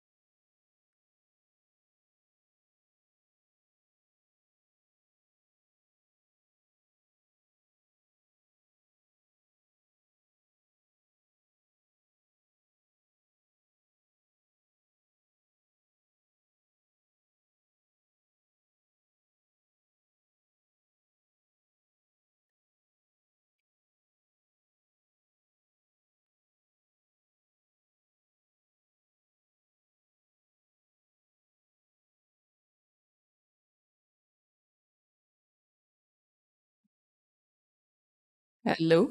Hi. Oh, great. We're online. Hi, everybody. Welcome to this workshop discussion on meaningful platform transparency in the Global South. I just wanted to quickly let everyone know what the broad agenda for this workshop will be. First, I'm going to say hello, set some context, do some introductions, and then we'll have maybe a couple of rounds of question and answers with the panelists, and then we will open the floor up for discussion and questions from both the online and offline audiences. So to begin with, I just want to talk a little bit about the Center for Communication Governance, where I work. My name is Aishwarya. We're an academic research center that's based in the National Law University of Delhi. And so we work across various themes of internet governance. So things like platform governance and intermediary liability, privacy and data governance, emerging technology, AI, cybersecurity, national security, the whole range. So we do this through a bunch of different ways. So one is we have academic research, then we also have policy inputs that we provide to the government. We also facilitate capacity building of various stakeholders, so government and judicial officers, for example, as well as young policy and legal professionals through things like our fellowship at both the international and national levels. So as to why we're here today, I think it's fairly uncontroversial to say that social media platforms have been linked to a range of harms. And so typically the way that we have addressed these harms through regulation is through intermediary liability and basically imposing penalties on platforms, right? But we're seeing that it comes with its own set of issues. For example, the tendency to over-remove content, sometimes because of the risk of regulation.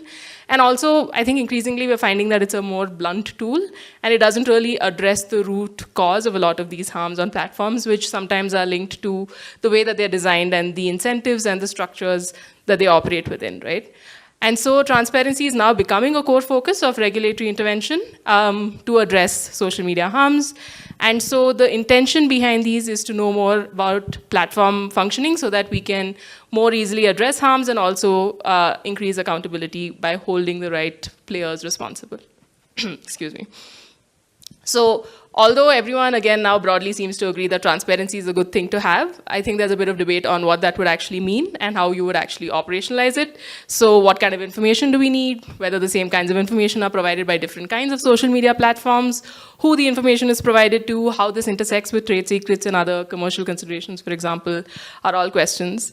And then another set of concerns are just about whether the same kind of interventions would apply equally to global north and global south countries, because we're seeing that a lot of these regulations are coming from places in the US and the EU, but these might not apply equally to other countries as well.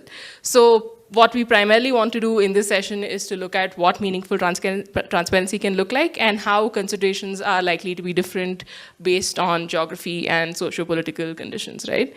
So I'm going to begin with a quick introduction of all the panelists. So we have Fernanda Martins here with me, and the other two are joining remotely. Fernanda works at Internet Lab, where she works as a coordinator of inequalities and identities, and she focuses on the field of internet policies, within which she's dedicated to gender, ethnic racial relations, gender violence, feminism, political violence, hate speech. She also is a PhD student in social sciences in the State University of Campinas, and a master's degree in social anthropology and a bachelor's degree in social sciences. She's also a member of two research centers related to gender that I'm not going to try to pronounce because I am sure I will get it wrong. But that's Fernanda. And Fernanda, maybe we could start with you. And I think maybe a good place to start would be to talk about, based on your experience, what some of the most pressing issues that we're trying to address are. So what are the kinds of harms that you're seeing, and what do current redressal policies or like processes look like in Brazil and maybe the larger Latin American context?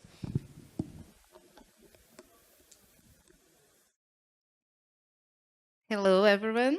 Thank you for the introduction. First of all, I would like to thank the organizers of this panel. It's a good moment to meet and exchange with you. So my name is Fernanda. I am the director of a think tank called Internet Lab, based in São Paulo, Brazil.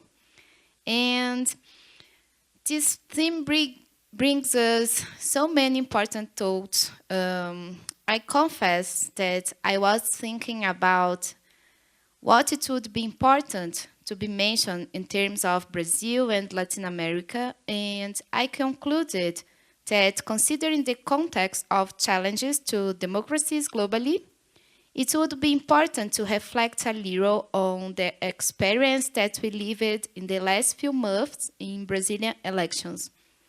These last elections made the necessities that we have clearer to us. In terms of harm, we have been facing problems related to disinformation, political violence, and specifically political gender-based violence.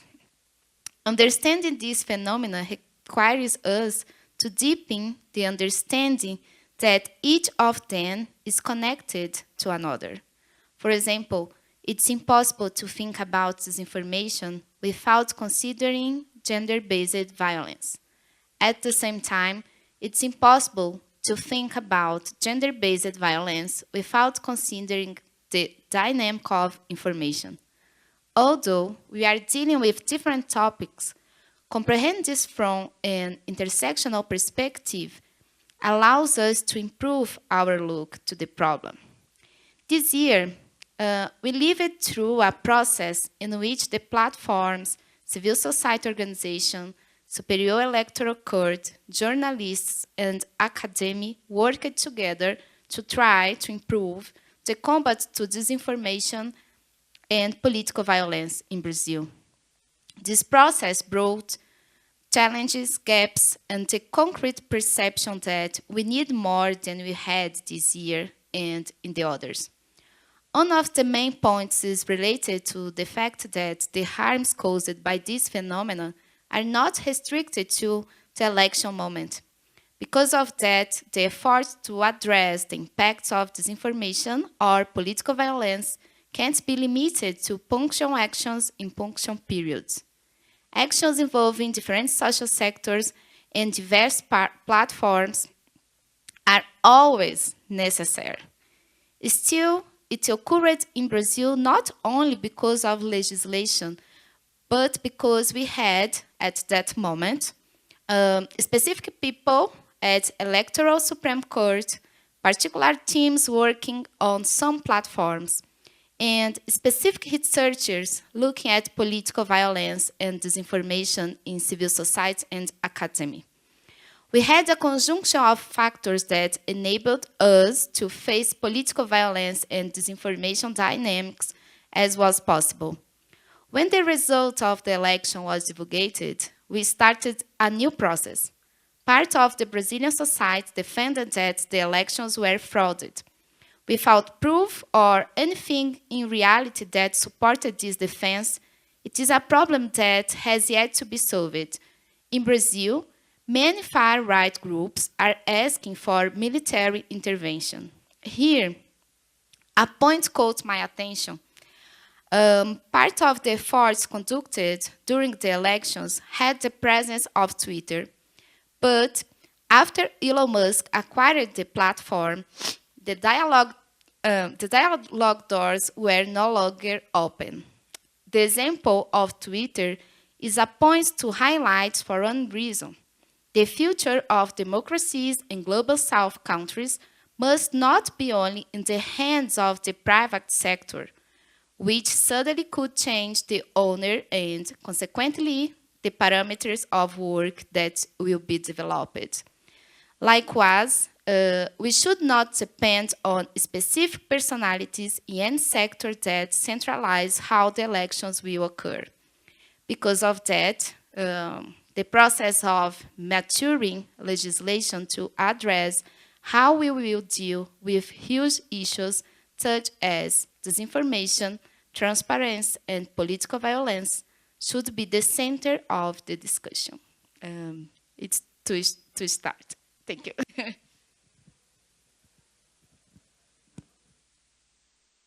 Great, thank you, Fernanda. I think especially what you were talking about when you said that basically a lot of these harms aren't restricted only to friction points, things like elections or when mass-scale violence, things like that happens, but rather builds over time, I think is really important. And I think that's also why you need larger structures in place so that even if a Musk takes over Twitter or something else happens, platforms don't change behavior in like a significant way that affects rights. So Shashank, if I can come over to you now. Shashank Mohan is a project manager at the organization that I work at CCG.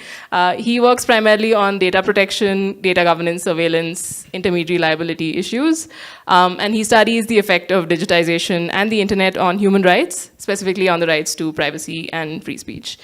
So Shashank, if I can ask you a little bit about what the goal of transparency would be, right? So for example, Fernanda has highlighted a bunch of things that can happen around election time and the kind of harm that can come from it. So is there anything that we can gain from, so how do we link these harms to platform information? And so what are some of the challenges that we've seen when you try to operationalize it? We've recently had the IT rules, for example, that have imposed some transparency requirements, which have had limited sort of value. So if you could talk to some of that.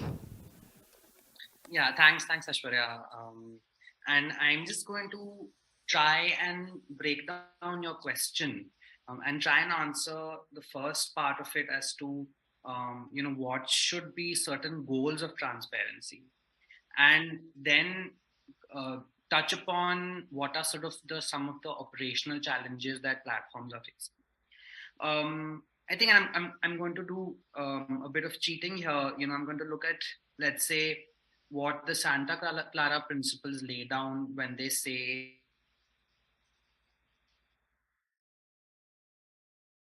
Shashank, I think we lost audio. have been sort of endorsed by various companies.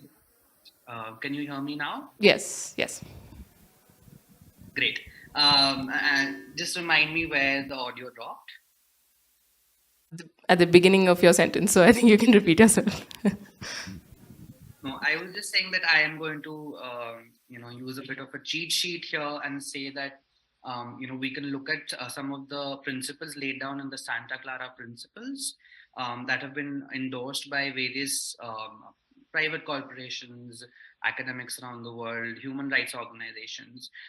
They sort of generally are accepted to mean, or sort of be endorsed by people who are looking at what transparency should mean.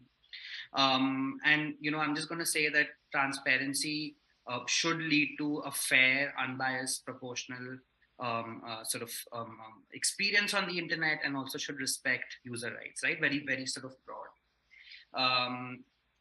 And the goals for transparency should, especially in context of a heterogenic sort of society like India, where there are various communities, and India is a very sort of community-based, identity-related society. In a sort of complex society like ours, it's very important to understand. I'm now also sort of specifically speaking to content moderation practices that large platform companies employ and deploy, is sort of to understand how decisions are made when content is taken off or sort of kept on, being one of the goals of transparency, definitely. And Ashwara, you were referring to certain sort of regulatory changes that have happened in India recently, since last year. One of the bigger changes that have taken place, that the government has asked here for companies to, on a monthly basis, publish transparency reports. And we've seen certain challenges that have come with that. When I talk about, understanding how decisions are made by platforms on content, that has translated through the regulations in India only to mean, sort of sharing of certain numbers that they do. Because of the broadly worded regulation that we have, companies have focused on sharing, let's say, takedown numbers, or how many sort of complaints they received, how many pieces of content did they take down. What this regulation has been criticized for is basically not providing the nuance behind, let's say, if automated tools were used to take down certain content, what were the error rates, let's say, in these tools, what tools were used, how much of that content was reinstated based on complaints, etc. So, tying back to the goals of transparency, especially Indian regulation has not been able to sort of achieve that. That's sort of one insight I wanted to point to. And that's where sort of some challenges also arise, that when government mandates become, there's sort of tricky balance. If you're too specific, then it may not be flexible for various types of organizations to be transparent. When you're sort of more broad-based, like the Indian regulation, then you may end up sort of seeing transparency that is not very meaningful. Again, I think certain goals of transparency should be sort of to ensure that also users are getting opportunities for expressing, for being heard. Often in India, either on their own, by social media companies, or by government requests, platforms take off content and users are left without any recourse. Although there are specific regulations now in India that require certain platforms to provide for an appeals mechanism, but we've seen that that's not enforced very sort of ardently. To sort of broadly answer your question, Aishwarya, about goals, I'll keep it at that. I'll quickly come to certain challenges that platforms are facing for transparency, or to be transparent, right? Or general challenges that make it difficult for transparency to be operational.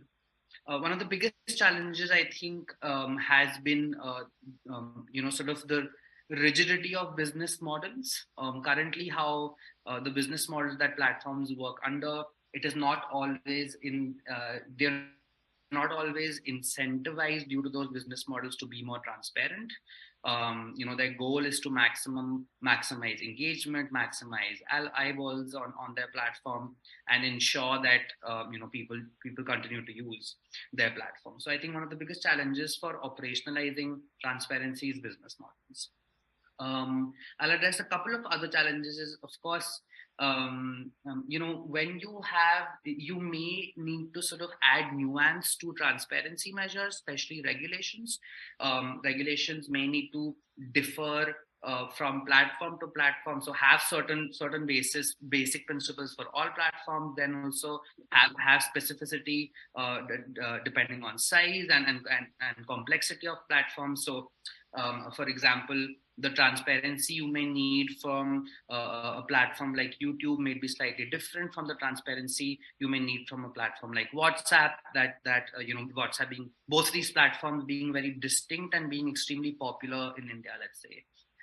That's the sort of second challenge kind of a challenge I may sort of want to point. The third challenge, I think, is also jurisdictional, and we've seen it play out in various ways across the world, including India, is that what are we asking, what data are we asking companies to sort of collect and be transparent about? We've sort of, and we've seen that when sort of demands are made for certain laws that may be applicable in a certain country, for example, courts have also asked for such content to we take it down, let's say, across the world, and apply certain orders globally.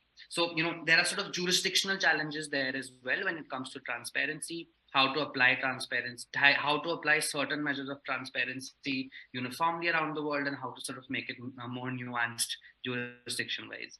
But I'll stop there, Aishwarya. There's much to answer, and I'll give it back to you. Well, you've touched on like 5 different areas, I think, that we can go to. So I think, and I guess we'll discuss this over the course of the rest of the session as well. It's just that I think what came through for me when you were talking about the challenges especially was the fact that it's very hard to, or it can be hard to standardize the kind of information that you're asking for from different kinds of platforms, while also being specific enough to get the kind of information you need to actually target harms. And so I mean, that's a challenge, I guess. I guess if you were able to answer that question over the course of the session, then we would have solved platform governance. But Emma, I'd like to go over to you now. Emma is the director of the Center for Democracy and Technology's Free Expression Project, where she works to promote law and policy that supports internet users' free expression in the United States, Europe, and around the world. She also works with user-generated content services and other stakeholders to develop best practices, including meaningful transparency, appeals, and remedy procedures. And like Shashank was mentioning, the Santa Clara principles on transparency, so Emma was deeply involved in the development of those principles, which I know that all of us have been referring to over the course of the last of this entire transparency conversation. So Emma, if I could just ask you to talk about, I think Shashank mentioned a few of them. So in India, at least primarily, the kind of requirements that we have is to focus on transparency reporting. But what are some of the other kinds of requirements that we're seeing from other regulators around the world? And also to, I think, address some of what Shashank was pointing to, how do you then make sure that the information that you're asking platforms to provide is meaningful so that we can work with them? Great, yes, thank you. Thank you so much for having me on this panel. I really wish I could be there with you in person. And yeah, as far as the kinds of transparency that we're seeing come up in regulation, there are a variety of them. There, I think, is more of a recognition now than ever before that when we say transparency, we potentially mean a lot of different things in the policy space. So we often think about things like transparency reports that Shashank was talking about. Transparency reporting originally started as an industry initiative focused primarily on government demands for user data or content restriction that tech companies were facing kind of in countries where they operated around the world. There was a big push from civil society to say, this is potentially a matter of life and death for some people to understand if governments are making demands for their personal data and for restricting their content or deactivating their accounts. So that was sort of the first wave of transparency reporting. Then we saw in 2018, following a lot of again, coordinated advocacy from groups around the world, companies, at least a couple social media companies, start publishing reports on how they enforce their terms of service. Those have both been, I think, useful initiatives for giving policymakers a sense of what might this transparency reporting look like. But we're starting to see a lot of focus on particular kinds of transparency reports that regulators want to see.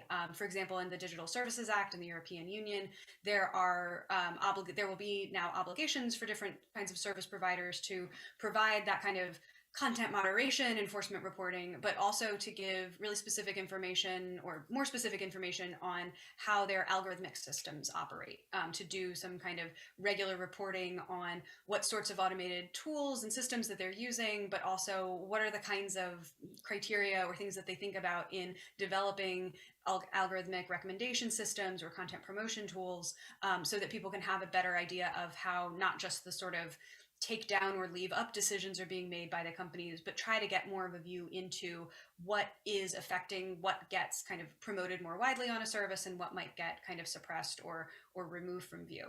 There's also a lot of focus on reporting and other kinds of transparency around advertising in particular. I think it will not surprise anyone in this session that there's been a lot of focus on how online advertising systems, especially things like Facebook's advertising system or Google's kind of advertising network that spreads across the web, are potentially used for behavioral targeted ads, and that this can be used to some beneficial extent by a lot of different speakers, but also used in really manipulative ways. So a lot of focus on getting more information about who is posting ads, where the money is coming from, who those ads are being shown to, what kind of targeting criteria are being used, because this seems like a really sort of key element of the online information environment that people want to understand a lot better.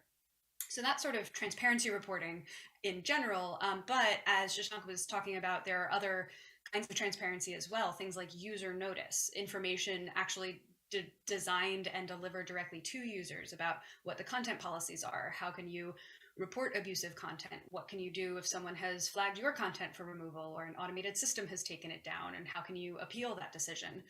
There's this kind of aligns with a lot of what was in the Santa Clara principles around just the tools that users need to have, the information they need to have, the awareness of where different kinds of functions on a platform even are really important to users actually being able to exercise their own rights and enjoy and make decisions for themselves about kind of what services they use and how they use them, and take steps to get their content restored if they think it's been wrongfully taken down. So we do see some legislation.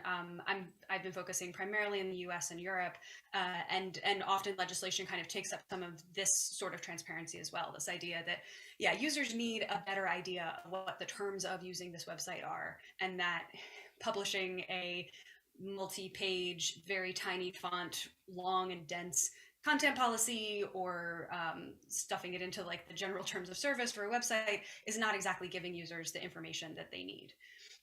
We also see a lot of focus in regulation around audits, and this is a little new. This is kind of more recent in the past couple of years, this idea of not just trying to get companies to report information, but really wanting some independent third party to be able to verify if that information is accurate, to be able to understand what are the processes that a company went through to produce those numbers, and to actually do some verification and some checking on what sorts of systems and processes companies have in place, how they develop these numbers for their reports, and what the kind of descriptive elements or the more qualitative information that they provide, how that actually aligns with the real day-to-day practice.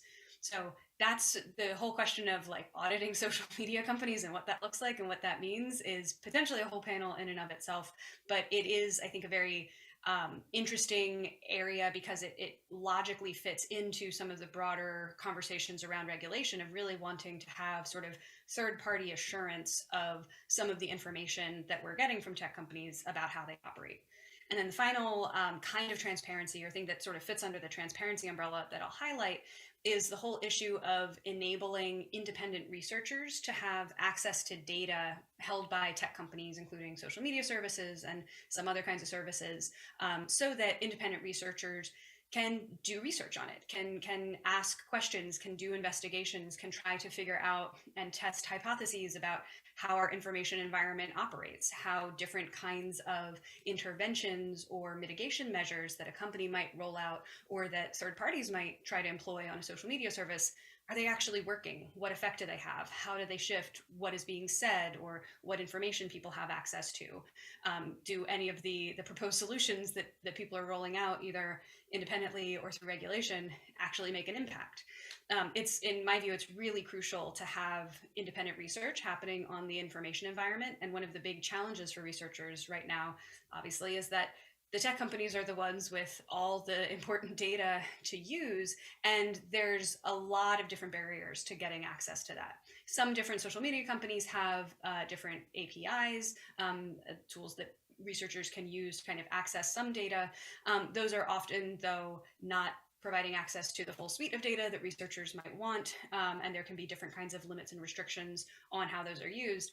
And these are systems that are happening voluntarily. While I think it's very good that different companies are voluntarily trying to work with researchers or provide data or information, it's not a guarantee. And it's also something where we've seen in different high-profile cases, sometimes a researcher's access gets revoked and it's not clear why, or there are suspicions that it's because the company doesn't agree with the direction that that researcher is taking their research. So that's a big feature in discussions right now, including in the EU's Digital Services Act, to actually start looking at what a structure for requiring different tech companies to make data available to researchers really looks like, how to put that in place while still ensuring safeguards for the privacy and security of this data. We've talked to a lot of researchers at CDT, and they are hungry to get access to some really sensitive data, including things like the content of private messaging communications. If you're, for example, studying extremism and radicalization online and trying to understand what the path towards radicalization might look like for somebody who goes on to potentially commit offline violence, a lot of that interaction happens in the private direct messages or on private and even encrypted communication services. And so there's technical questions of whether that content is even accessible. But there are enormous privacy implications about saying that, yes, your private communications could potentially just be exposed to a third party because they have a really good idea of research that they want to do. So there are a lot of different trade-offs to be thinking through, and it's something where I think we're going to continue to see a lot of energy and attention, especially around questions like what data should people have access to, what are the privacy implications of making that data available, what kinds of technical transformations to data can you do to make it still useful for research, but preserving of people's privacy, and also who's a researcher, who actually gets to have access to different levels of data or different data with different sensitivities. A lot of researchers would like data to be publicly available because they don't want to be sort of bound to any particular company's decisions about whether to make that data available to them or not. They just want it put out publicly and then kind of no restrictions on what they can do with it. There's a lot of benefit to that, but there's also a lot of potential for abuse depending on what kind of data that is. On the other hand, ideas around saying that researchers must be associated with an academic institution or an official research institution could really cut out a lot of really important independent journalism, research by civil society organizations, or just research by researchers who aren't affiliated with any particular institution. So there's a lot of different kind of details there that are being worked out in a variety of different regulatory conversations. It's one where I really hope that policymakers and regulators can work together and think about developing systems that will work across jurisdictions and worldwide, because if we end up with multiple different standards and rules and different sort of regulations or vetting procedures or any of that, it could become very difficult very quickly to actually implement any of these efforts for researcher access or more broadly for any transparency. And I do worry that then it becomes something where companies focus on complying with the regulations in the countries that they're most concerned about and leave a lot of other countries without the kind of access or information because they're just not as big priorities. So to quickly answer this idea of like, how do we make transparency meaningful? I think a lot of it ties into what Shashank was talking about of understanding what are the goals of transparency. We can't just sort of take a one-size-fits-all approach to this. We need to understand for any given proposal about transparency, what is it really trying to accomplish? Who is the audience for this transparency? What kind of information do they actually need? And what's a format that's actually useful and gets that information to them as they need it? And then I'd also flag that I think transparency regulation really needs to be, or kind of any transparency initiatives really need to be iterative.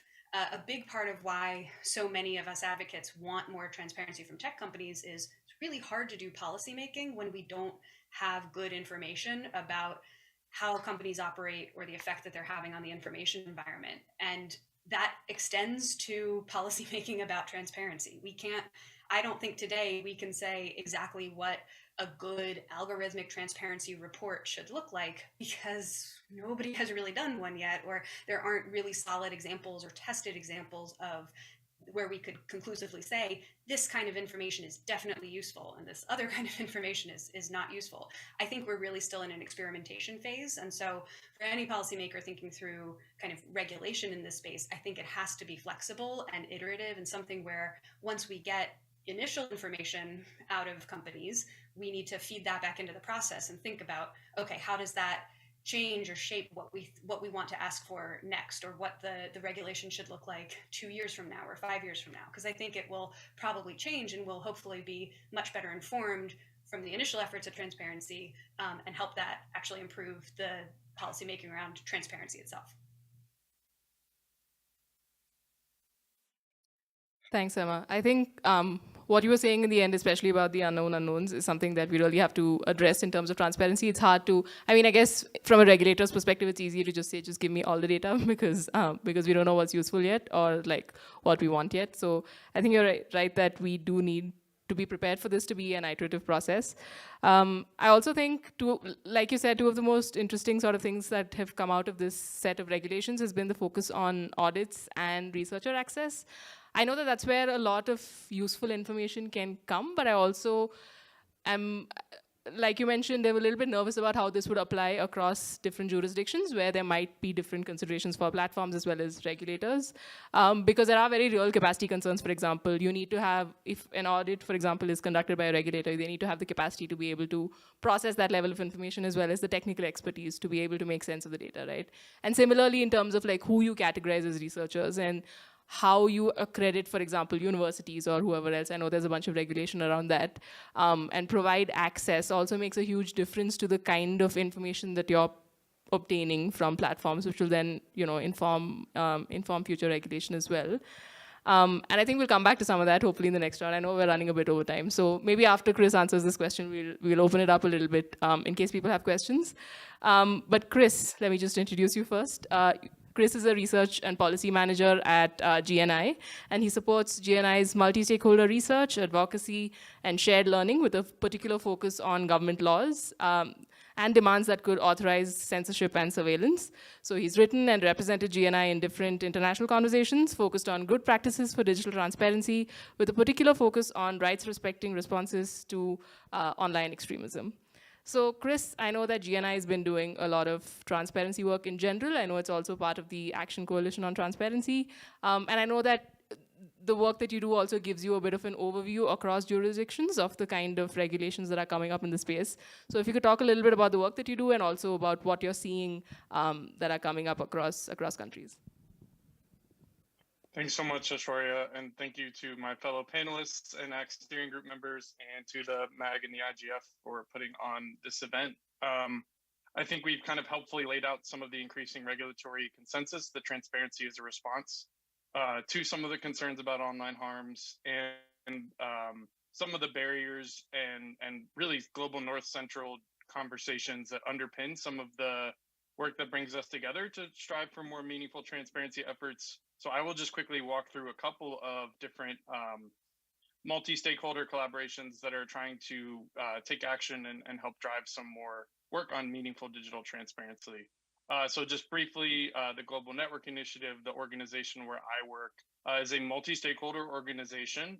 We're made up of some of the world's leading information and communications technology companies, digital rights and press freedom groups, responsible investors, and academic experts and their institutions with a shared commitment to freedom of expression and privacy in the ICT sector. This commitment is embedded in the GNI principles on freedom of expression and privacy and corresponding implementation guidelines, which are rooted in international human rights law and informed by the UN Guiding Principles on Business and Human Rights. So what this framework does is it provides guidance for companies, ICT companies, in responsible decision-making and multi-stakeholder collaboration in the face of potential government restrictions on the rights to free expression and privacy. And it includes some corresponding commitments on transparency. So the principles and IGs call on members to disclose, call on company members to disclose the applicable laws and policies, which could require them to restrict access to content or services, as well as any personal information they collect.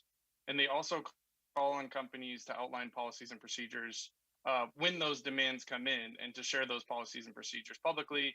And finally, there's also provisions on notice to users when content is blocked or access to services is restricted. So within those broader transparency commitments that are a subset of the GNI framework, the GNI framework was first adopted in 2008. And so in the almost decade and a half of experience of implementing the framework, we have seen some both important progress and some challenges in more effective transparency from ICT companies. An important piece of the framework is we do note that there's not a one-size-fits-all approach, but I think there's some important markers of progress.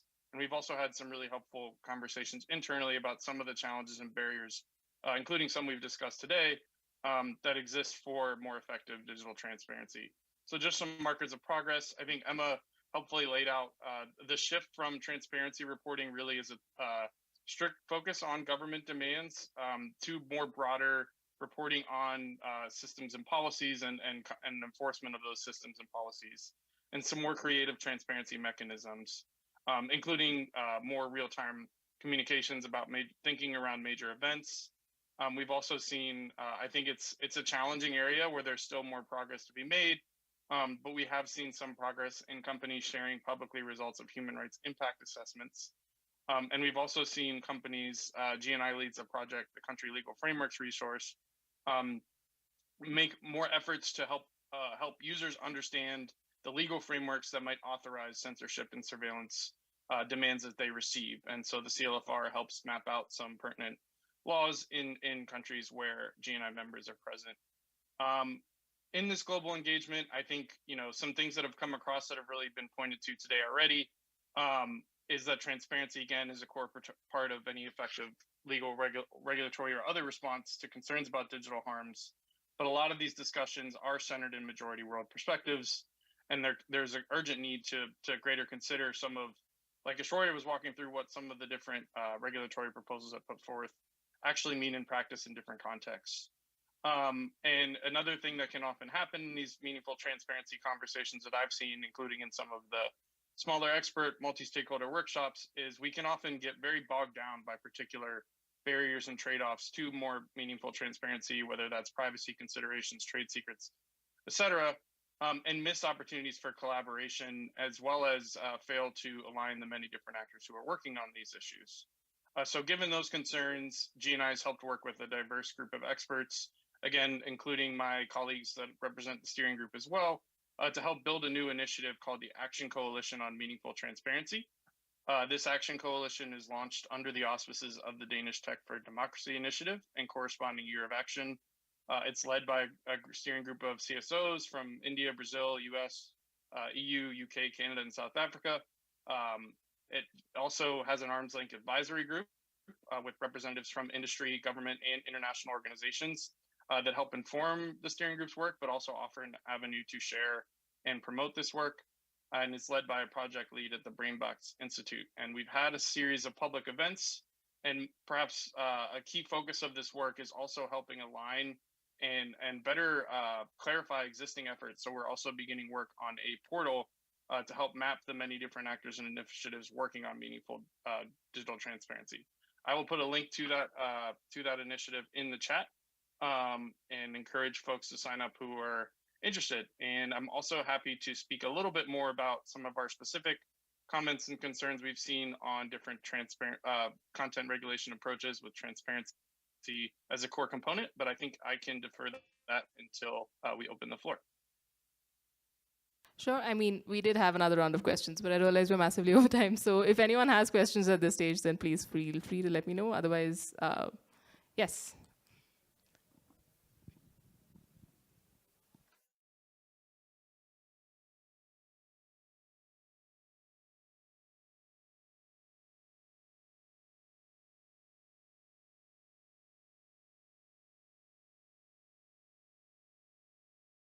Hi, so I'm Arjun from SFLC, Digital Rights Organization in India.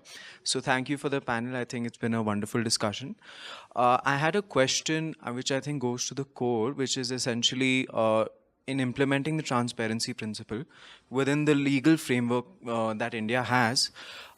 You do not want to subscribe to the government demands of which may transcribe to being over censorship of information and free speech. So my question is, how do you operationalize this transparency principle within the framework without subscribing to this over censorship issue that may arise?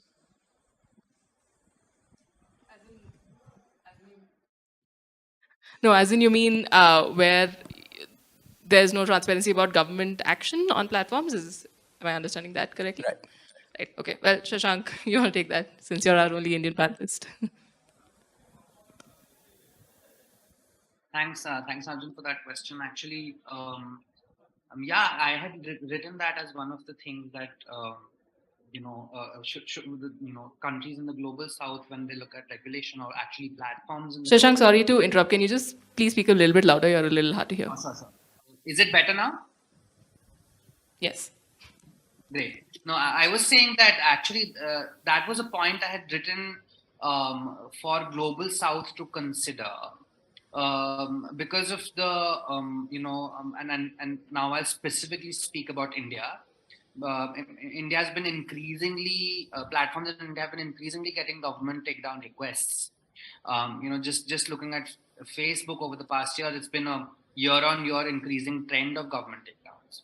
So I didn't hear Arjun's question correctly, but I guess, Aishwarya, what I'm making out from his question is that how can we get more transparency about government takedowns? Correct me if I'm wrong.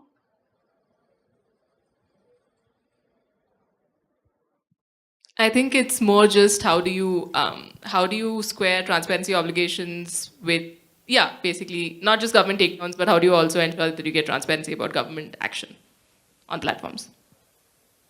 Yeah, I mean, what there are two sort of points to make here. What platforms can do, and they're a bit tied in India because of the confidentiality requirement that the Indian law has on government takedowns. But possibly what platforms can do is ensure that they give more granular detail about government takedowns. So for currently, what platforms are reporting is, let's say, how many requests they get, and how many takedowns they act upon, and sort of more sort of broad level numbers. But it'll be helpful for them to give more granular details about what are the subject areas broadly under which takedowns happen. One other thing platforms could do, and this is not uniformly applied, is ensure that they are communicating with their users when such requests come and they act upon it, and again giving more granular detail, not just saying that hey, this post was removed, let's say, due to a government request, but saying that as much as permissible, what category of content there, what category of law their content sort of violated, and those kind of details. The other thing is, of course, that Indians and Indian scholars have been sort of asking from the government is in India is to sort of sort of be more transparent about the requests they send to social media companies, especially for takedowns. This is something that will need to change in law. Currently, in Indian law, there is a soft confidentiality of these sort of requirements there, so that needs to change. So yeah, I hope that I answered that question.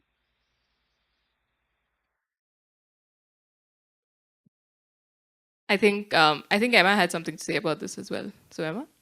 Yeah, no, I'd be happy to chime in. I think it's a really important question, and I think important for everyone to recognize that there are definitely kind of abusive uses of transparency obligations as well. That we have already seen different governments trying to use transparency as a way to sort of coerce certain activity out of online services. We're encountering that in the United States, including from the Attorney General in the state of Texas using civil investigative demands targeted at Twitter to try to investigate effectively how it came to its decision to remove Donald Trump from its platform. This is pretty widely recognized to be a politically motivated effort, and it's framed around transparency. He just wants to understand how they made these decisions. But when you understand the broader context, you can see the kind of political motivations there. There are actually some lawsuits in the U.S. about some social media regulations passed by the states of Texas and Florida that are probably going to our Supreme Court this year that actually look at this question of, is it constitutional? Does it comply with the First Amendment in the US to actually require tech companies to essentially disclose their editorial processes? So I think there are some real questions and concerns about how transparency obligations could be used to try to basically coerce companies into certain content moderation outcomes. On the government transparency point, I think it's really important for all of us kind of in civil society as advocates in these conversations about transparency to raise this point, to make sure that we're saying that, yes, as much as we want transparency from tech companies, we also need transparency from governments. Because if we don't have transparency from both sides about what demands governments say they're making and what demands companies say they're receiving from governments, we're really only getting half the story. And so far, we've really had to depend on the tech companies to provide us this information about government action against our speech online. And it's important that the companies do that, and I want to see them continue doing it. But it's also something where there's just a real lack of reporting and transparency from most governments around the world about how they're using different elements of the law to seek restriction of people's speech or to access user data. So I think that would be a good message for advocates around transparency to always carry along, that it's not just company transparency that we're looking for, but also government transparency. Chris, I just saw your hand up. Did you want to pitch in as well? Yeah, and I think really just echoing Shashank's and Emma's points, but one quick thing I failed to mention in my earlier intervention is part of GNI's collaboration also includes sort of multi-stakeholder advocacy. And so we did put together a content regulation policy brief that surveyed a number of different regulatory efforts to address online harms around the world and put forth some human rights-based recommendations. And I say that because I think one thing that's come up that's part of this theme is oftentimes there can be really, thoughtful or aspirational transparency measures that we would want to see in different regulatory proposals that are also part of much broader packages that have a lot more restrictive designs, whether that's broad definitions of content that could be subject for removal, overly strict enforcement, et cetera. And so that can be a tough thing to balance where you have, requirements for a company to improve their reporting on a more regular basis that are also paired with a quick 24-hour takedown requirement and really broad definition. So I think that's just a wedge that we have to battle, but not one to say that to discourage us from continuing to push for transparency as a core and effective approach. And I would also echo the government transparency piece. I think even in global North countries, you're seeing instances where some of the new mechanisms that are set up for regulation and enforcement, whether that's regulators tasked with putting together codes of conduct, or other different sort of co-regulatory mechanisms, sometimes there's not a burden on the regulator to report to the public, or some of the reporting requirements that companies face aren't even necessarily public, but maybe directly to a regulator.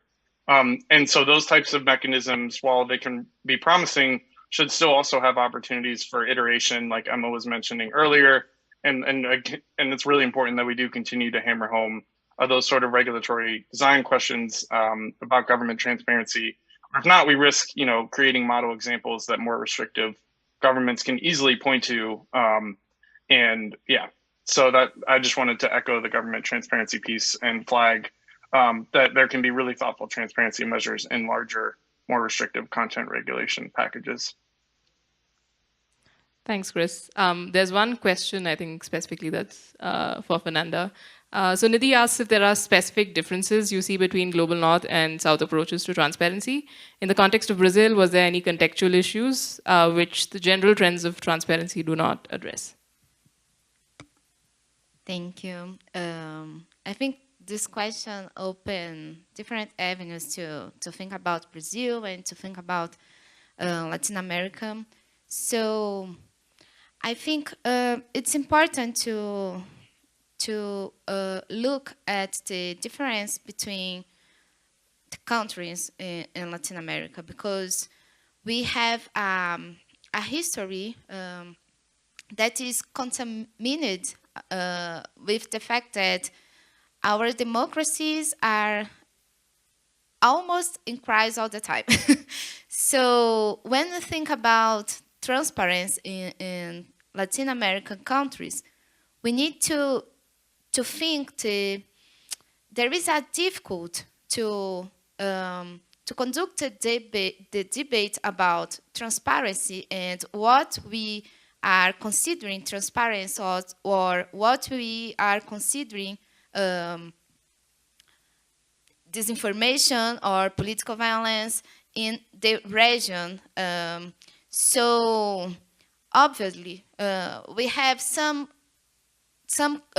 points of the discussion. It is similar with the global North, but at the same time, we need to identify, for example, that in Latin America, the concentration of media and concentration of TV, radio, and social media, it's not a new reality.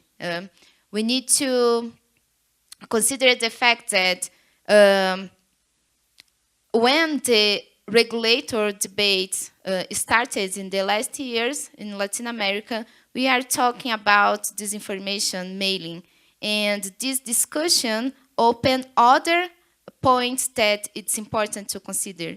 So we have a lot of worries because these bills in countries as Brazil, Chile, Costa Rica, Argentina, Paraguay also have requirements around content moderation or about rules for public agents, but at the same time they focus on punishment. And when we talk about countries that has a history of censorship, we need to consider the importance of the balance between transparency, the balance related to transparency, the privacy of the users, and the necessity to defend freedom of expression. And this context demonstrated to us in the last years that in Latin America, we need to think more specifically, deeply, our reality, because it's not occurring at this moment. We don't have a space to think about it, so we need to go steps to back and think about these questions profoundly.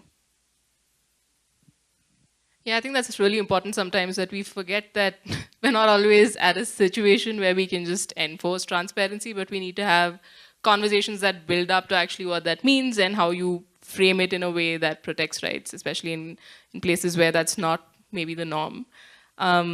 I can see that Shashank and Joanne have their hand up. Shashank, did you want to come in first, and then maybe Joanne?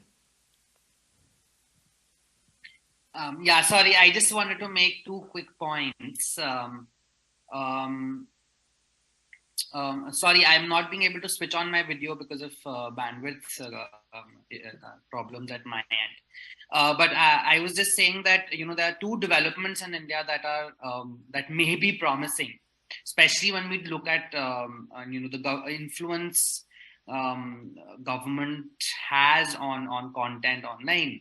One is that one social media company, Twitter, has challenged government takedowns before a sort of regional high court in India, challenging it on the grounds that they have not given enough details, and the sort of requests may be illegitimate in certain instances and not as per law. This is an interesting instance. I think it's the first instance in India where a private company has challenged government takedown orders in courts, and we'll have to see what comes out of that. The other thing is that, as I was saying, by law in India, government takedowns are sort of confidential in nature, but they include a mechanism where the originator of the content should be given a hearing. And we see often that doesn't take place. This hearing, the government does not give a hearing to the originator. But in an instance before a court, for the first time, a court has requested the government to provide a hearing and provide details of why a particular website was taken down. So I just wanted to chime in with those two examples, as well as years of efforts by various civil society organization and academics may be giving fruit, and the needle may be shifting towards transparency slightly even in India. Just wanted to make that point, Ashwarya. Thank you so much. Sure. Joanne, did you have something? I just wanted to point to the second question in the chat, which might be interpreted as some of the incentives, I think, for transparency, especially with platforms. Read out the question, and then any of the panelists who want to can take it. So it says, how is transparency feasible and achievable in an environment where you have owners of technology and users of technology? Don't we see this principle favoring the technical gurus? And how do we create a fair ground for transparency?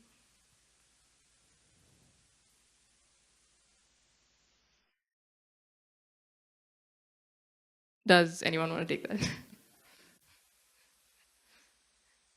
Well, so one thing, if I'm understanding the question correctly, one thing that this makes me think of is the conversation we had a little bit about auditing and that idea of third-party assurance of the information, right? That and I think we're sort of seeing across different regulatory conversations about tech transparency a bit of this recognition that right now a lot of the people who understand how technical services work within companies, running and creating and administering those systems, and that it's very possible that we will get information out of those systems that either regulators or users don't really know what to do with or don't really understand what to do with. It reminds me a little bit of how I'm glad that conversations about like algorithmic transparency have mostly shifted away from saying, show us the source code, because frankly, most regulators and users will not know what to do with a big pile of source code, even if it were provided, in clear text to them. So I think as we think about making meaningful transparency out of all of the information that's being sought from tech companies, we need those translators. We need people with the technical expertise who can help us ask the right questions, figure out what are the different points to prod or to ask follow-up questions or to interpret the information that comes out. And I think there are a lot of public interest technologists out there who are very eager to be involved in that sort of thing and to work on that sort of thing. But it's a really important recognition in this question that there is an opportunity, if the transparency conversations go the wrong way, for all of this to just turn into kind of a box checking exercise where companies drop a lot of technical data that's hard for regulators to parse, and everyone outside of companies is like, well, I guess they must be doing an okay job. I don't think that's an outcome that any of us really looking for, including companies, because then it's just a really useless exercise. But we do need to make sure that regulators are building up the expertise and staffing appropriately to actually conduct the oversight that we hope goes along with transparency. Thanks, Emma. Yes. I think it is a really good question. In the perspective of Global South, the transparency, it's a thing that we can consider as an umbrella concept, because when we talk about transparency, we are talking about hate speech, about content of moderation, about data for researchers. So I don't know if it is a thing that favoring the technical gurus. I think depends on the way that we signify the concept and what we will do with this data. So it's important to consider the dynamics of power and how in different countries we have different relationships with the platforms. In this case, for example, I think Brazil is very privileged because we have many offices of the platforms and the contact direct with these teams, but at the same time in countries in neighborhood of Latin America, the context change suddenly when we cross the frontier. So the importance to think about a way to consider the region, entire region, and not just countries separately, maybe it's a way to construct a transparency and signify the transparency in the way that we not to give data for governments for censorship, but to improve the way that we construct, for example, public policies and the comprehension about dynamics as disinformation, hate speech, political violence. So it depends how we will do the avenue of this construction. Well, I know we're already over time, but I also know that there was another round of questions that we didn't get to. So I just want to give all the panelists a chance to quickly closing remarks, like a minute tops, and then we can close. No pressure if you don't want to talk, that's fine too, but I just want to make the space available.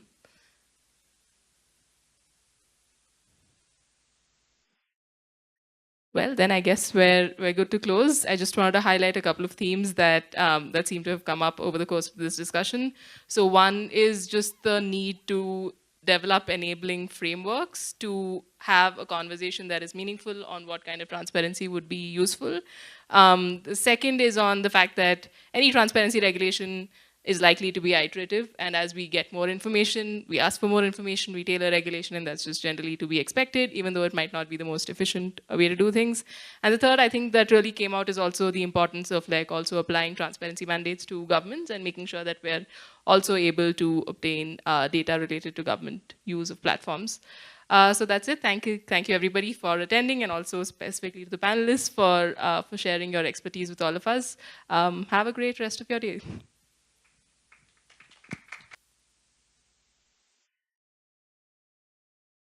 you.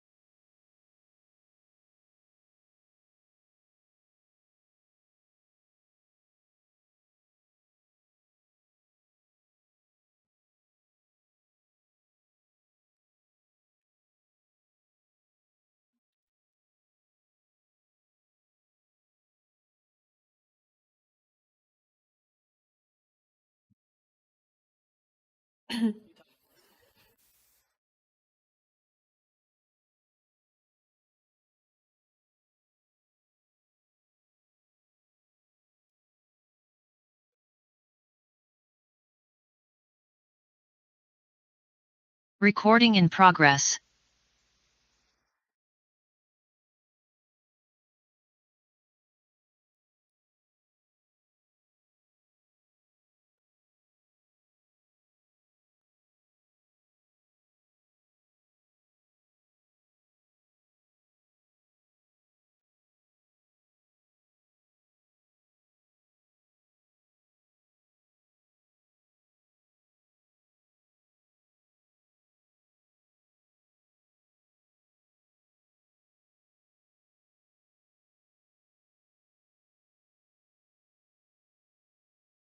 Huh.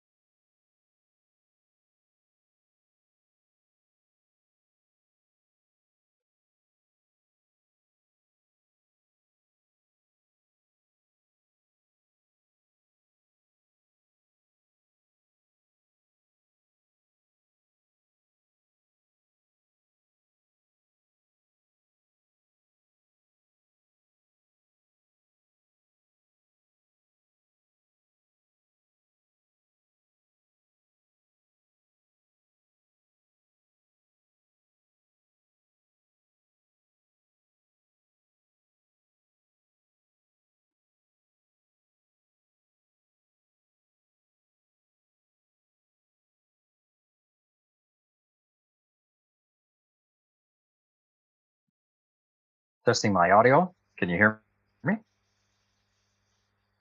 I can hear you, Glenn. Oh, great. Thank you.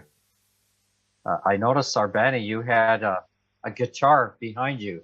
Is that yours or your children's guitar? Yeah. That's a guitar behind me, but I just blurred. I mean, I put a photograph of the village. Wow, great. What time is it in India for you? It's 15 minutes past 7 in the evening. Not bad. Not bad.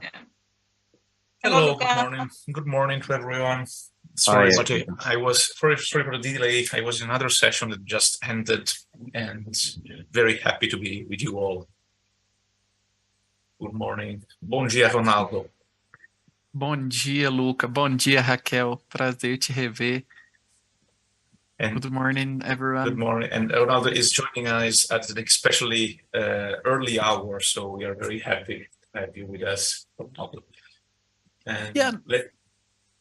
In fact, not very early. I'm in Bogota today, and it's almost 9 a.m. So it's feasible. It's okay. Yeah, it's okay.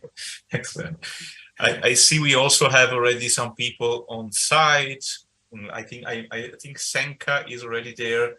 There is also another session on connectivity going on in this moment. So unfortunately, the schedule has been not so generous with us.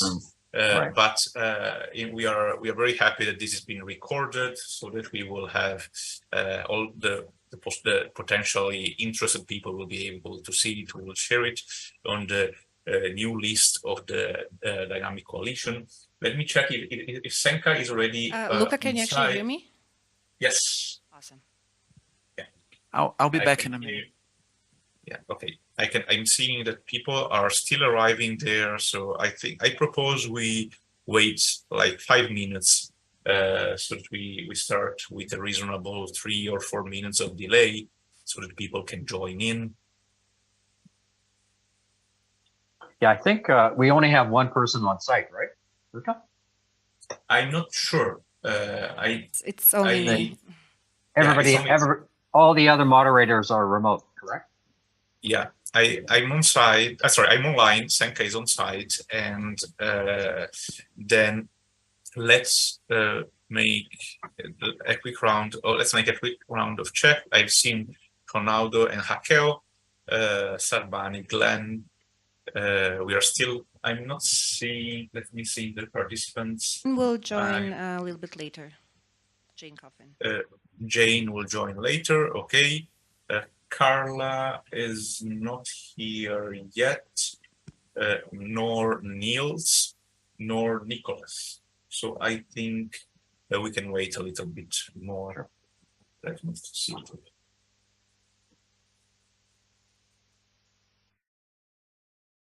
I guess that Carla might be there at on site.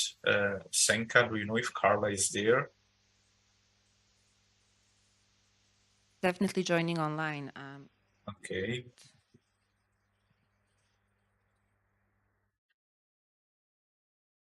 And Niels, I know that everyone has confirmed participation, so we can wait a couple of minutes for them to join in, and then we can start in with a couple of minutes of delay.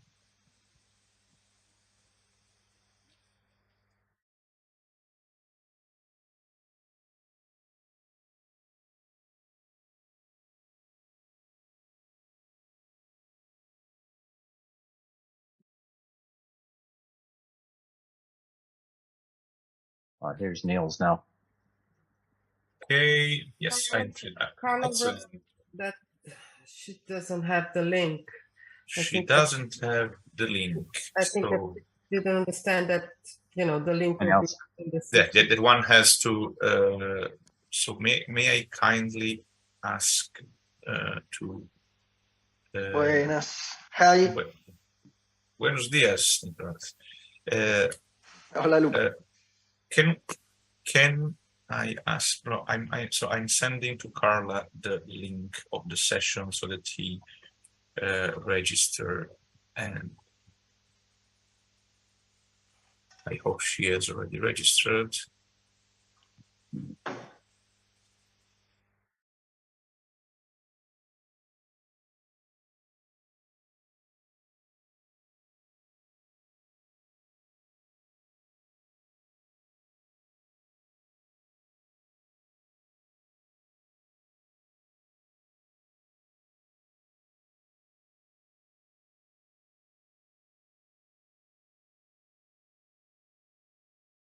Okay. Let's give Carla 2 minutes to join. I'm checking my audio real quickly. All good? Yes, everything good. Very nice to see you, Niels. Pleasure's all mine, Luca. So I see that Carla is the only one that is missing, and I'm sure that she will connect. Well, Carla and Jane are connecting, but fortunately they are both in the second slot of panelists that we have today. So I think we can get started, and then as we already are, I guess there will be another session after hours. So I think we have to be relatively strict with timing. So I propose we get started. Good morning to everyone. As many of you already know, my name is Luca Belli. I'm a professor here at FGV Law School, where I coordinate the Center for Technology and Society at FGV. And together with many of the friends that are here today, I was one of the co-founders of this IGF Dynamic Coalition on Community Connectivity. The goal of today's session is to discuss community networks as human rights enablers. We have also prepared a brief report discussing these issues with some of you. Many of the people that are panelists today were co-authors of this report that we will release in a couple of minutes. We will share the link. Is already on the IGF website, and so we will share it in a couple of minutes in the chat.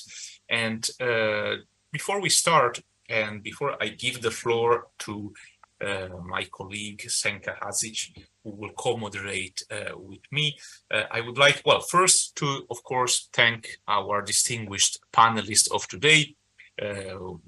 Each of you has quite large biographies, and so I will let you introduce you with the several hats you have, just to quickly run through the stellar panel we have today. We will start with some introductory remarks from Ronaldo Neves de Moura, who works at the Anatel, the Brazilian telecoms regulator.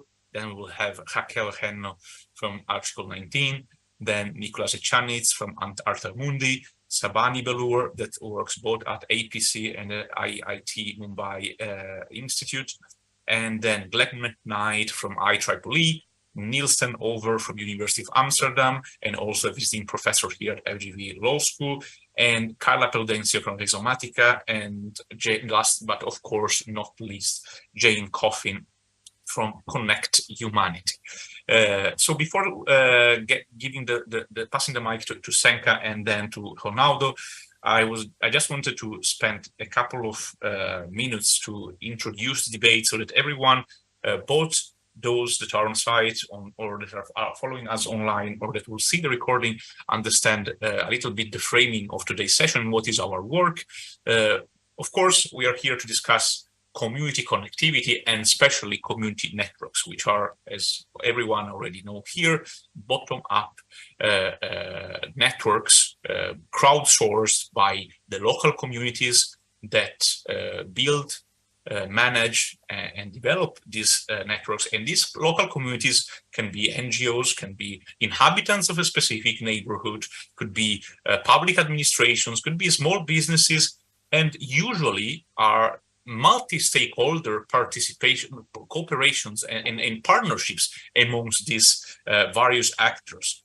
And over the past years, we have issued several reports, and we have dedicated a lot of sessions since 2016 to the various dimensions of community connectivity, be it technical dimensions, policy dimensions, governance dimension, sustainability dimensions last year. And so how to discuss how this kind of alternative and complementary connectivity strategy can positively contribute to also to achieve the UN Sustainable Development Goals, as we are within a UN, the framework of a UN summit here at the IGF. Now, we have discussed all these dimensions, and we have always somehow linked this to human rights debate. But today and this year, we really wanted to stress the connections of between community networks and human rights, and really the value of community networks as human rights enablers. Of course, these include freedom of expression, access to information, free communication, which are the most the most natural fundamental rights to think about when we speak about ICT infrastructure.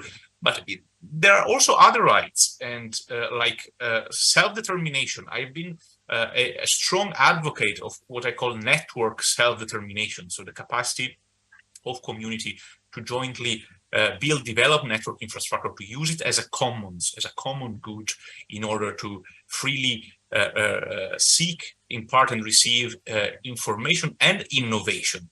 So the fact that communities, thanks to this kind of new collective infrastructures, can co-create the internet, as my friend Nicolas Echanis would say, but also they become protagonists of connectivity. They are not anymore in a dynamic of consumer and that buys connectivity and access, but they are in the dynamic of being prosumers. They also produce innovation, produce content, produce service, produce infrastructure, and they also have control. There is a strong digital sovereignty dimension of it, because they have control over the infrastructure, the services, the data.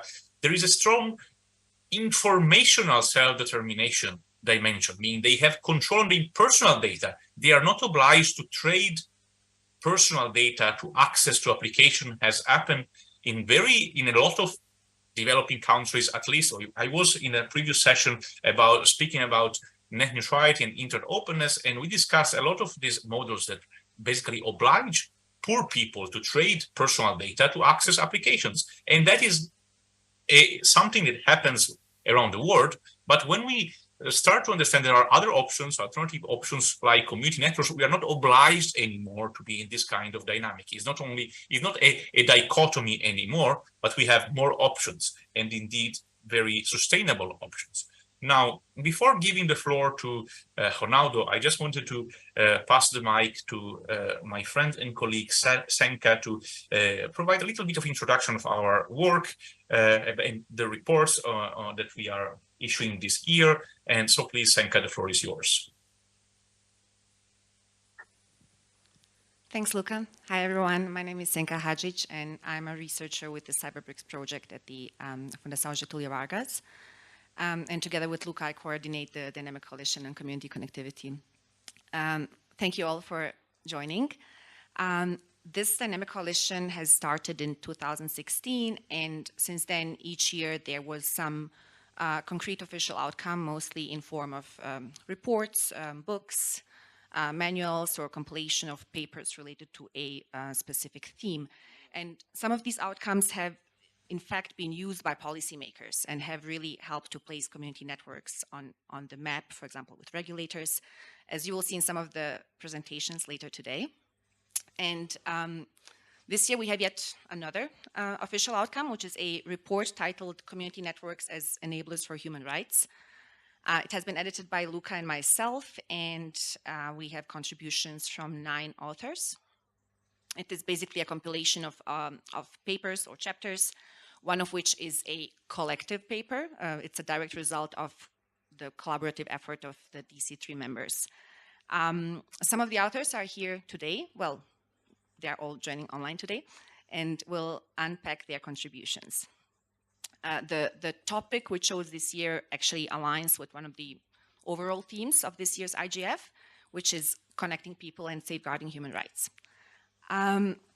And yeah, we have contributions from civil society, from academia, community networks practitioners, also government representatives. So there are some very different viewpoints and aspects on the rights perspective of community networks. Unfortunately, I do not have any physical copies here with me, but we will share the link later. You can get it from the DC3 page of the IGF website. And yeah, as I said, some of the authors are here with us today. And with that, I will introduce our first speaker, Ronaldo Neves de Moura. Ronaldo is the head of the International Affairs Office at Anatel, the Brazilian telecommunications regulator. And he has worked as regulatory expert since 2009, holding several positions in the agency. Ronaldo researches and writes about telecom policies and regulations, artificial intelligence, the internet, and international affairs related to these themes. And in his talk, Ronaldo will tell us about Anatel's activities related to promotion of community networks, both on a national level, but also when engaging with international bodies such as the ITU. And he will also highlight the relevant synergy between Anatel's activities and the work of the DC3. Welcome, Ronaldo. Thank you, Senka. Thank you, Luca. Good morning, good afternoon, and good evening for the participants worldwide. I'm honored and happy to be on this panel, and many great people will talk after me, and I'll be brief to allow us all to hear them. Well, I start with a worrying consideration that's not new. Recognizing community networks as a valuable communication tool and as an enabler of human rights is not yet common ground among the countries. It is a long and complex process, and the policies and regulatory approach vary a lot. But today I'd like to add a piece of optimism to this consideration. I'd like to point out a good but still ongoing example from Brazil. Well, in Brazil, the last decade corresponds to an expressive emergence of new stakeholders like small and medium enterprises and new models of services provision and network arrangements. And that emergency coincides, provokes, and has been fed back by measures adopted by the National Telecommunication Agency, Anatel, the regulatory body. And it includes asymmetric regulation with fewer obligations imposed on small operators and the imposition of the big operators with significant market power to offer their network resources on an equal and transparent basis to the small and medium stakeholders. This course of regulatory actions is derived from the recognition that different models and stakeholders should be fostered to bridge the digital gap and promote better connectivity. Among them, the community networks model. This was clear when in September 2020, Anatel and the Embassy of the United Kingdom in Brazil signed the Memorandum of Understanding concerning digital access development, in which one of the objectives was support the expansion and improvement of community networks as an access to support development of vulnerable populations inter alia. This was the starting point of a specific joint from Anatel's technical staff and the Association for Progressive Communication, APC. And it's worth highlighting that besides research and interviews with many stakeholders, the parts built their outcomes upon the work produced by the Dynamic Coalition on Community Connectivity, DC3. Especially in the community network manual, How to Build the Internet Yourself. And taking the manual's premises into account, the MOU outcomes intended to point concrete paths to achieve such new infrastructures, governance, and business opportunities in Brazil. And it reveals a synergy and a line of continuity between DC3's manual and Anatel's first results. The main outcomes delivered by APC to Anatel in December 2021 were a policy brief English and Portuguese version, consisting of a comprehensive analysis of the current scenario of community networks in Brazil, including a set of specific recommendations for the agenda improvements. And a community networks manual enrolling recommendations to those interested in implementing these networks in Brazil. It's followed by audiovisual guides. And firstly, apart from disseminating information to the public, Anatel officially sent the recommendations to other governmental bodies responsible for addressing part of them, like the Ministry of Communications. Subsequently, the agency started an ongoing internal verification and analysis of the recommendations under its competencies. The premise adopted is that the current regime, which disciplines community networks under rules of limited private service as a non-commercial model, should be retained. However, another set of regulatory rules and actions should evolve to promote those networks. There are indications of current regulatory reviews regarding spectrum use, competition, and even general rules for services. It is important to note that after that, Anatel endorsed the conclusion that community networks projects are eligible to be funded by financial resources from the Brazilian Universal Fund for Telecommunication Services, FUST. Furthermore, it pointed out that the fund's current framework includes programs developed by cooperatives and civil society organizations. It should include. This understanding is significant because the agency is a member of the FUST's managing board and has diverse competencies related to the selection and monitoring of the projects. Well, there were also steps toward an international level of promotion of community networks. That's my last topic.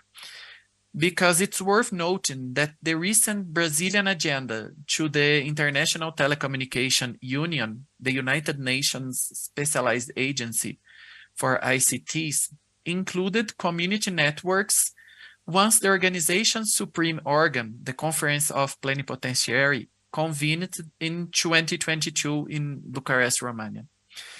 The outcomes of the conference correspond to the high-level framework that should guide the organization's activities in the following years and bring recommendations to its member states and sector members. Among the Brazilian propositions submitted to the PP22, the one related to ITU Resolution 139 addressed the theme under an original definition of complementary access networks and solutions, and the main objectives were to emphasize ITU's role in encouraging different business and regulatory models, and to establish the role of ITU's members in creating an enabling environment. It's possible to summarize this initiative as an unprecedented effort to include community networks and other emerging models at the center of ITU strategies to bridge the digital gap, while stimulating governments and other stakeholders to take them into account.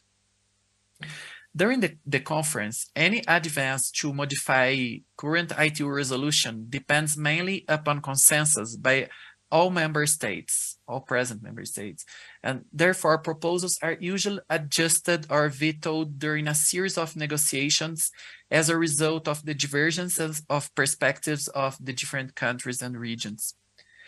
In the case of this resolution, ITU Resolution 139, the version that emerged from the PP22 is not far apart from the Brazilian proposal, being, however, distinct in some of the language and the scope. There is direct instruction to the director of the ITU Development Bureau to support sharing national experiences and information, including telecommunications/ICTs, complementary access networks and solutions. Regarding the member states, they are now invited to consider facilitating an environment for sharing national experiences for bridging the digital divide, including telecommunications/ICTs, complementary access networks and solutions, according to national regulations. In this way, new approaches of networks deployment and management became part of an instrument central to the international regime of expanding connectivity, and they may be at least necessarily considered in certain ITU development activities. It became a topic to be reflected upon by different countries as well. Considering that the inclusion of emerging themes in ITU resolutions is historically long and complex process, it is reasonable to consider that in this case, the theme gained momentum and might be further developed in the following years. And still being optimistic regarding the Brazilian case, an evolution to the next phase might go through public policies and regulation improvement on different grounds and advances related to funding projects, particularly from FUST. And at the same time, progresses in the international arena can feed back the Brazilian efforts in technical and strategic aspects. And to this extent, a coherent alignment of the movements can lead to concrete outcomes available to impact the Brazilian connectivity scenario and the rights of our users. So it was that piece of optimism that I said that I wanted to bring to our discussions. And now I give back the floor to you, Senka and Luca. Thank you very much. Thank you very much, Ronaldo, for this excellent initial overview. I think there are a couple of points that really deserve to be highlighted. First is really these very positive developments that we are seeing at the ITU. And again, this is something, a point that we were already stressing on Monday during this session on the Internet Commons Forum. The fact that these alternative approaches that are based on a different conception of understanding also the potential of using a commons-based approach to shape internet governance and the evolution of the internet is something that maybe it took a lot of time to make visible, and those of us who have been working on community networks for the past decade or decades have struggled a lot to make them visible, and the IGF has been an incredible platform for us to discuss, to unite, to create synergies, but also to create very good connections and build bridges with regulators like Anatel, that was the first regulator to use in its own official website one of our outcomes, the Community Network Manual, and then to start partnerships to also to advocate for it at the international level. And I think one has to be to give credit also to Anatel for this incredible work that has been doing not only at the regional level with the ITU Americas, but at the international level, becoming a strong proponent and advocate also for alternative and complementary strategies, which indeed should be seen as complementary, as a complement to bridge the gaps that other approaches may have left over the past decade. Now, I would like to give the floor to our second speaker, who is Raquel Henno, from Article 19. She is Digital Program Officer at Article 19. She has been focusing on telecommunication regulation and also human rights and social impact of ICTs over the past 20 years. So she's also one of the co-authors of this ER report. So Raquel, please, the floor is yours, and thank you very much for being with us today. Thank you, Luca. Thank you very much for the invitation. And yes, I would like to start agreeing with Luca when he said that Anatel has this leadership on the international level, especially in the ITU. I attend the ITU as a guest, from Anatel, as a member of their delegation. So, and we can see that civil society is not very present there, also because it's not in the interest of member states to just, have this multi-stakeholder presence there. And so this already shows the position of championship, of Anatel in terms of promoting alternative complementary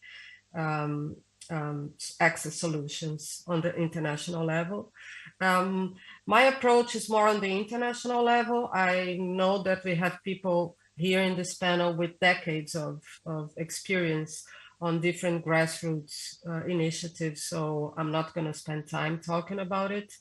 But one thing that I'd like to highlight is part of a research that I've done from,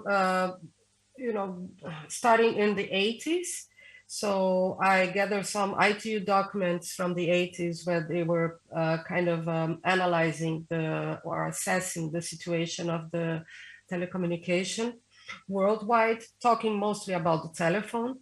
And they already said, it stated in the report, how the developing countries were suffering way more than the developed countries. And this could lead to some humanitarian issues in the future, no, with disasters, and when you have the need for basic emergency communications.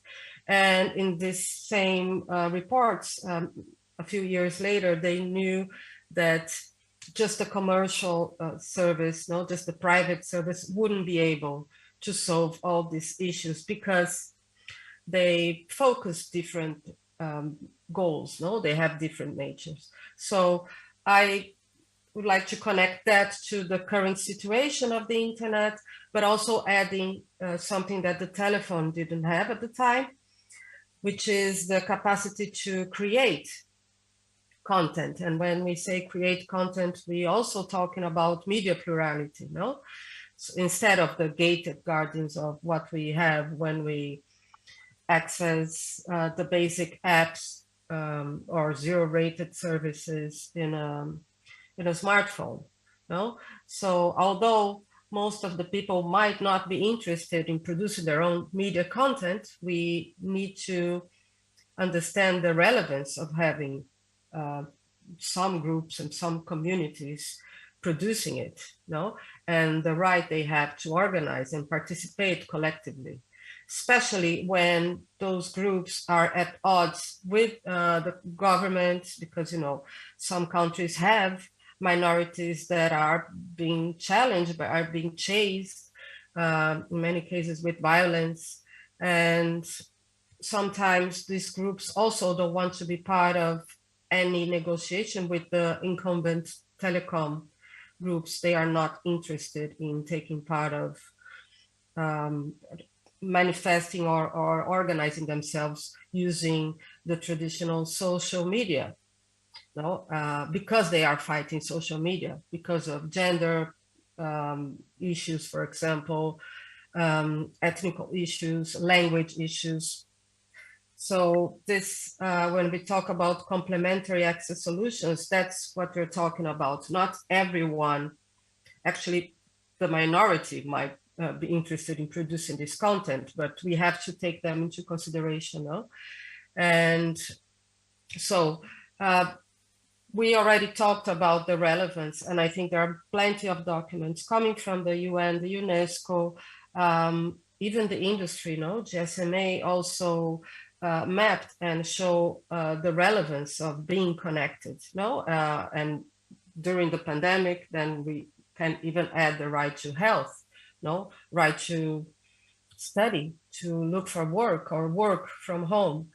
I think this is kind of settled, so we know the relevance of connectivity. What is still not solved yet, and as I say, this is not something that we should point to one regulator, one industry, because it's not something that was created in the last years. This is something that is coming from a long time. That is, in the beginning, the internet was a service that maybe the industry could offer to some. No, it was almost some exotic, curious things, but very fast it changed. And now it is a very important way to communicate, but in both ways, no? Not only to receive information, but also to share information in different languages. And this is something that when we talk about tech autonomy, when we talk about media plurality, and I think that the next speakers are going to talk about it, it's key, no? So it's not only, even if the incumbent telecom companies came and offer internet for free for all, this model of these products that they would offer might not be the product that these people want at all. So this has to be taken into consideration. Of course, this is not discussing the ITU level because I'm talking to a more content level, but it's important, no?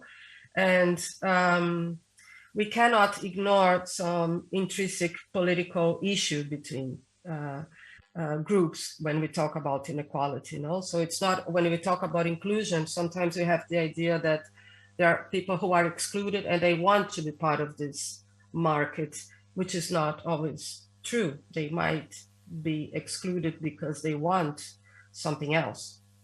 Also, what we have right now, no, some social media that are more important than others. Maybe in 5 or 10 years, the scenario is going to be different. That's how the market works. But if we are limited to that, we have a limited understanding of what the internet is and can offer, no? And it's, of course, it's expansion, no? The infrastructure deployment is expensive. So when the industry has to do that, when the private sector is responsible for that, the products are massified, no? This is basic math that the industry will make. And sometimes, as I say, it's not only a matter of what a regulator can do immediately, but this is part of what happened, for example, based on all the trend of privatizing infrastructure that happened in the 90s. And as a regulator right now, you cannot just, change everything and start from scratch. So what Ronaldo showed, the work with APC, the work what APC does also with other countries, I think it's trying to say, okay, what can we do with what we have right now, no? And so I think that's another thing that I think other panelists will mention is that beside this mismatch between understanding the issue as a very relevant issue in terms of human rights enabling, but then the solutions are still development and economically based. So this is the first mismatch. But then because of everything that happened, for example, with the pandemics, we have governments accelerating the digitalization of their service, basic service that are in need for people who are already in fragile situation. And these people don't have access, or they don't have decent access. So you have this acceleration, and these people who were already excluded, and they might with time have less than they used to have like 2 or 3 years ago or before the pandemic, no? So basically, just to wrap up, it's what part of the work we're trying to do is to work with governments and this industry and other stakeholders to recognize that the current business model are not contributing to meaningful and universal connectivity. And their role in these plans, they have to be, well measured, no? And also the relevance of recognizing the urgency to achieve universal connectivity to all people, not only consumers and the ones who can pay, no? So it is important to allow the development of diverse technologies for service providers, then championing one-size-fits-all technological solutions, and consider the roles of small community and non-profit operators in providing this complementary connectivity, especially for rural areas, indigenous people, minorities of all kinds, no? People who do not participate or do not want to participate in the formal economy. So that's my grain of salt. Thank you very much. Thank you, Raquel. Thank you for these insights. And our next speaker actually comes from a grassroots movement. Nicolas Chaniz is the president of Alter Mundi and has been involved in the community networks movement for over 15 years. He is the project manager of the LibreRouter project, and Nico will share his thoughts on the right to co-create the internet. Hello everyone. Thanks for having me. Just to clarify, I'm not the current president of Altermundi, but yes, I'm one of its founders. One thing I wanted to talk about is we are used to talking about community networks as a complement to mainstream connectivity. Like considering mainstream connectivity is what we want, but we cannot get this everywhere. So we are left with community networks as an alternative. I think that we need to turn this around. The internet that we now have, which is mostly under control of these mainstream connectivity companies and information silos, and to summarize, a small number of monopolies or oligopolies are in control of what the internet is right now. And I think that community networks should be considered more as a beacon and as a source of inspiration, and also should be considered a big scale solution, not a small scale solution. Like if we consider the amount of people that live in rural areas in the world and the amount of people that live in different settlements that are not usually receiving service from commercial operators, this is roughly half of the world. And so half of the world would benefit from community networks. That's not small scale. And I bring this up because in the, I would say, like the important stage of the ITU, we usually hear the voices of government and the industry.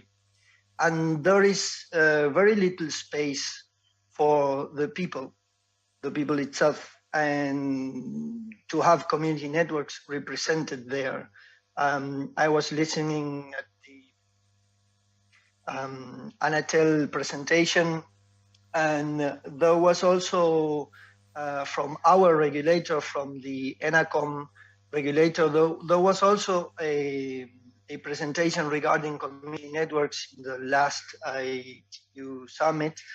And we wrote to our representatives to ask what was the document that you presented, what was the content, and what are the ideas. We want to participate. We want to share our knowledge and our work. And we know that at a national level, our movement is considered, and in fact, Argentina is the, as far as I know, is the first country that has created a program that is that uses money from Universal Service Funds to fund community network initiatives. And this was mostly due to the work of community networks here in Argentina. But at an international level, I think that it would be very interesting if the regulators would bring with them the community representatives to talk in first person in such scenarios. Then there's another thing I think we need to consider is when we talk about how many people is still unconnected, we sometimes see people from government talking about numbers provided by the mobile connectivity industry. And And this creates a scenario that is not realistic, that does not really talk about meaningful connectivity. Like Renata was saying, if you cannot be a content provider or content creator, you cannot even work from your home correctly using only mobile connectivity. Mobile connectivity is usually limited inside people's homes. It's not symmetrical. It provides 0 rating for some services, but then traffic is limited both in quantity and time for using it. So I wouldn't say that mobile connectivity is at all is meaningful connectivity at all. I actually think that it creates a second-class digital citizenship that we should avoid. Then I think that what we do need is more programs like the Roberto Arias program here in Argentina, funding community networks. But we also need to understand that community networks are not a standard operator.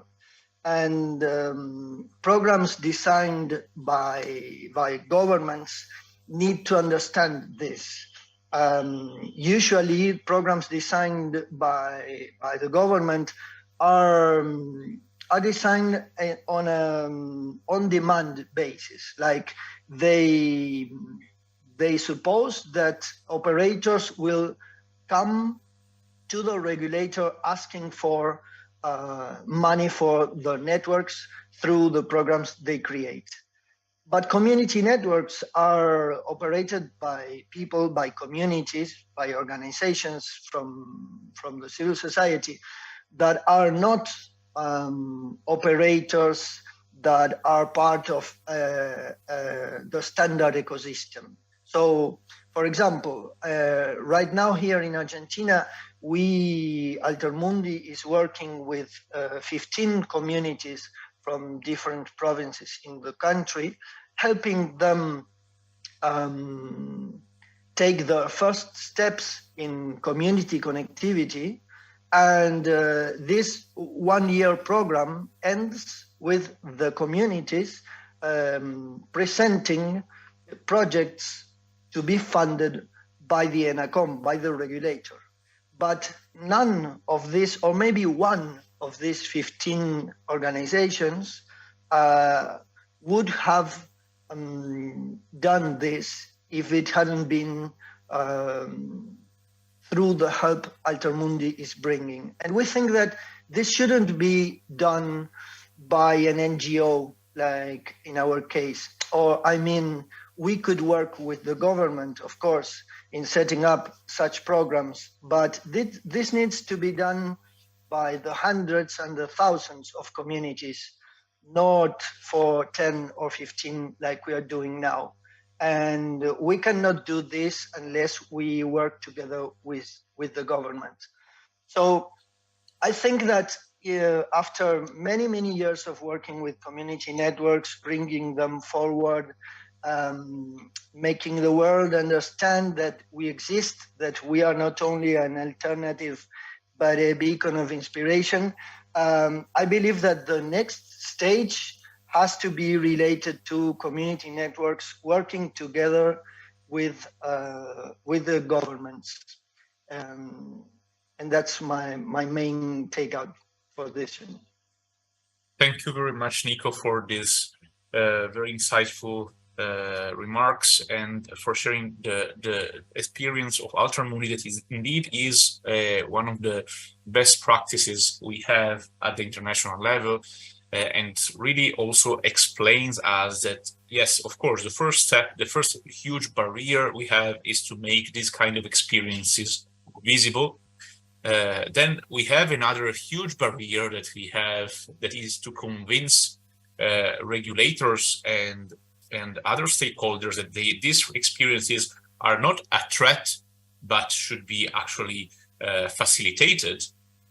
And then we have another final barrier that is try to try to work together on how to facilitate these experiences in the best possible way. And it does not only comes to funding, which of course is essential, but also how to organize, how to structure properly programs that can make this a very viable and also easy to implement alternative.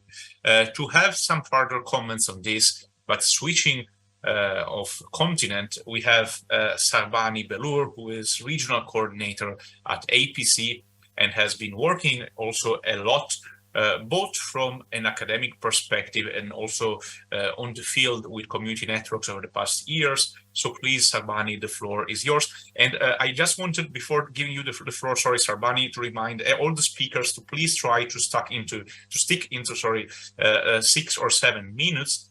And after Sarbani, we will have a brief moment for comments or questions from the participants. So if you either want to leave them in the chat or raise your leave your name in the chat if you want to speak, or if you are on site, tell Sanka that you will want to make a comment right after Sarbani. So Sarbani, please, the floor is yours.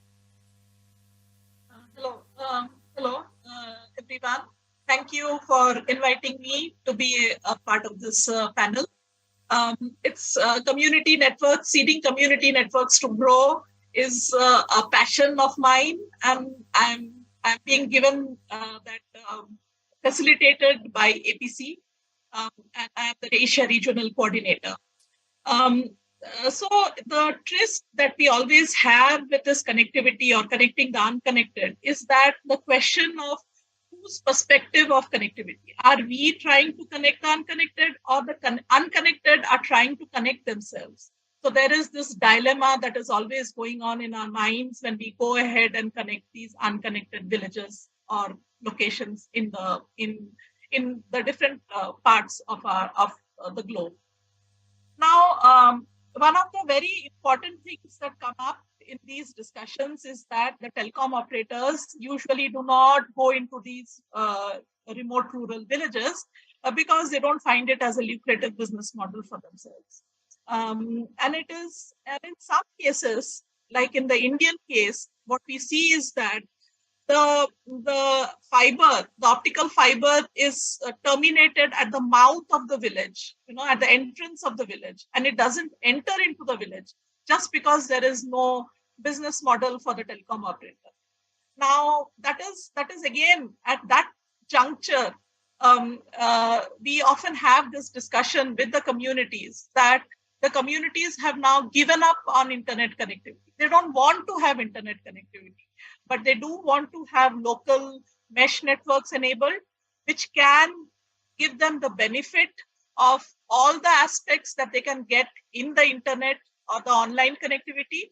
And one of the other reasons, what they state as one of the reasons why they want the offline mesh network is that they being illiterate, not being digitally savvy, they find it very difficult to place themselves in the digital world. Just suddenly, if you give them connectivity, they find themselves very difficult to be in the digital world because they counter problems with digital privacy, security issues, and things of that sort.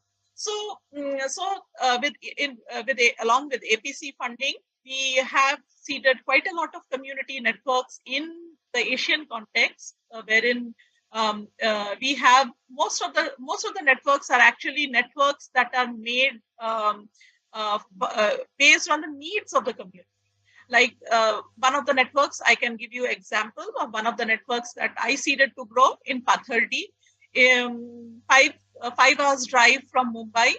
And this community wanted connectivity only at one location for enablement of their services, the government services. So we enabled it through a cellular router, SIM card-based cellular router, and the rest of the network is an offline mesh network. We empowered a banking correspondent who enables the banking services for the people in that, through that one point connectivity, online connectivity through the SIM card-based cellular router. In another community network in India called Servelox, the entire network for 5 5 years was an offline mesh network, wherein they explored the option of local service enablement. Community radio is one such functionality that they have gotten. So you see that the reliance on this internet is slowly becoming, of course, it is very important for the people in these remote villages, more so by the COVID, but the relevance is slowly now moving towards a right-based approach where they say that, okay, if internet is not there, let us at least have an offline mesh network.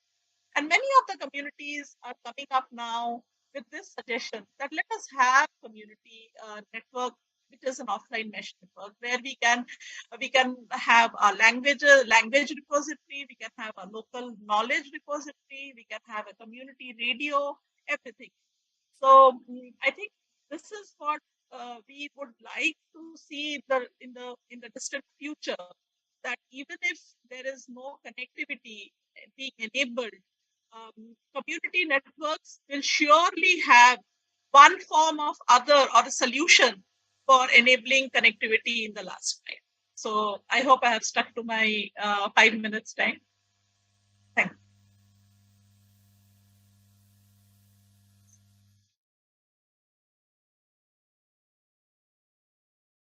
All right, so let's see if we have any questions in the chat.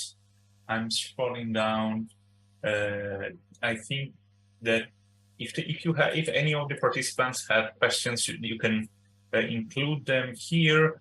I think that Adriana Labaldini wanted to make to provide a comment or a question, and if there is also anyone else on site willing to provide comments or questions, please reach out to Senka. I from here, unfortunately I cannot see the room at the IGF venue, so please reach out to Senka, who has a mic. And now I will give the floor for a quick comment to Adriana Labardini. Thank you, Luca, and congratulations on this very plural, diverse, and interesting panel, and very relevant for the future of societies and democracies. Just one question, mainly to Mr. Ronaldo Moura in Brazil, but for any other frameworks as well. As we all know, community networks regimes across the global south may have different forms, not only a different registration requirement or license, but a different nature. In Mexico, for instance, they are deemed as private networks. They do not have the obligation to interconnect, but they do have the right to interconnect. And certainly, one of the main purposes of community networks is to access internet and be able to negotiate a wholesale internet and not retail, because otherwise it would be unaffordable. So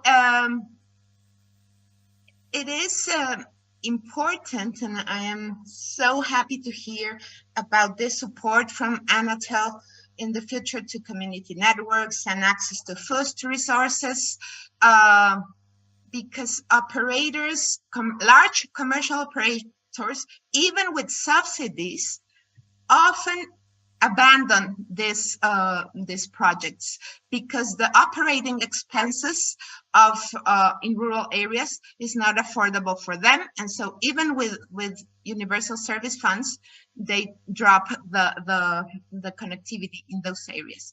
But we understand that there was a rulemaking process, consultation 41 in Anatel, that, and I just want to ask it because I don't know exactly the scope of it, that apparently was intending to limit the possibility of access to internet for SLPs. And so if they will no longer be allowed to provide internet access, well, they would, I mean, all community networks would die in Brazil and elsewhere. So I wanted to ask whether with this new policy and support for community networks, I understand this consultation would no longer, or this new rule would no longer be enforced or approved, because I cannot understand how an SLP regime could cope with prohibiting an internet access. That's all. If there are other in the audience and the panel members, other regimes, maybe in Argentina, that allow full-fledged interconnection and full-fledged services for community networks, not only Wi-Fi based, that it would be very interesting to hear about those experiences. Thank you. Thank you very much, Adriana, for this. Maybe a quick reply from Ronaldo, and then we can go straight to the next panelist, Glenn. Thank you, Adriana. I think that you raised a very relevant point in the ongoing discussion, and that's why I was saying about how the progress in the international arena can feedback the Brazilian efforts. But internally in Brazil, the two processes, the process of building the international proposals, for example, this proposal to resolution 139, and the regulatory process, the process to have a new regulation, they are not necessarily connected. And so it doesn't mean, what I'm saying, it doesn't mean that after the new resolution 139, the other regulatory process should stop. No, it continues. It's under discussion. I think that, if I'm not wrong, the public consultation is still over, and the proposition is, as I understand, is to keep the community networks in these aspects under the regime as the current regime, as a non-commercial model, and then the SLP, as you said. So they wouldn't have the advantages, for example, and in this way I agree with you, they wouldn't have the advantages, for example, of the small and medium operators. And that's the debate that I think that the agency should consider in this moment. And that's why it's very important to have a multi-stakeholder debate even after the public consultation. And that's something traditional in the agency. The agency is usually open even after public consultations to receive more inputs. You got the point. You got the main point in this discussion. These should be considered fully in the regulatory process to have effective rules and not to put under unreasonable limits.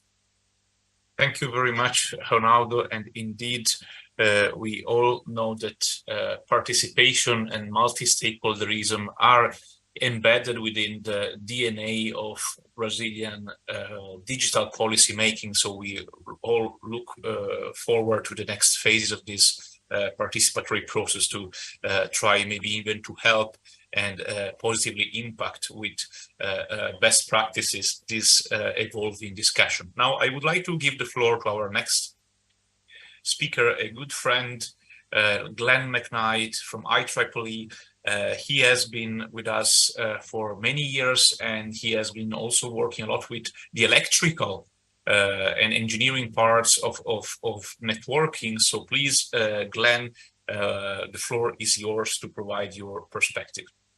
Great, thank you, everybody. So did you want me to do my slideshow now? Oh, yes, sure. Yes, sure. Yes, okay. I would only remind all the panelists to please stick into the 6 or 7 minutes. Thank you very much. Okay, I'm disabled. I need access to share my slides. So I would like to ask to the technical assistants to provide to the IGF host to provide access to the share screen accent. We're seeing this now. Thank you. Okay, great. Thank you, and it's so great to see all of you. I saw Sarbini recently at the APNIC event in Singapore. It was great to see you and your students.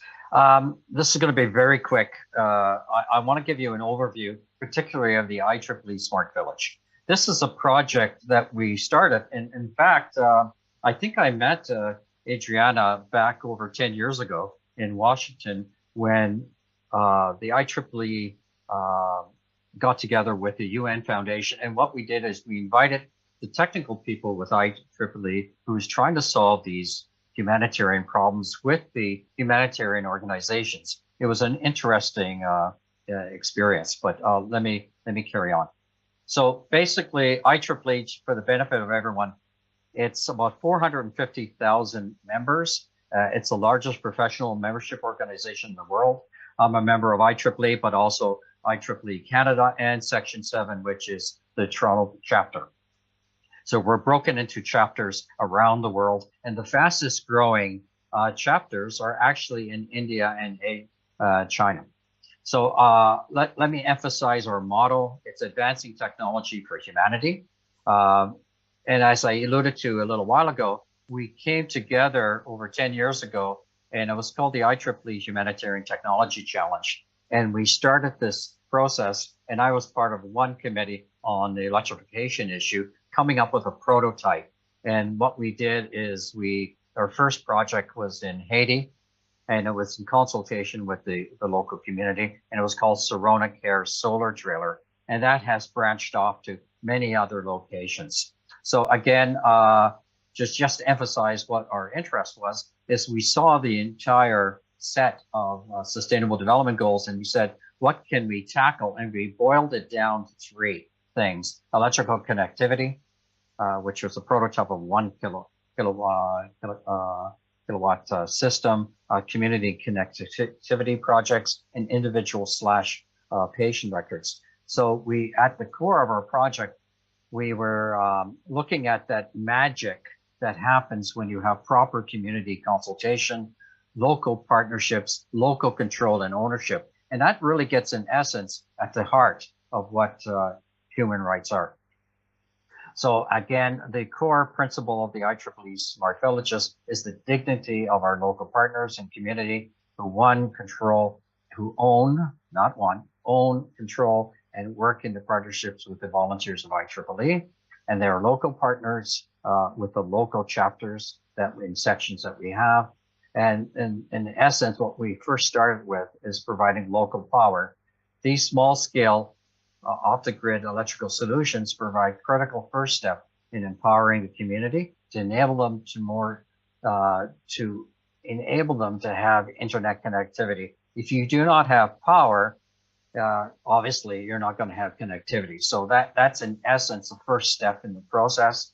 And what's very important, as you all know, the cost of charging a cell phone is extremely expensive in many parts of the world. So be able to access an ability to charge your cell phone at a low price from your local provider is critical. And also the power that's provided is in some cases to create computer labs and obviously leading to computer service. So very quickly, 87 projects, 18 countries. And we're constantly improving the system. It's not like it came off the shelf. It has to adapt. We had to look at ways of dealing with many issues, including in terms of having the batteries sustain itself with in terms of the heat situation. We had to deal with local challenges, as as fundamental as theft or people destroying the equipment, and having the right network and the right partner. Sometimes they're not the right partners at the beginning. So one of the interesting projects, associate who actually started this project in Galapagos Islands, he started an intranet, and again, it started with power, but it has branched off into a program that benefit ecotourism as well. It's a local project that is providing internet access in the community. Without this funding support, this would have not happened. I want to just mention that this is not just an organization that's dictated. It funnels down to the many societies that exist within IEEE. as you can see from PES all the way to the Reliability Society. There's many subcommittees as well, but it is a combination of not only the main organization supporting this, but it's also bottom-up volunteers, students who are getting involved in local projects. So I just wanted to share with you some very quick links that you can contact, get more details on the projects that are working away, contact the people who are the leads on them. And if you want to get more information about smart villages, please contact Mike Wilson. He's supplied the email there. Okay, that's it. Very quick. Thank you, Glenn. In the context of IEEE, I think it's also worth mentioning the Connecting the Unconnected Challenge, which IEEE launched last year. For example, our friends from Altermundi won the Community Enablement category this year. Last year, Sarbani's project on bamboo towers also won in the technical concept category. So it's great to see that community networks are also being increasingly recognized as complementary access solutions, even by these very technical bodies, such as the IEEE. But yeah, now back to the human rights aspect. Our next speaker is Niels ten Over, who is a principal investigator at the Critical Infrastructure Lab and postdoctoral researcher at the University of Amsterdam. His research is about how norms such as human rights get inscribed and subverted in communication infrastructures through their transnational governance. Over to you, Niels. Thanks so much, Senka. And actually, this whole dynamic coalition for continuing the important work, for instance, the work on the previous community network books, that really helps us think through internet networks. Many of us think that the internet started with devices like these. The PDP-11. Oh, let me quickly flick off that background so that some of the devices I have here can actually be seen here. No background. Let's see if it works. Yes, here we got a model of the PDP-11, which was one of the computers that was first interconnected via the internet. But if we think a bit longer about networks, then we know that actually early networks connected via devices like this. And then relatively quickly, it developed to laptops, mobile phones, but actually now many devices in the world, the majority, more look like this, or even smaller sensors that are connected. And this brings us to questions that were already asked in the McBride report, or the Many Voices, One World, that asked who owns actually the means of production and the means of communication, so who can also control the content and the discussions that are held over that. And in that sense, I really like the comment made by Sarbani that interconnectivity, but also the lack thereof, is playing a more important role in the development of new networks. And as Rita Zajats already shows in her discussion of telegraph networks, is that connectivity and disconnectivity is actually not a radical shift, but is a continuous spectrum that is explored in transcontinental networks. And what we're currently seeing with filtering going on in China and Russia, but also in Europe, the data localization laws, and also the practice seeing that in community networks is actually an exploring of power differentials within the network. Because as Laura Denardis tells us, that we have the internet and everything, and it becomes a network without off switch. So if we can't switch off the end devices, then the control position might indeed be in the network as it was before the internet, when it were still telecommunications networks. And what is the problem is that it's actually been the user that has been excommunicated from the network. And owning and operating these networks by ourselves might actually provide more control to users. But as the speaker from Altermundi said, operating these networks takes a lot of money, knowledge, and expertise. And that might actually be offloading something on citizens that they not have the capacity or the sustainability to sustain such a complex infrastructure. So the question is, do new technologies such as private 5G networks actually offer cheaper technology and cheaper manners of configuration to deploy new networks? So for over a decade, people running community networks have asked for spectrum allocation, but now with the alignment of the interests of network operators, equipment providers, and even service providers in the proliferation of private 5G networks, you see that the interests are colliding, and possibly we do not need to emulate telco networks, but can run much smaller networks via microcells with cheaper networks because the more modularization of telecommunication networks. So I think whereas the internet for a long time was the newest kid on the block and was giving us all these possibilities through Wi-Fi, etc., we're now seeing that the internet is kind of starting to show its age. So if we want to look like to the future, we might need to look at the past of telecommunication networks and how we can ingrain more control in them, but also provide more configuration possibilities for users without having them very hard to operate. Luckily, we're seeing that increasingly networks are running themselves, and hopefully will take away both time and resources for communities that they need to run these networks, but also might provide possibilities of ownership and configurability to these communities with this new iteration of telecommunication infrastructures. But that only works if we manage to include the voice and the needs of the end users in the design of these new communication imaginaries. And for that, opportunities such as this in the IGF are extremely important. So I'm really happy for the organization of this forum and its possibility to talk about it. Thanks so much.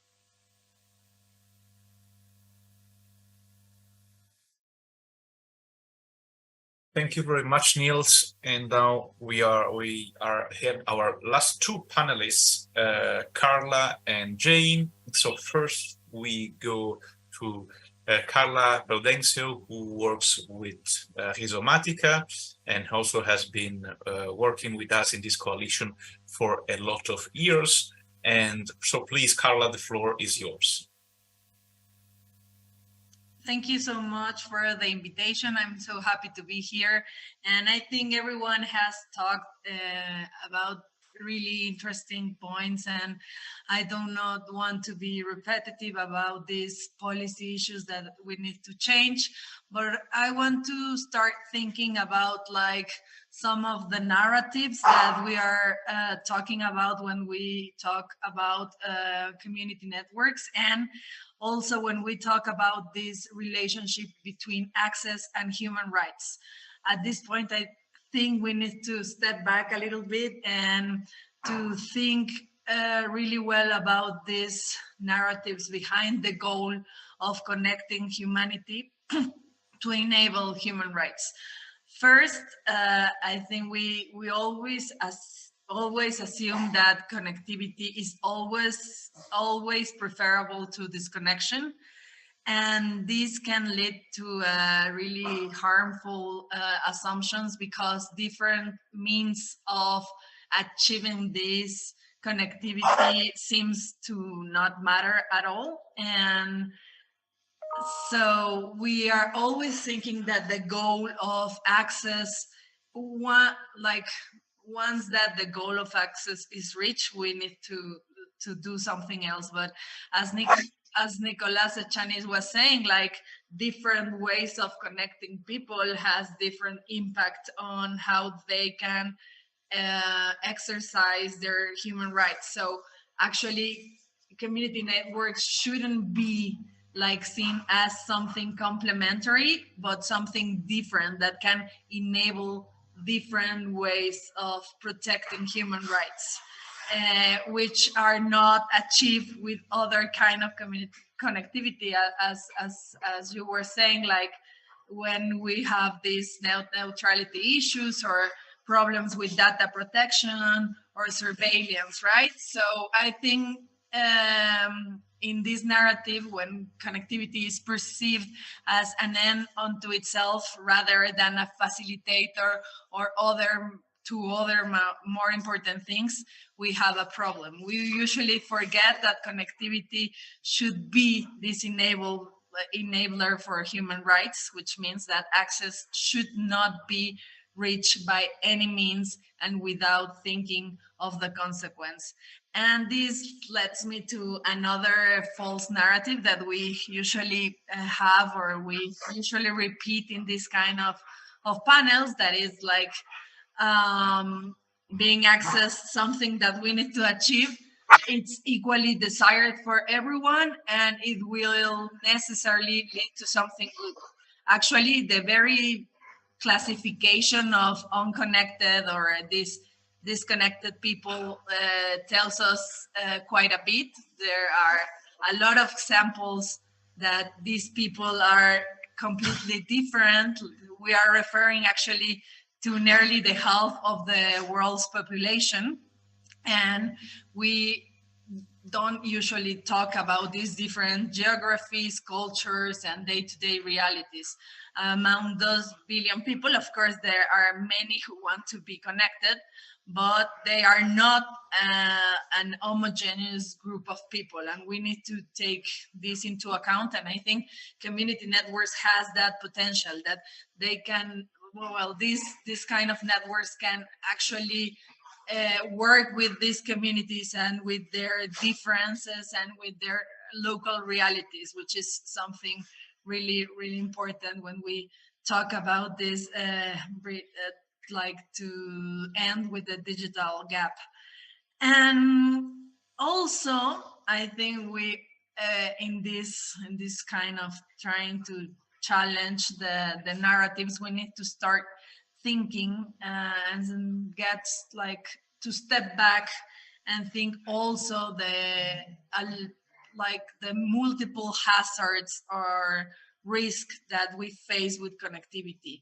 And like we as connected people and that we are talking here, we have of course enormous benefits, but also we are facing a lot of risk at the internet. For example, surveillance, data protection, privacy, a lot of these human rights that could be harmed when we go online. So I think we really need to start talking more about this risk and how we will manage them. Their reality today, and everyone has said it, is like that a few companies owns the upper and the lower layers of the internet, and we have really like an unprecedented centralization of power and control. And it's also true not only for the companies, but also that governments around the world are using these digital communications to monitor and surveillance their people. So when we talk about connectivity and access, we need to be prepared to face this risk, and we need to find different models that are like more suitable to be facing this risk. And I think it's really important to start thinking connectivity as which models can really be beneficial for human rights, because we have some models that are not. So access shouldn't be the end unto itself, but we need to find which kind of access is really important for enabling these human rights. So I hope I stick in the time. Thank you. Thank you, Carla. Thank you for this interesting insight on, let's say, the right to disconnect. We have 10 minutes left. Our last speaker is Jane Coffin. I think Jane could give some, well, I will leave the concluding remarks to Luca, but maybe if Jane can wrap up the session in like 5 minutes. Thank you so much. Absolutely. And what a great panel. And I'm very honored to be here today. Hello to many colleagues and friends. And I want to give a shout out to Anatel, of course, and to the Mexican government, the Kenyan government, and others that are looking at creating better regulatory frameworks that include community networks. So thank you, Ronaldo, for all the work you're doing, and others that we know, like Roberto too, who's in the ITU context. And starting with that, from the governmental perspective, it really is a multi-stakeholder approach that's going to get us to having more networks of diverse sizes and diverse types. And so we've seen that the current market solutions that many people believe will solve all of our connectivity problems have not. I do a lot of work around the world and doing a lot of work right now in the United States, and I can tell you the market is not solving our connectivity problem. I don't want to be negative. I just want to say that this means that we need to bring in alternative ways of looking at community networks as key partners in the connectivity space, and municipal networks and other types of locally owned, operated, and managed networks. That means we're going to have to take a look and take care, as Sarbani, Raquel, and others, and Carla have said, that take great care with how we bring in connectivity in certain communities, whether they want it or not. How the content is brought in and how the communities can be impacted by it is very important.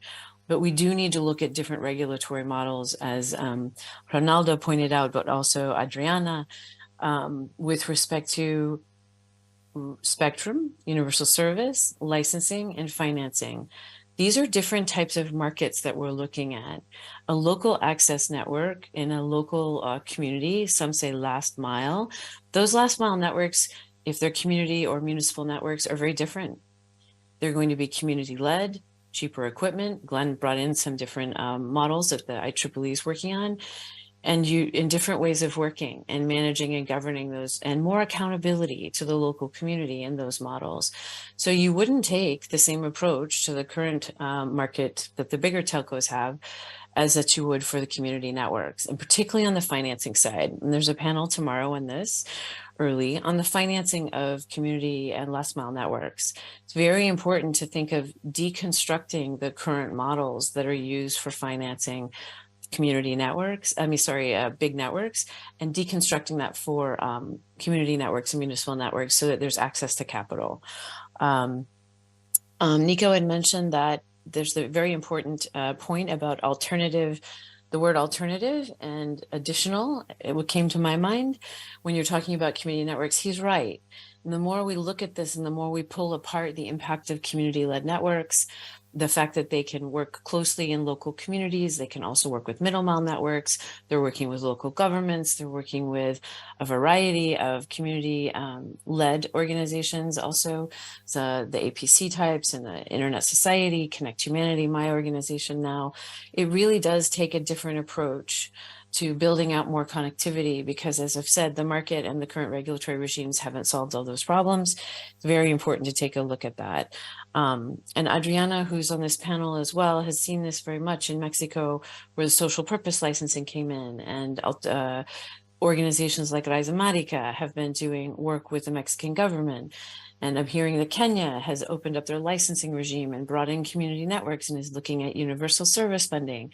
So I want to just say, as a sort of a wrap up, we have made immense progress, and thank you to Luca and Nico Ashanis for having created the DC3 with this huge community, because you have made a big difference through the IGF process in influencing government, working with some of the private sector, working with the civil society and other organizations promoting human rights, because we're talking about inclusion and digital equity and digital inclusion, and community-led networks owned and operated, whether you're calling them community connectivity providers, community networks, municipal networks, whatever they are, these are changing the way we look at inclusion, connectivity, and it's really helping us change the game. And that means everything from the regulatory policy side to how we finance and how we bring in more inclusion. I'm going to stop speaking right now so that we can, so Luca can wrap up. But I think it's really important, and I didn't want to leave out Nils for the great work he's doing on human rights to move things forward from the technical space, because we do have to work with the internet community. And as the internet is a network of networks, those networks of networks have different governance models. They're not all going to be the same. So that means that we're going to have to find some unique and boutique solutions through our work with community and municipal type networks. So thank you very much. This was really interesting to listen to and to hear all these different perspectives. But let's go forward from, I guess if there's a recommendation I could throw out, let's be creative when we're looking at the regulatory policy, financing options, and alternative networks are a good thing. They are complementary, but they are also very important because they're different. Thank you very much. All right, we are almost at the end of our time, and also thank you very much to Carla and Jane for having provided, having been explicitly and specifically on time, not only for having provided very good inputs and comments to the discussion, but also for having respected the time. We still have actually 4 minutes, so if we have any comments or final question or final remarks, I see that here we have some comments in the chat. It's more about a lot of food for thought that we have.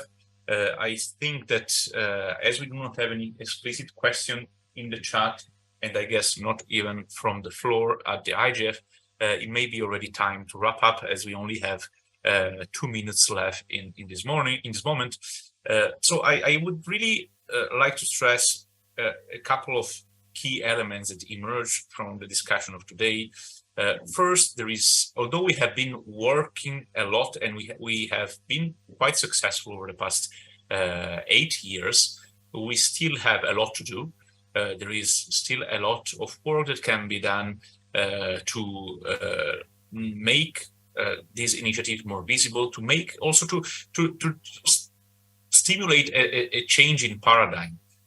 Considering connectivity, when we speak about connectivity as an enabler of human rights, really giving concrete example of what this means in practice. I really like what Carla was mentioning, that many of the models of connectivity we have, they may not correspond to this logic, and it is essential to be critical and objective about this. I really like what Jane was mentioning about the need also to understand the limits of the traditional mainstream models we have, and we have been writing a lot about this.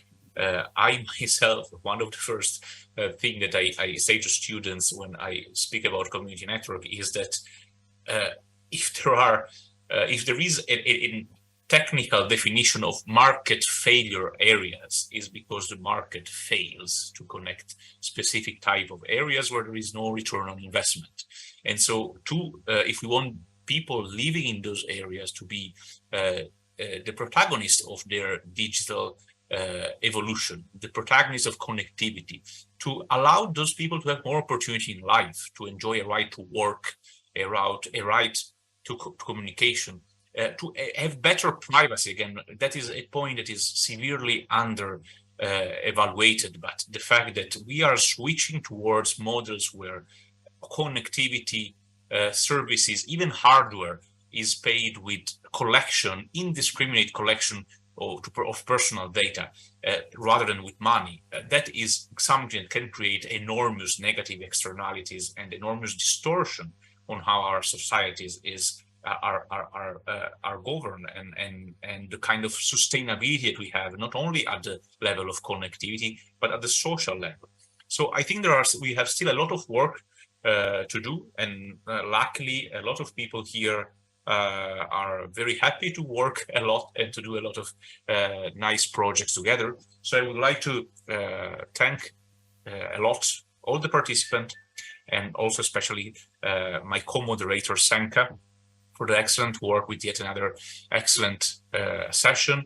We have shared already the link to these ER reports on community networks as enablers of human rights. It is also, of course, available on the DC3 page of the IGF website, and will be soon available also on the DC3 website, comconnectivity.org. Thank you very much to everyone, and have an excellent IGF 2022. Ciao, ciao. See you next year.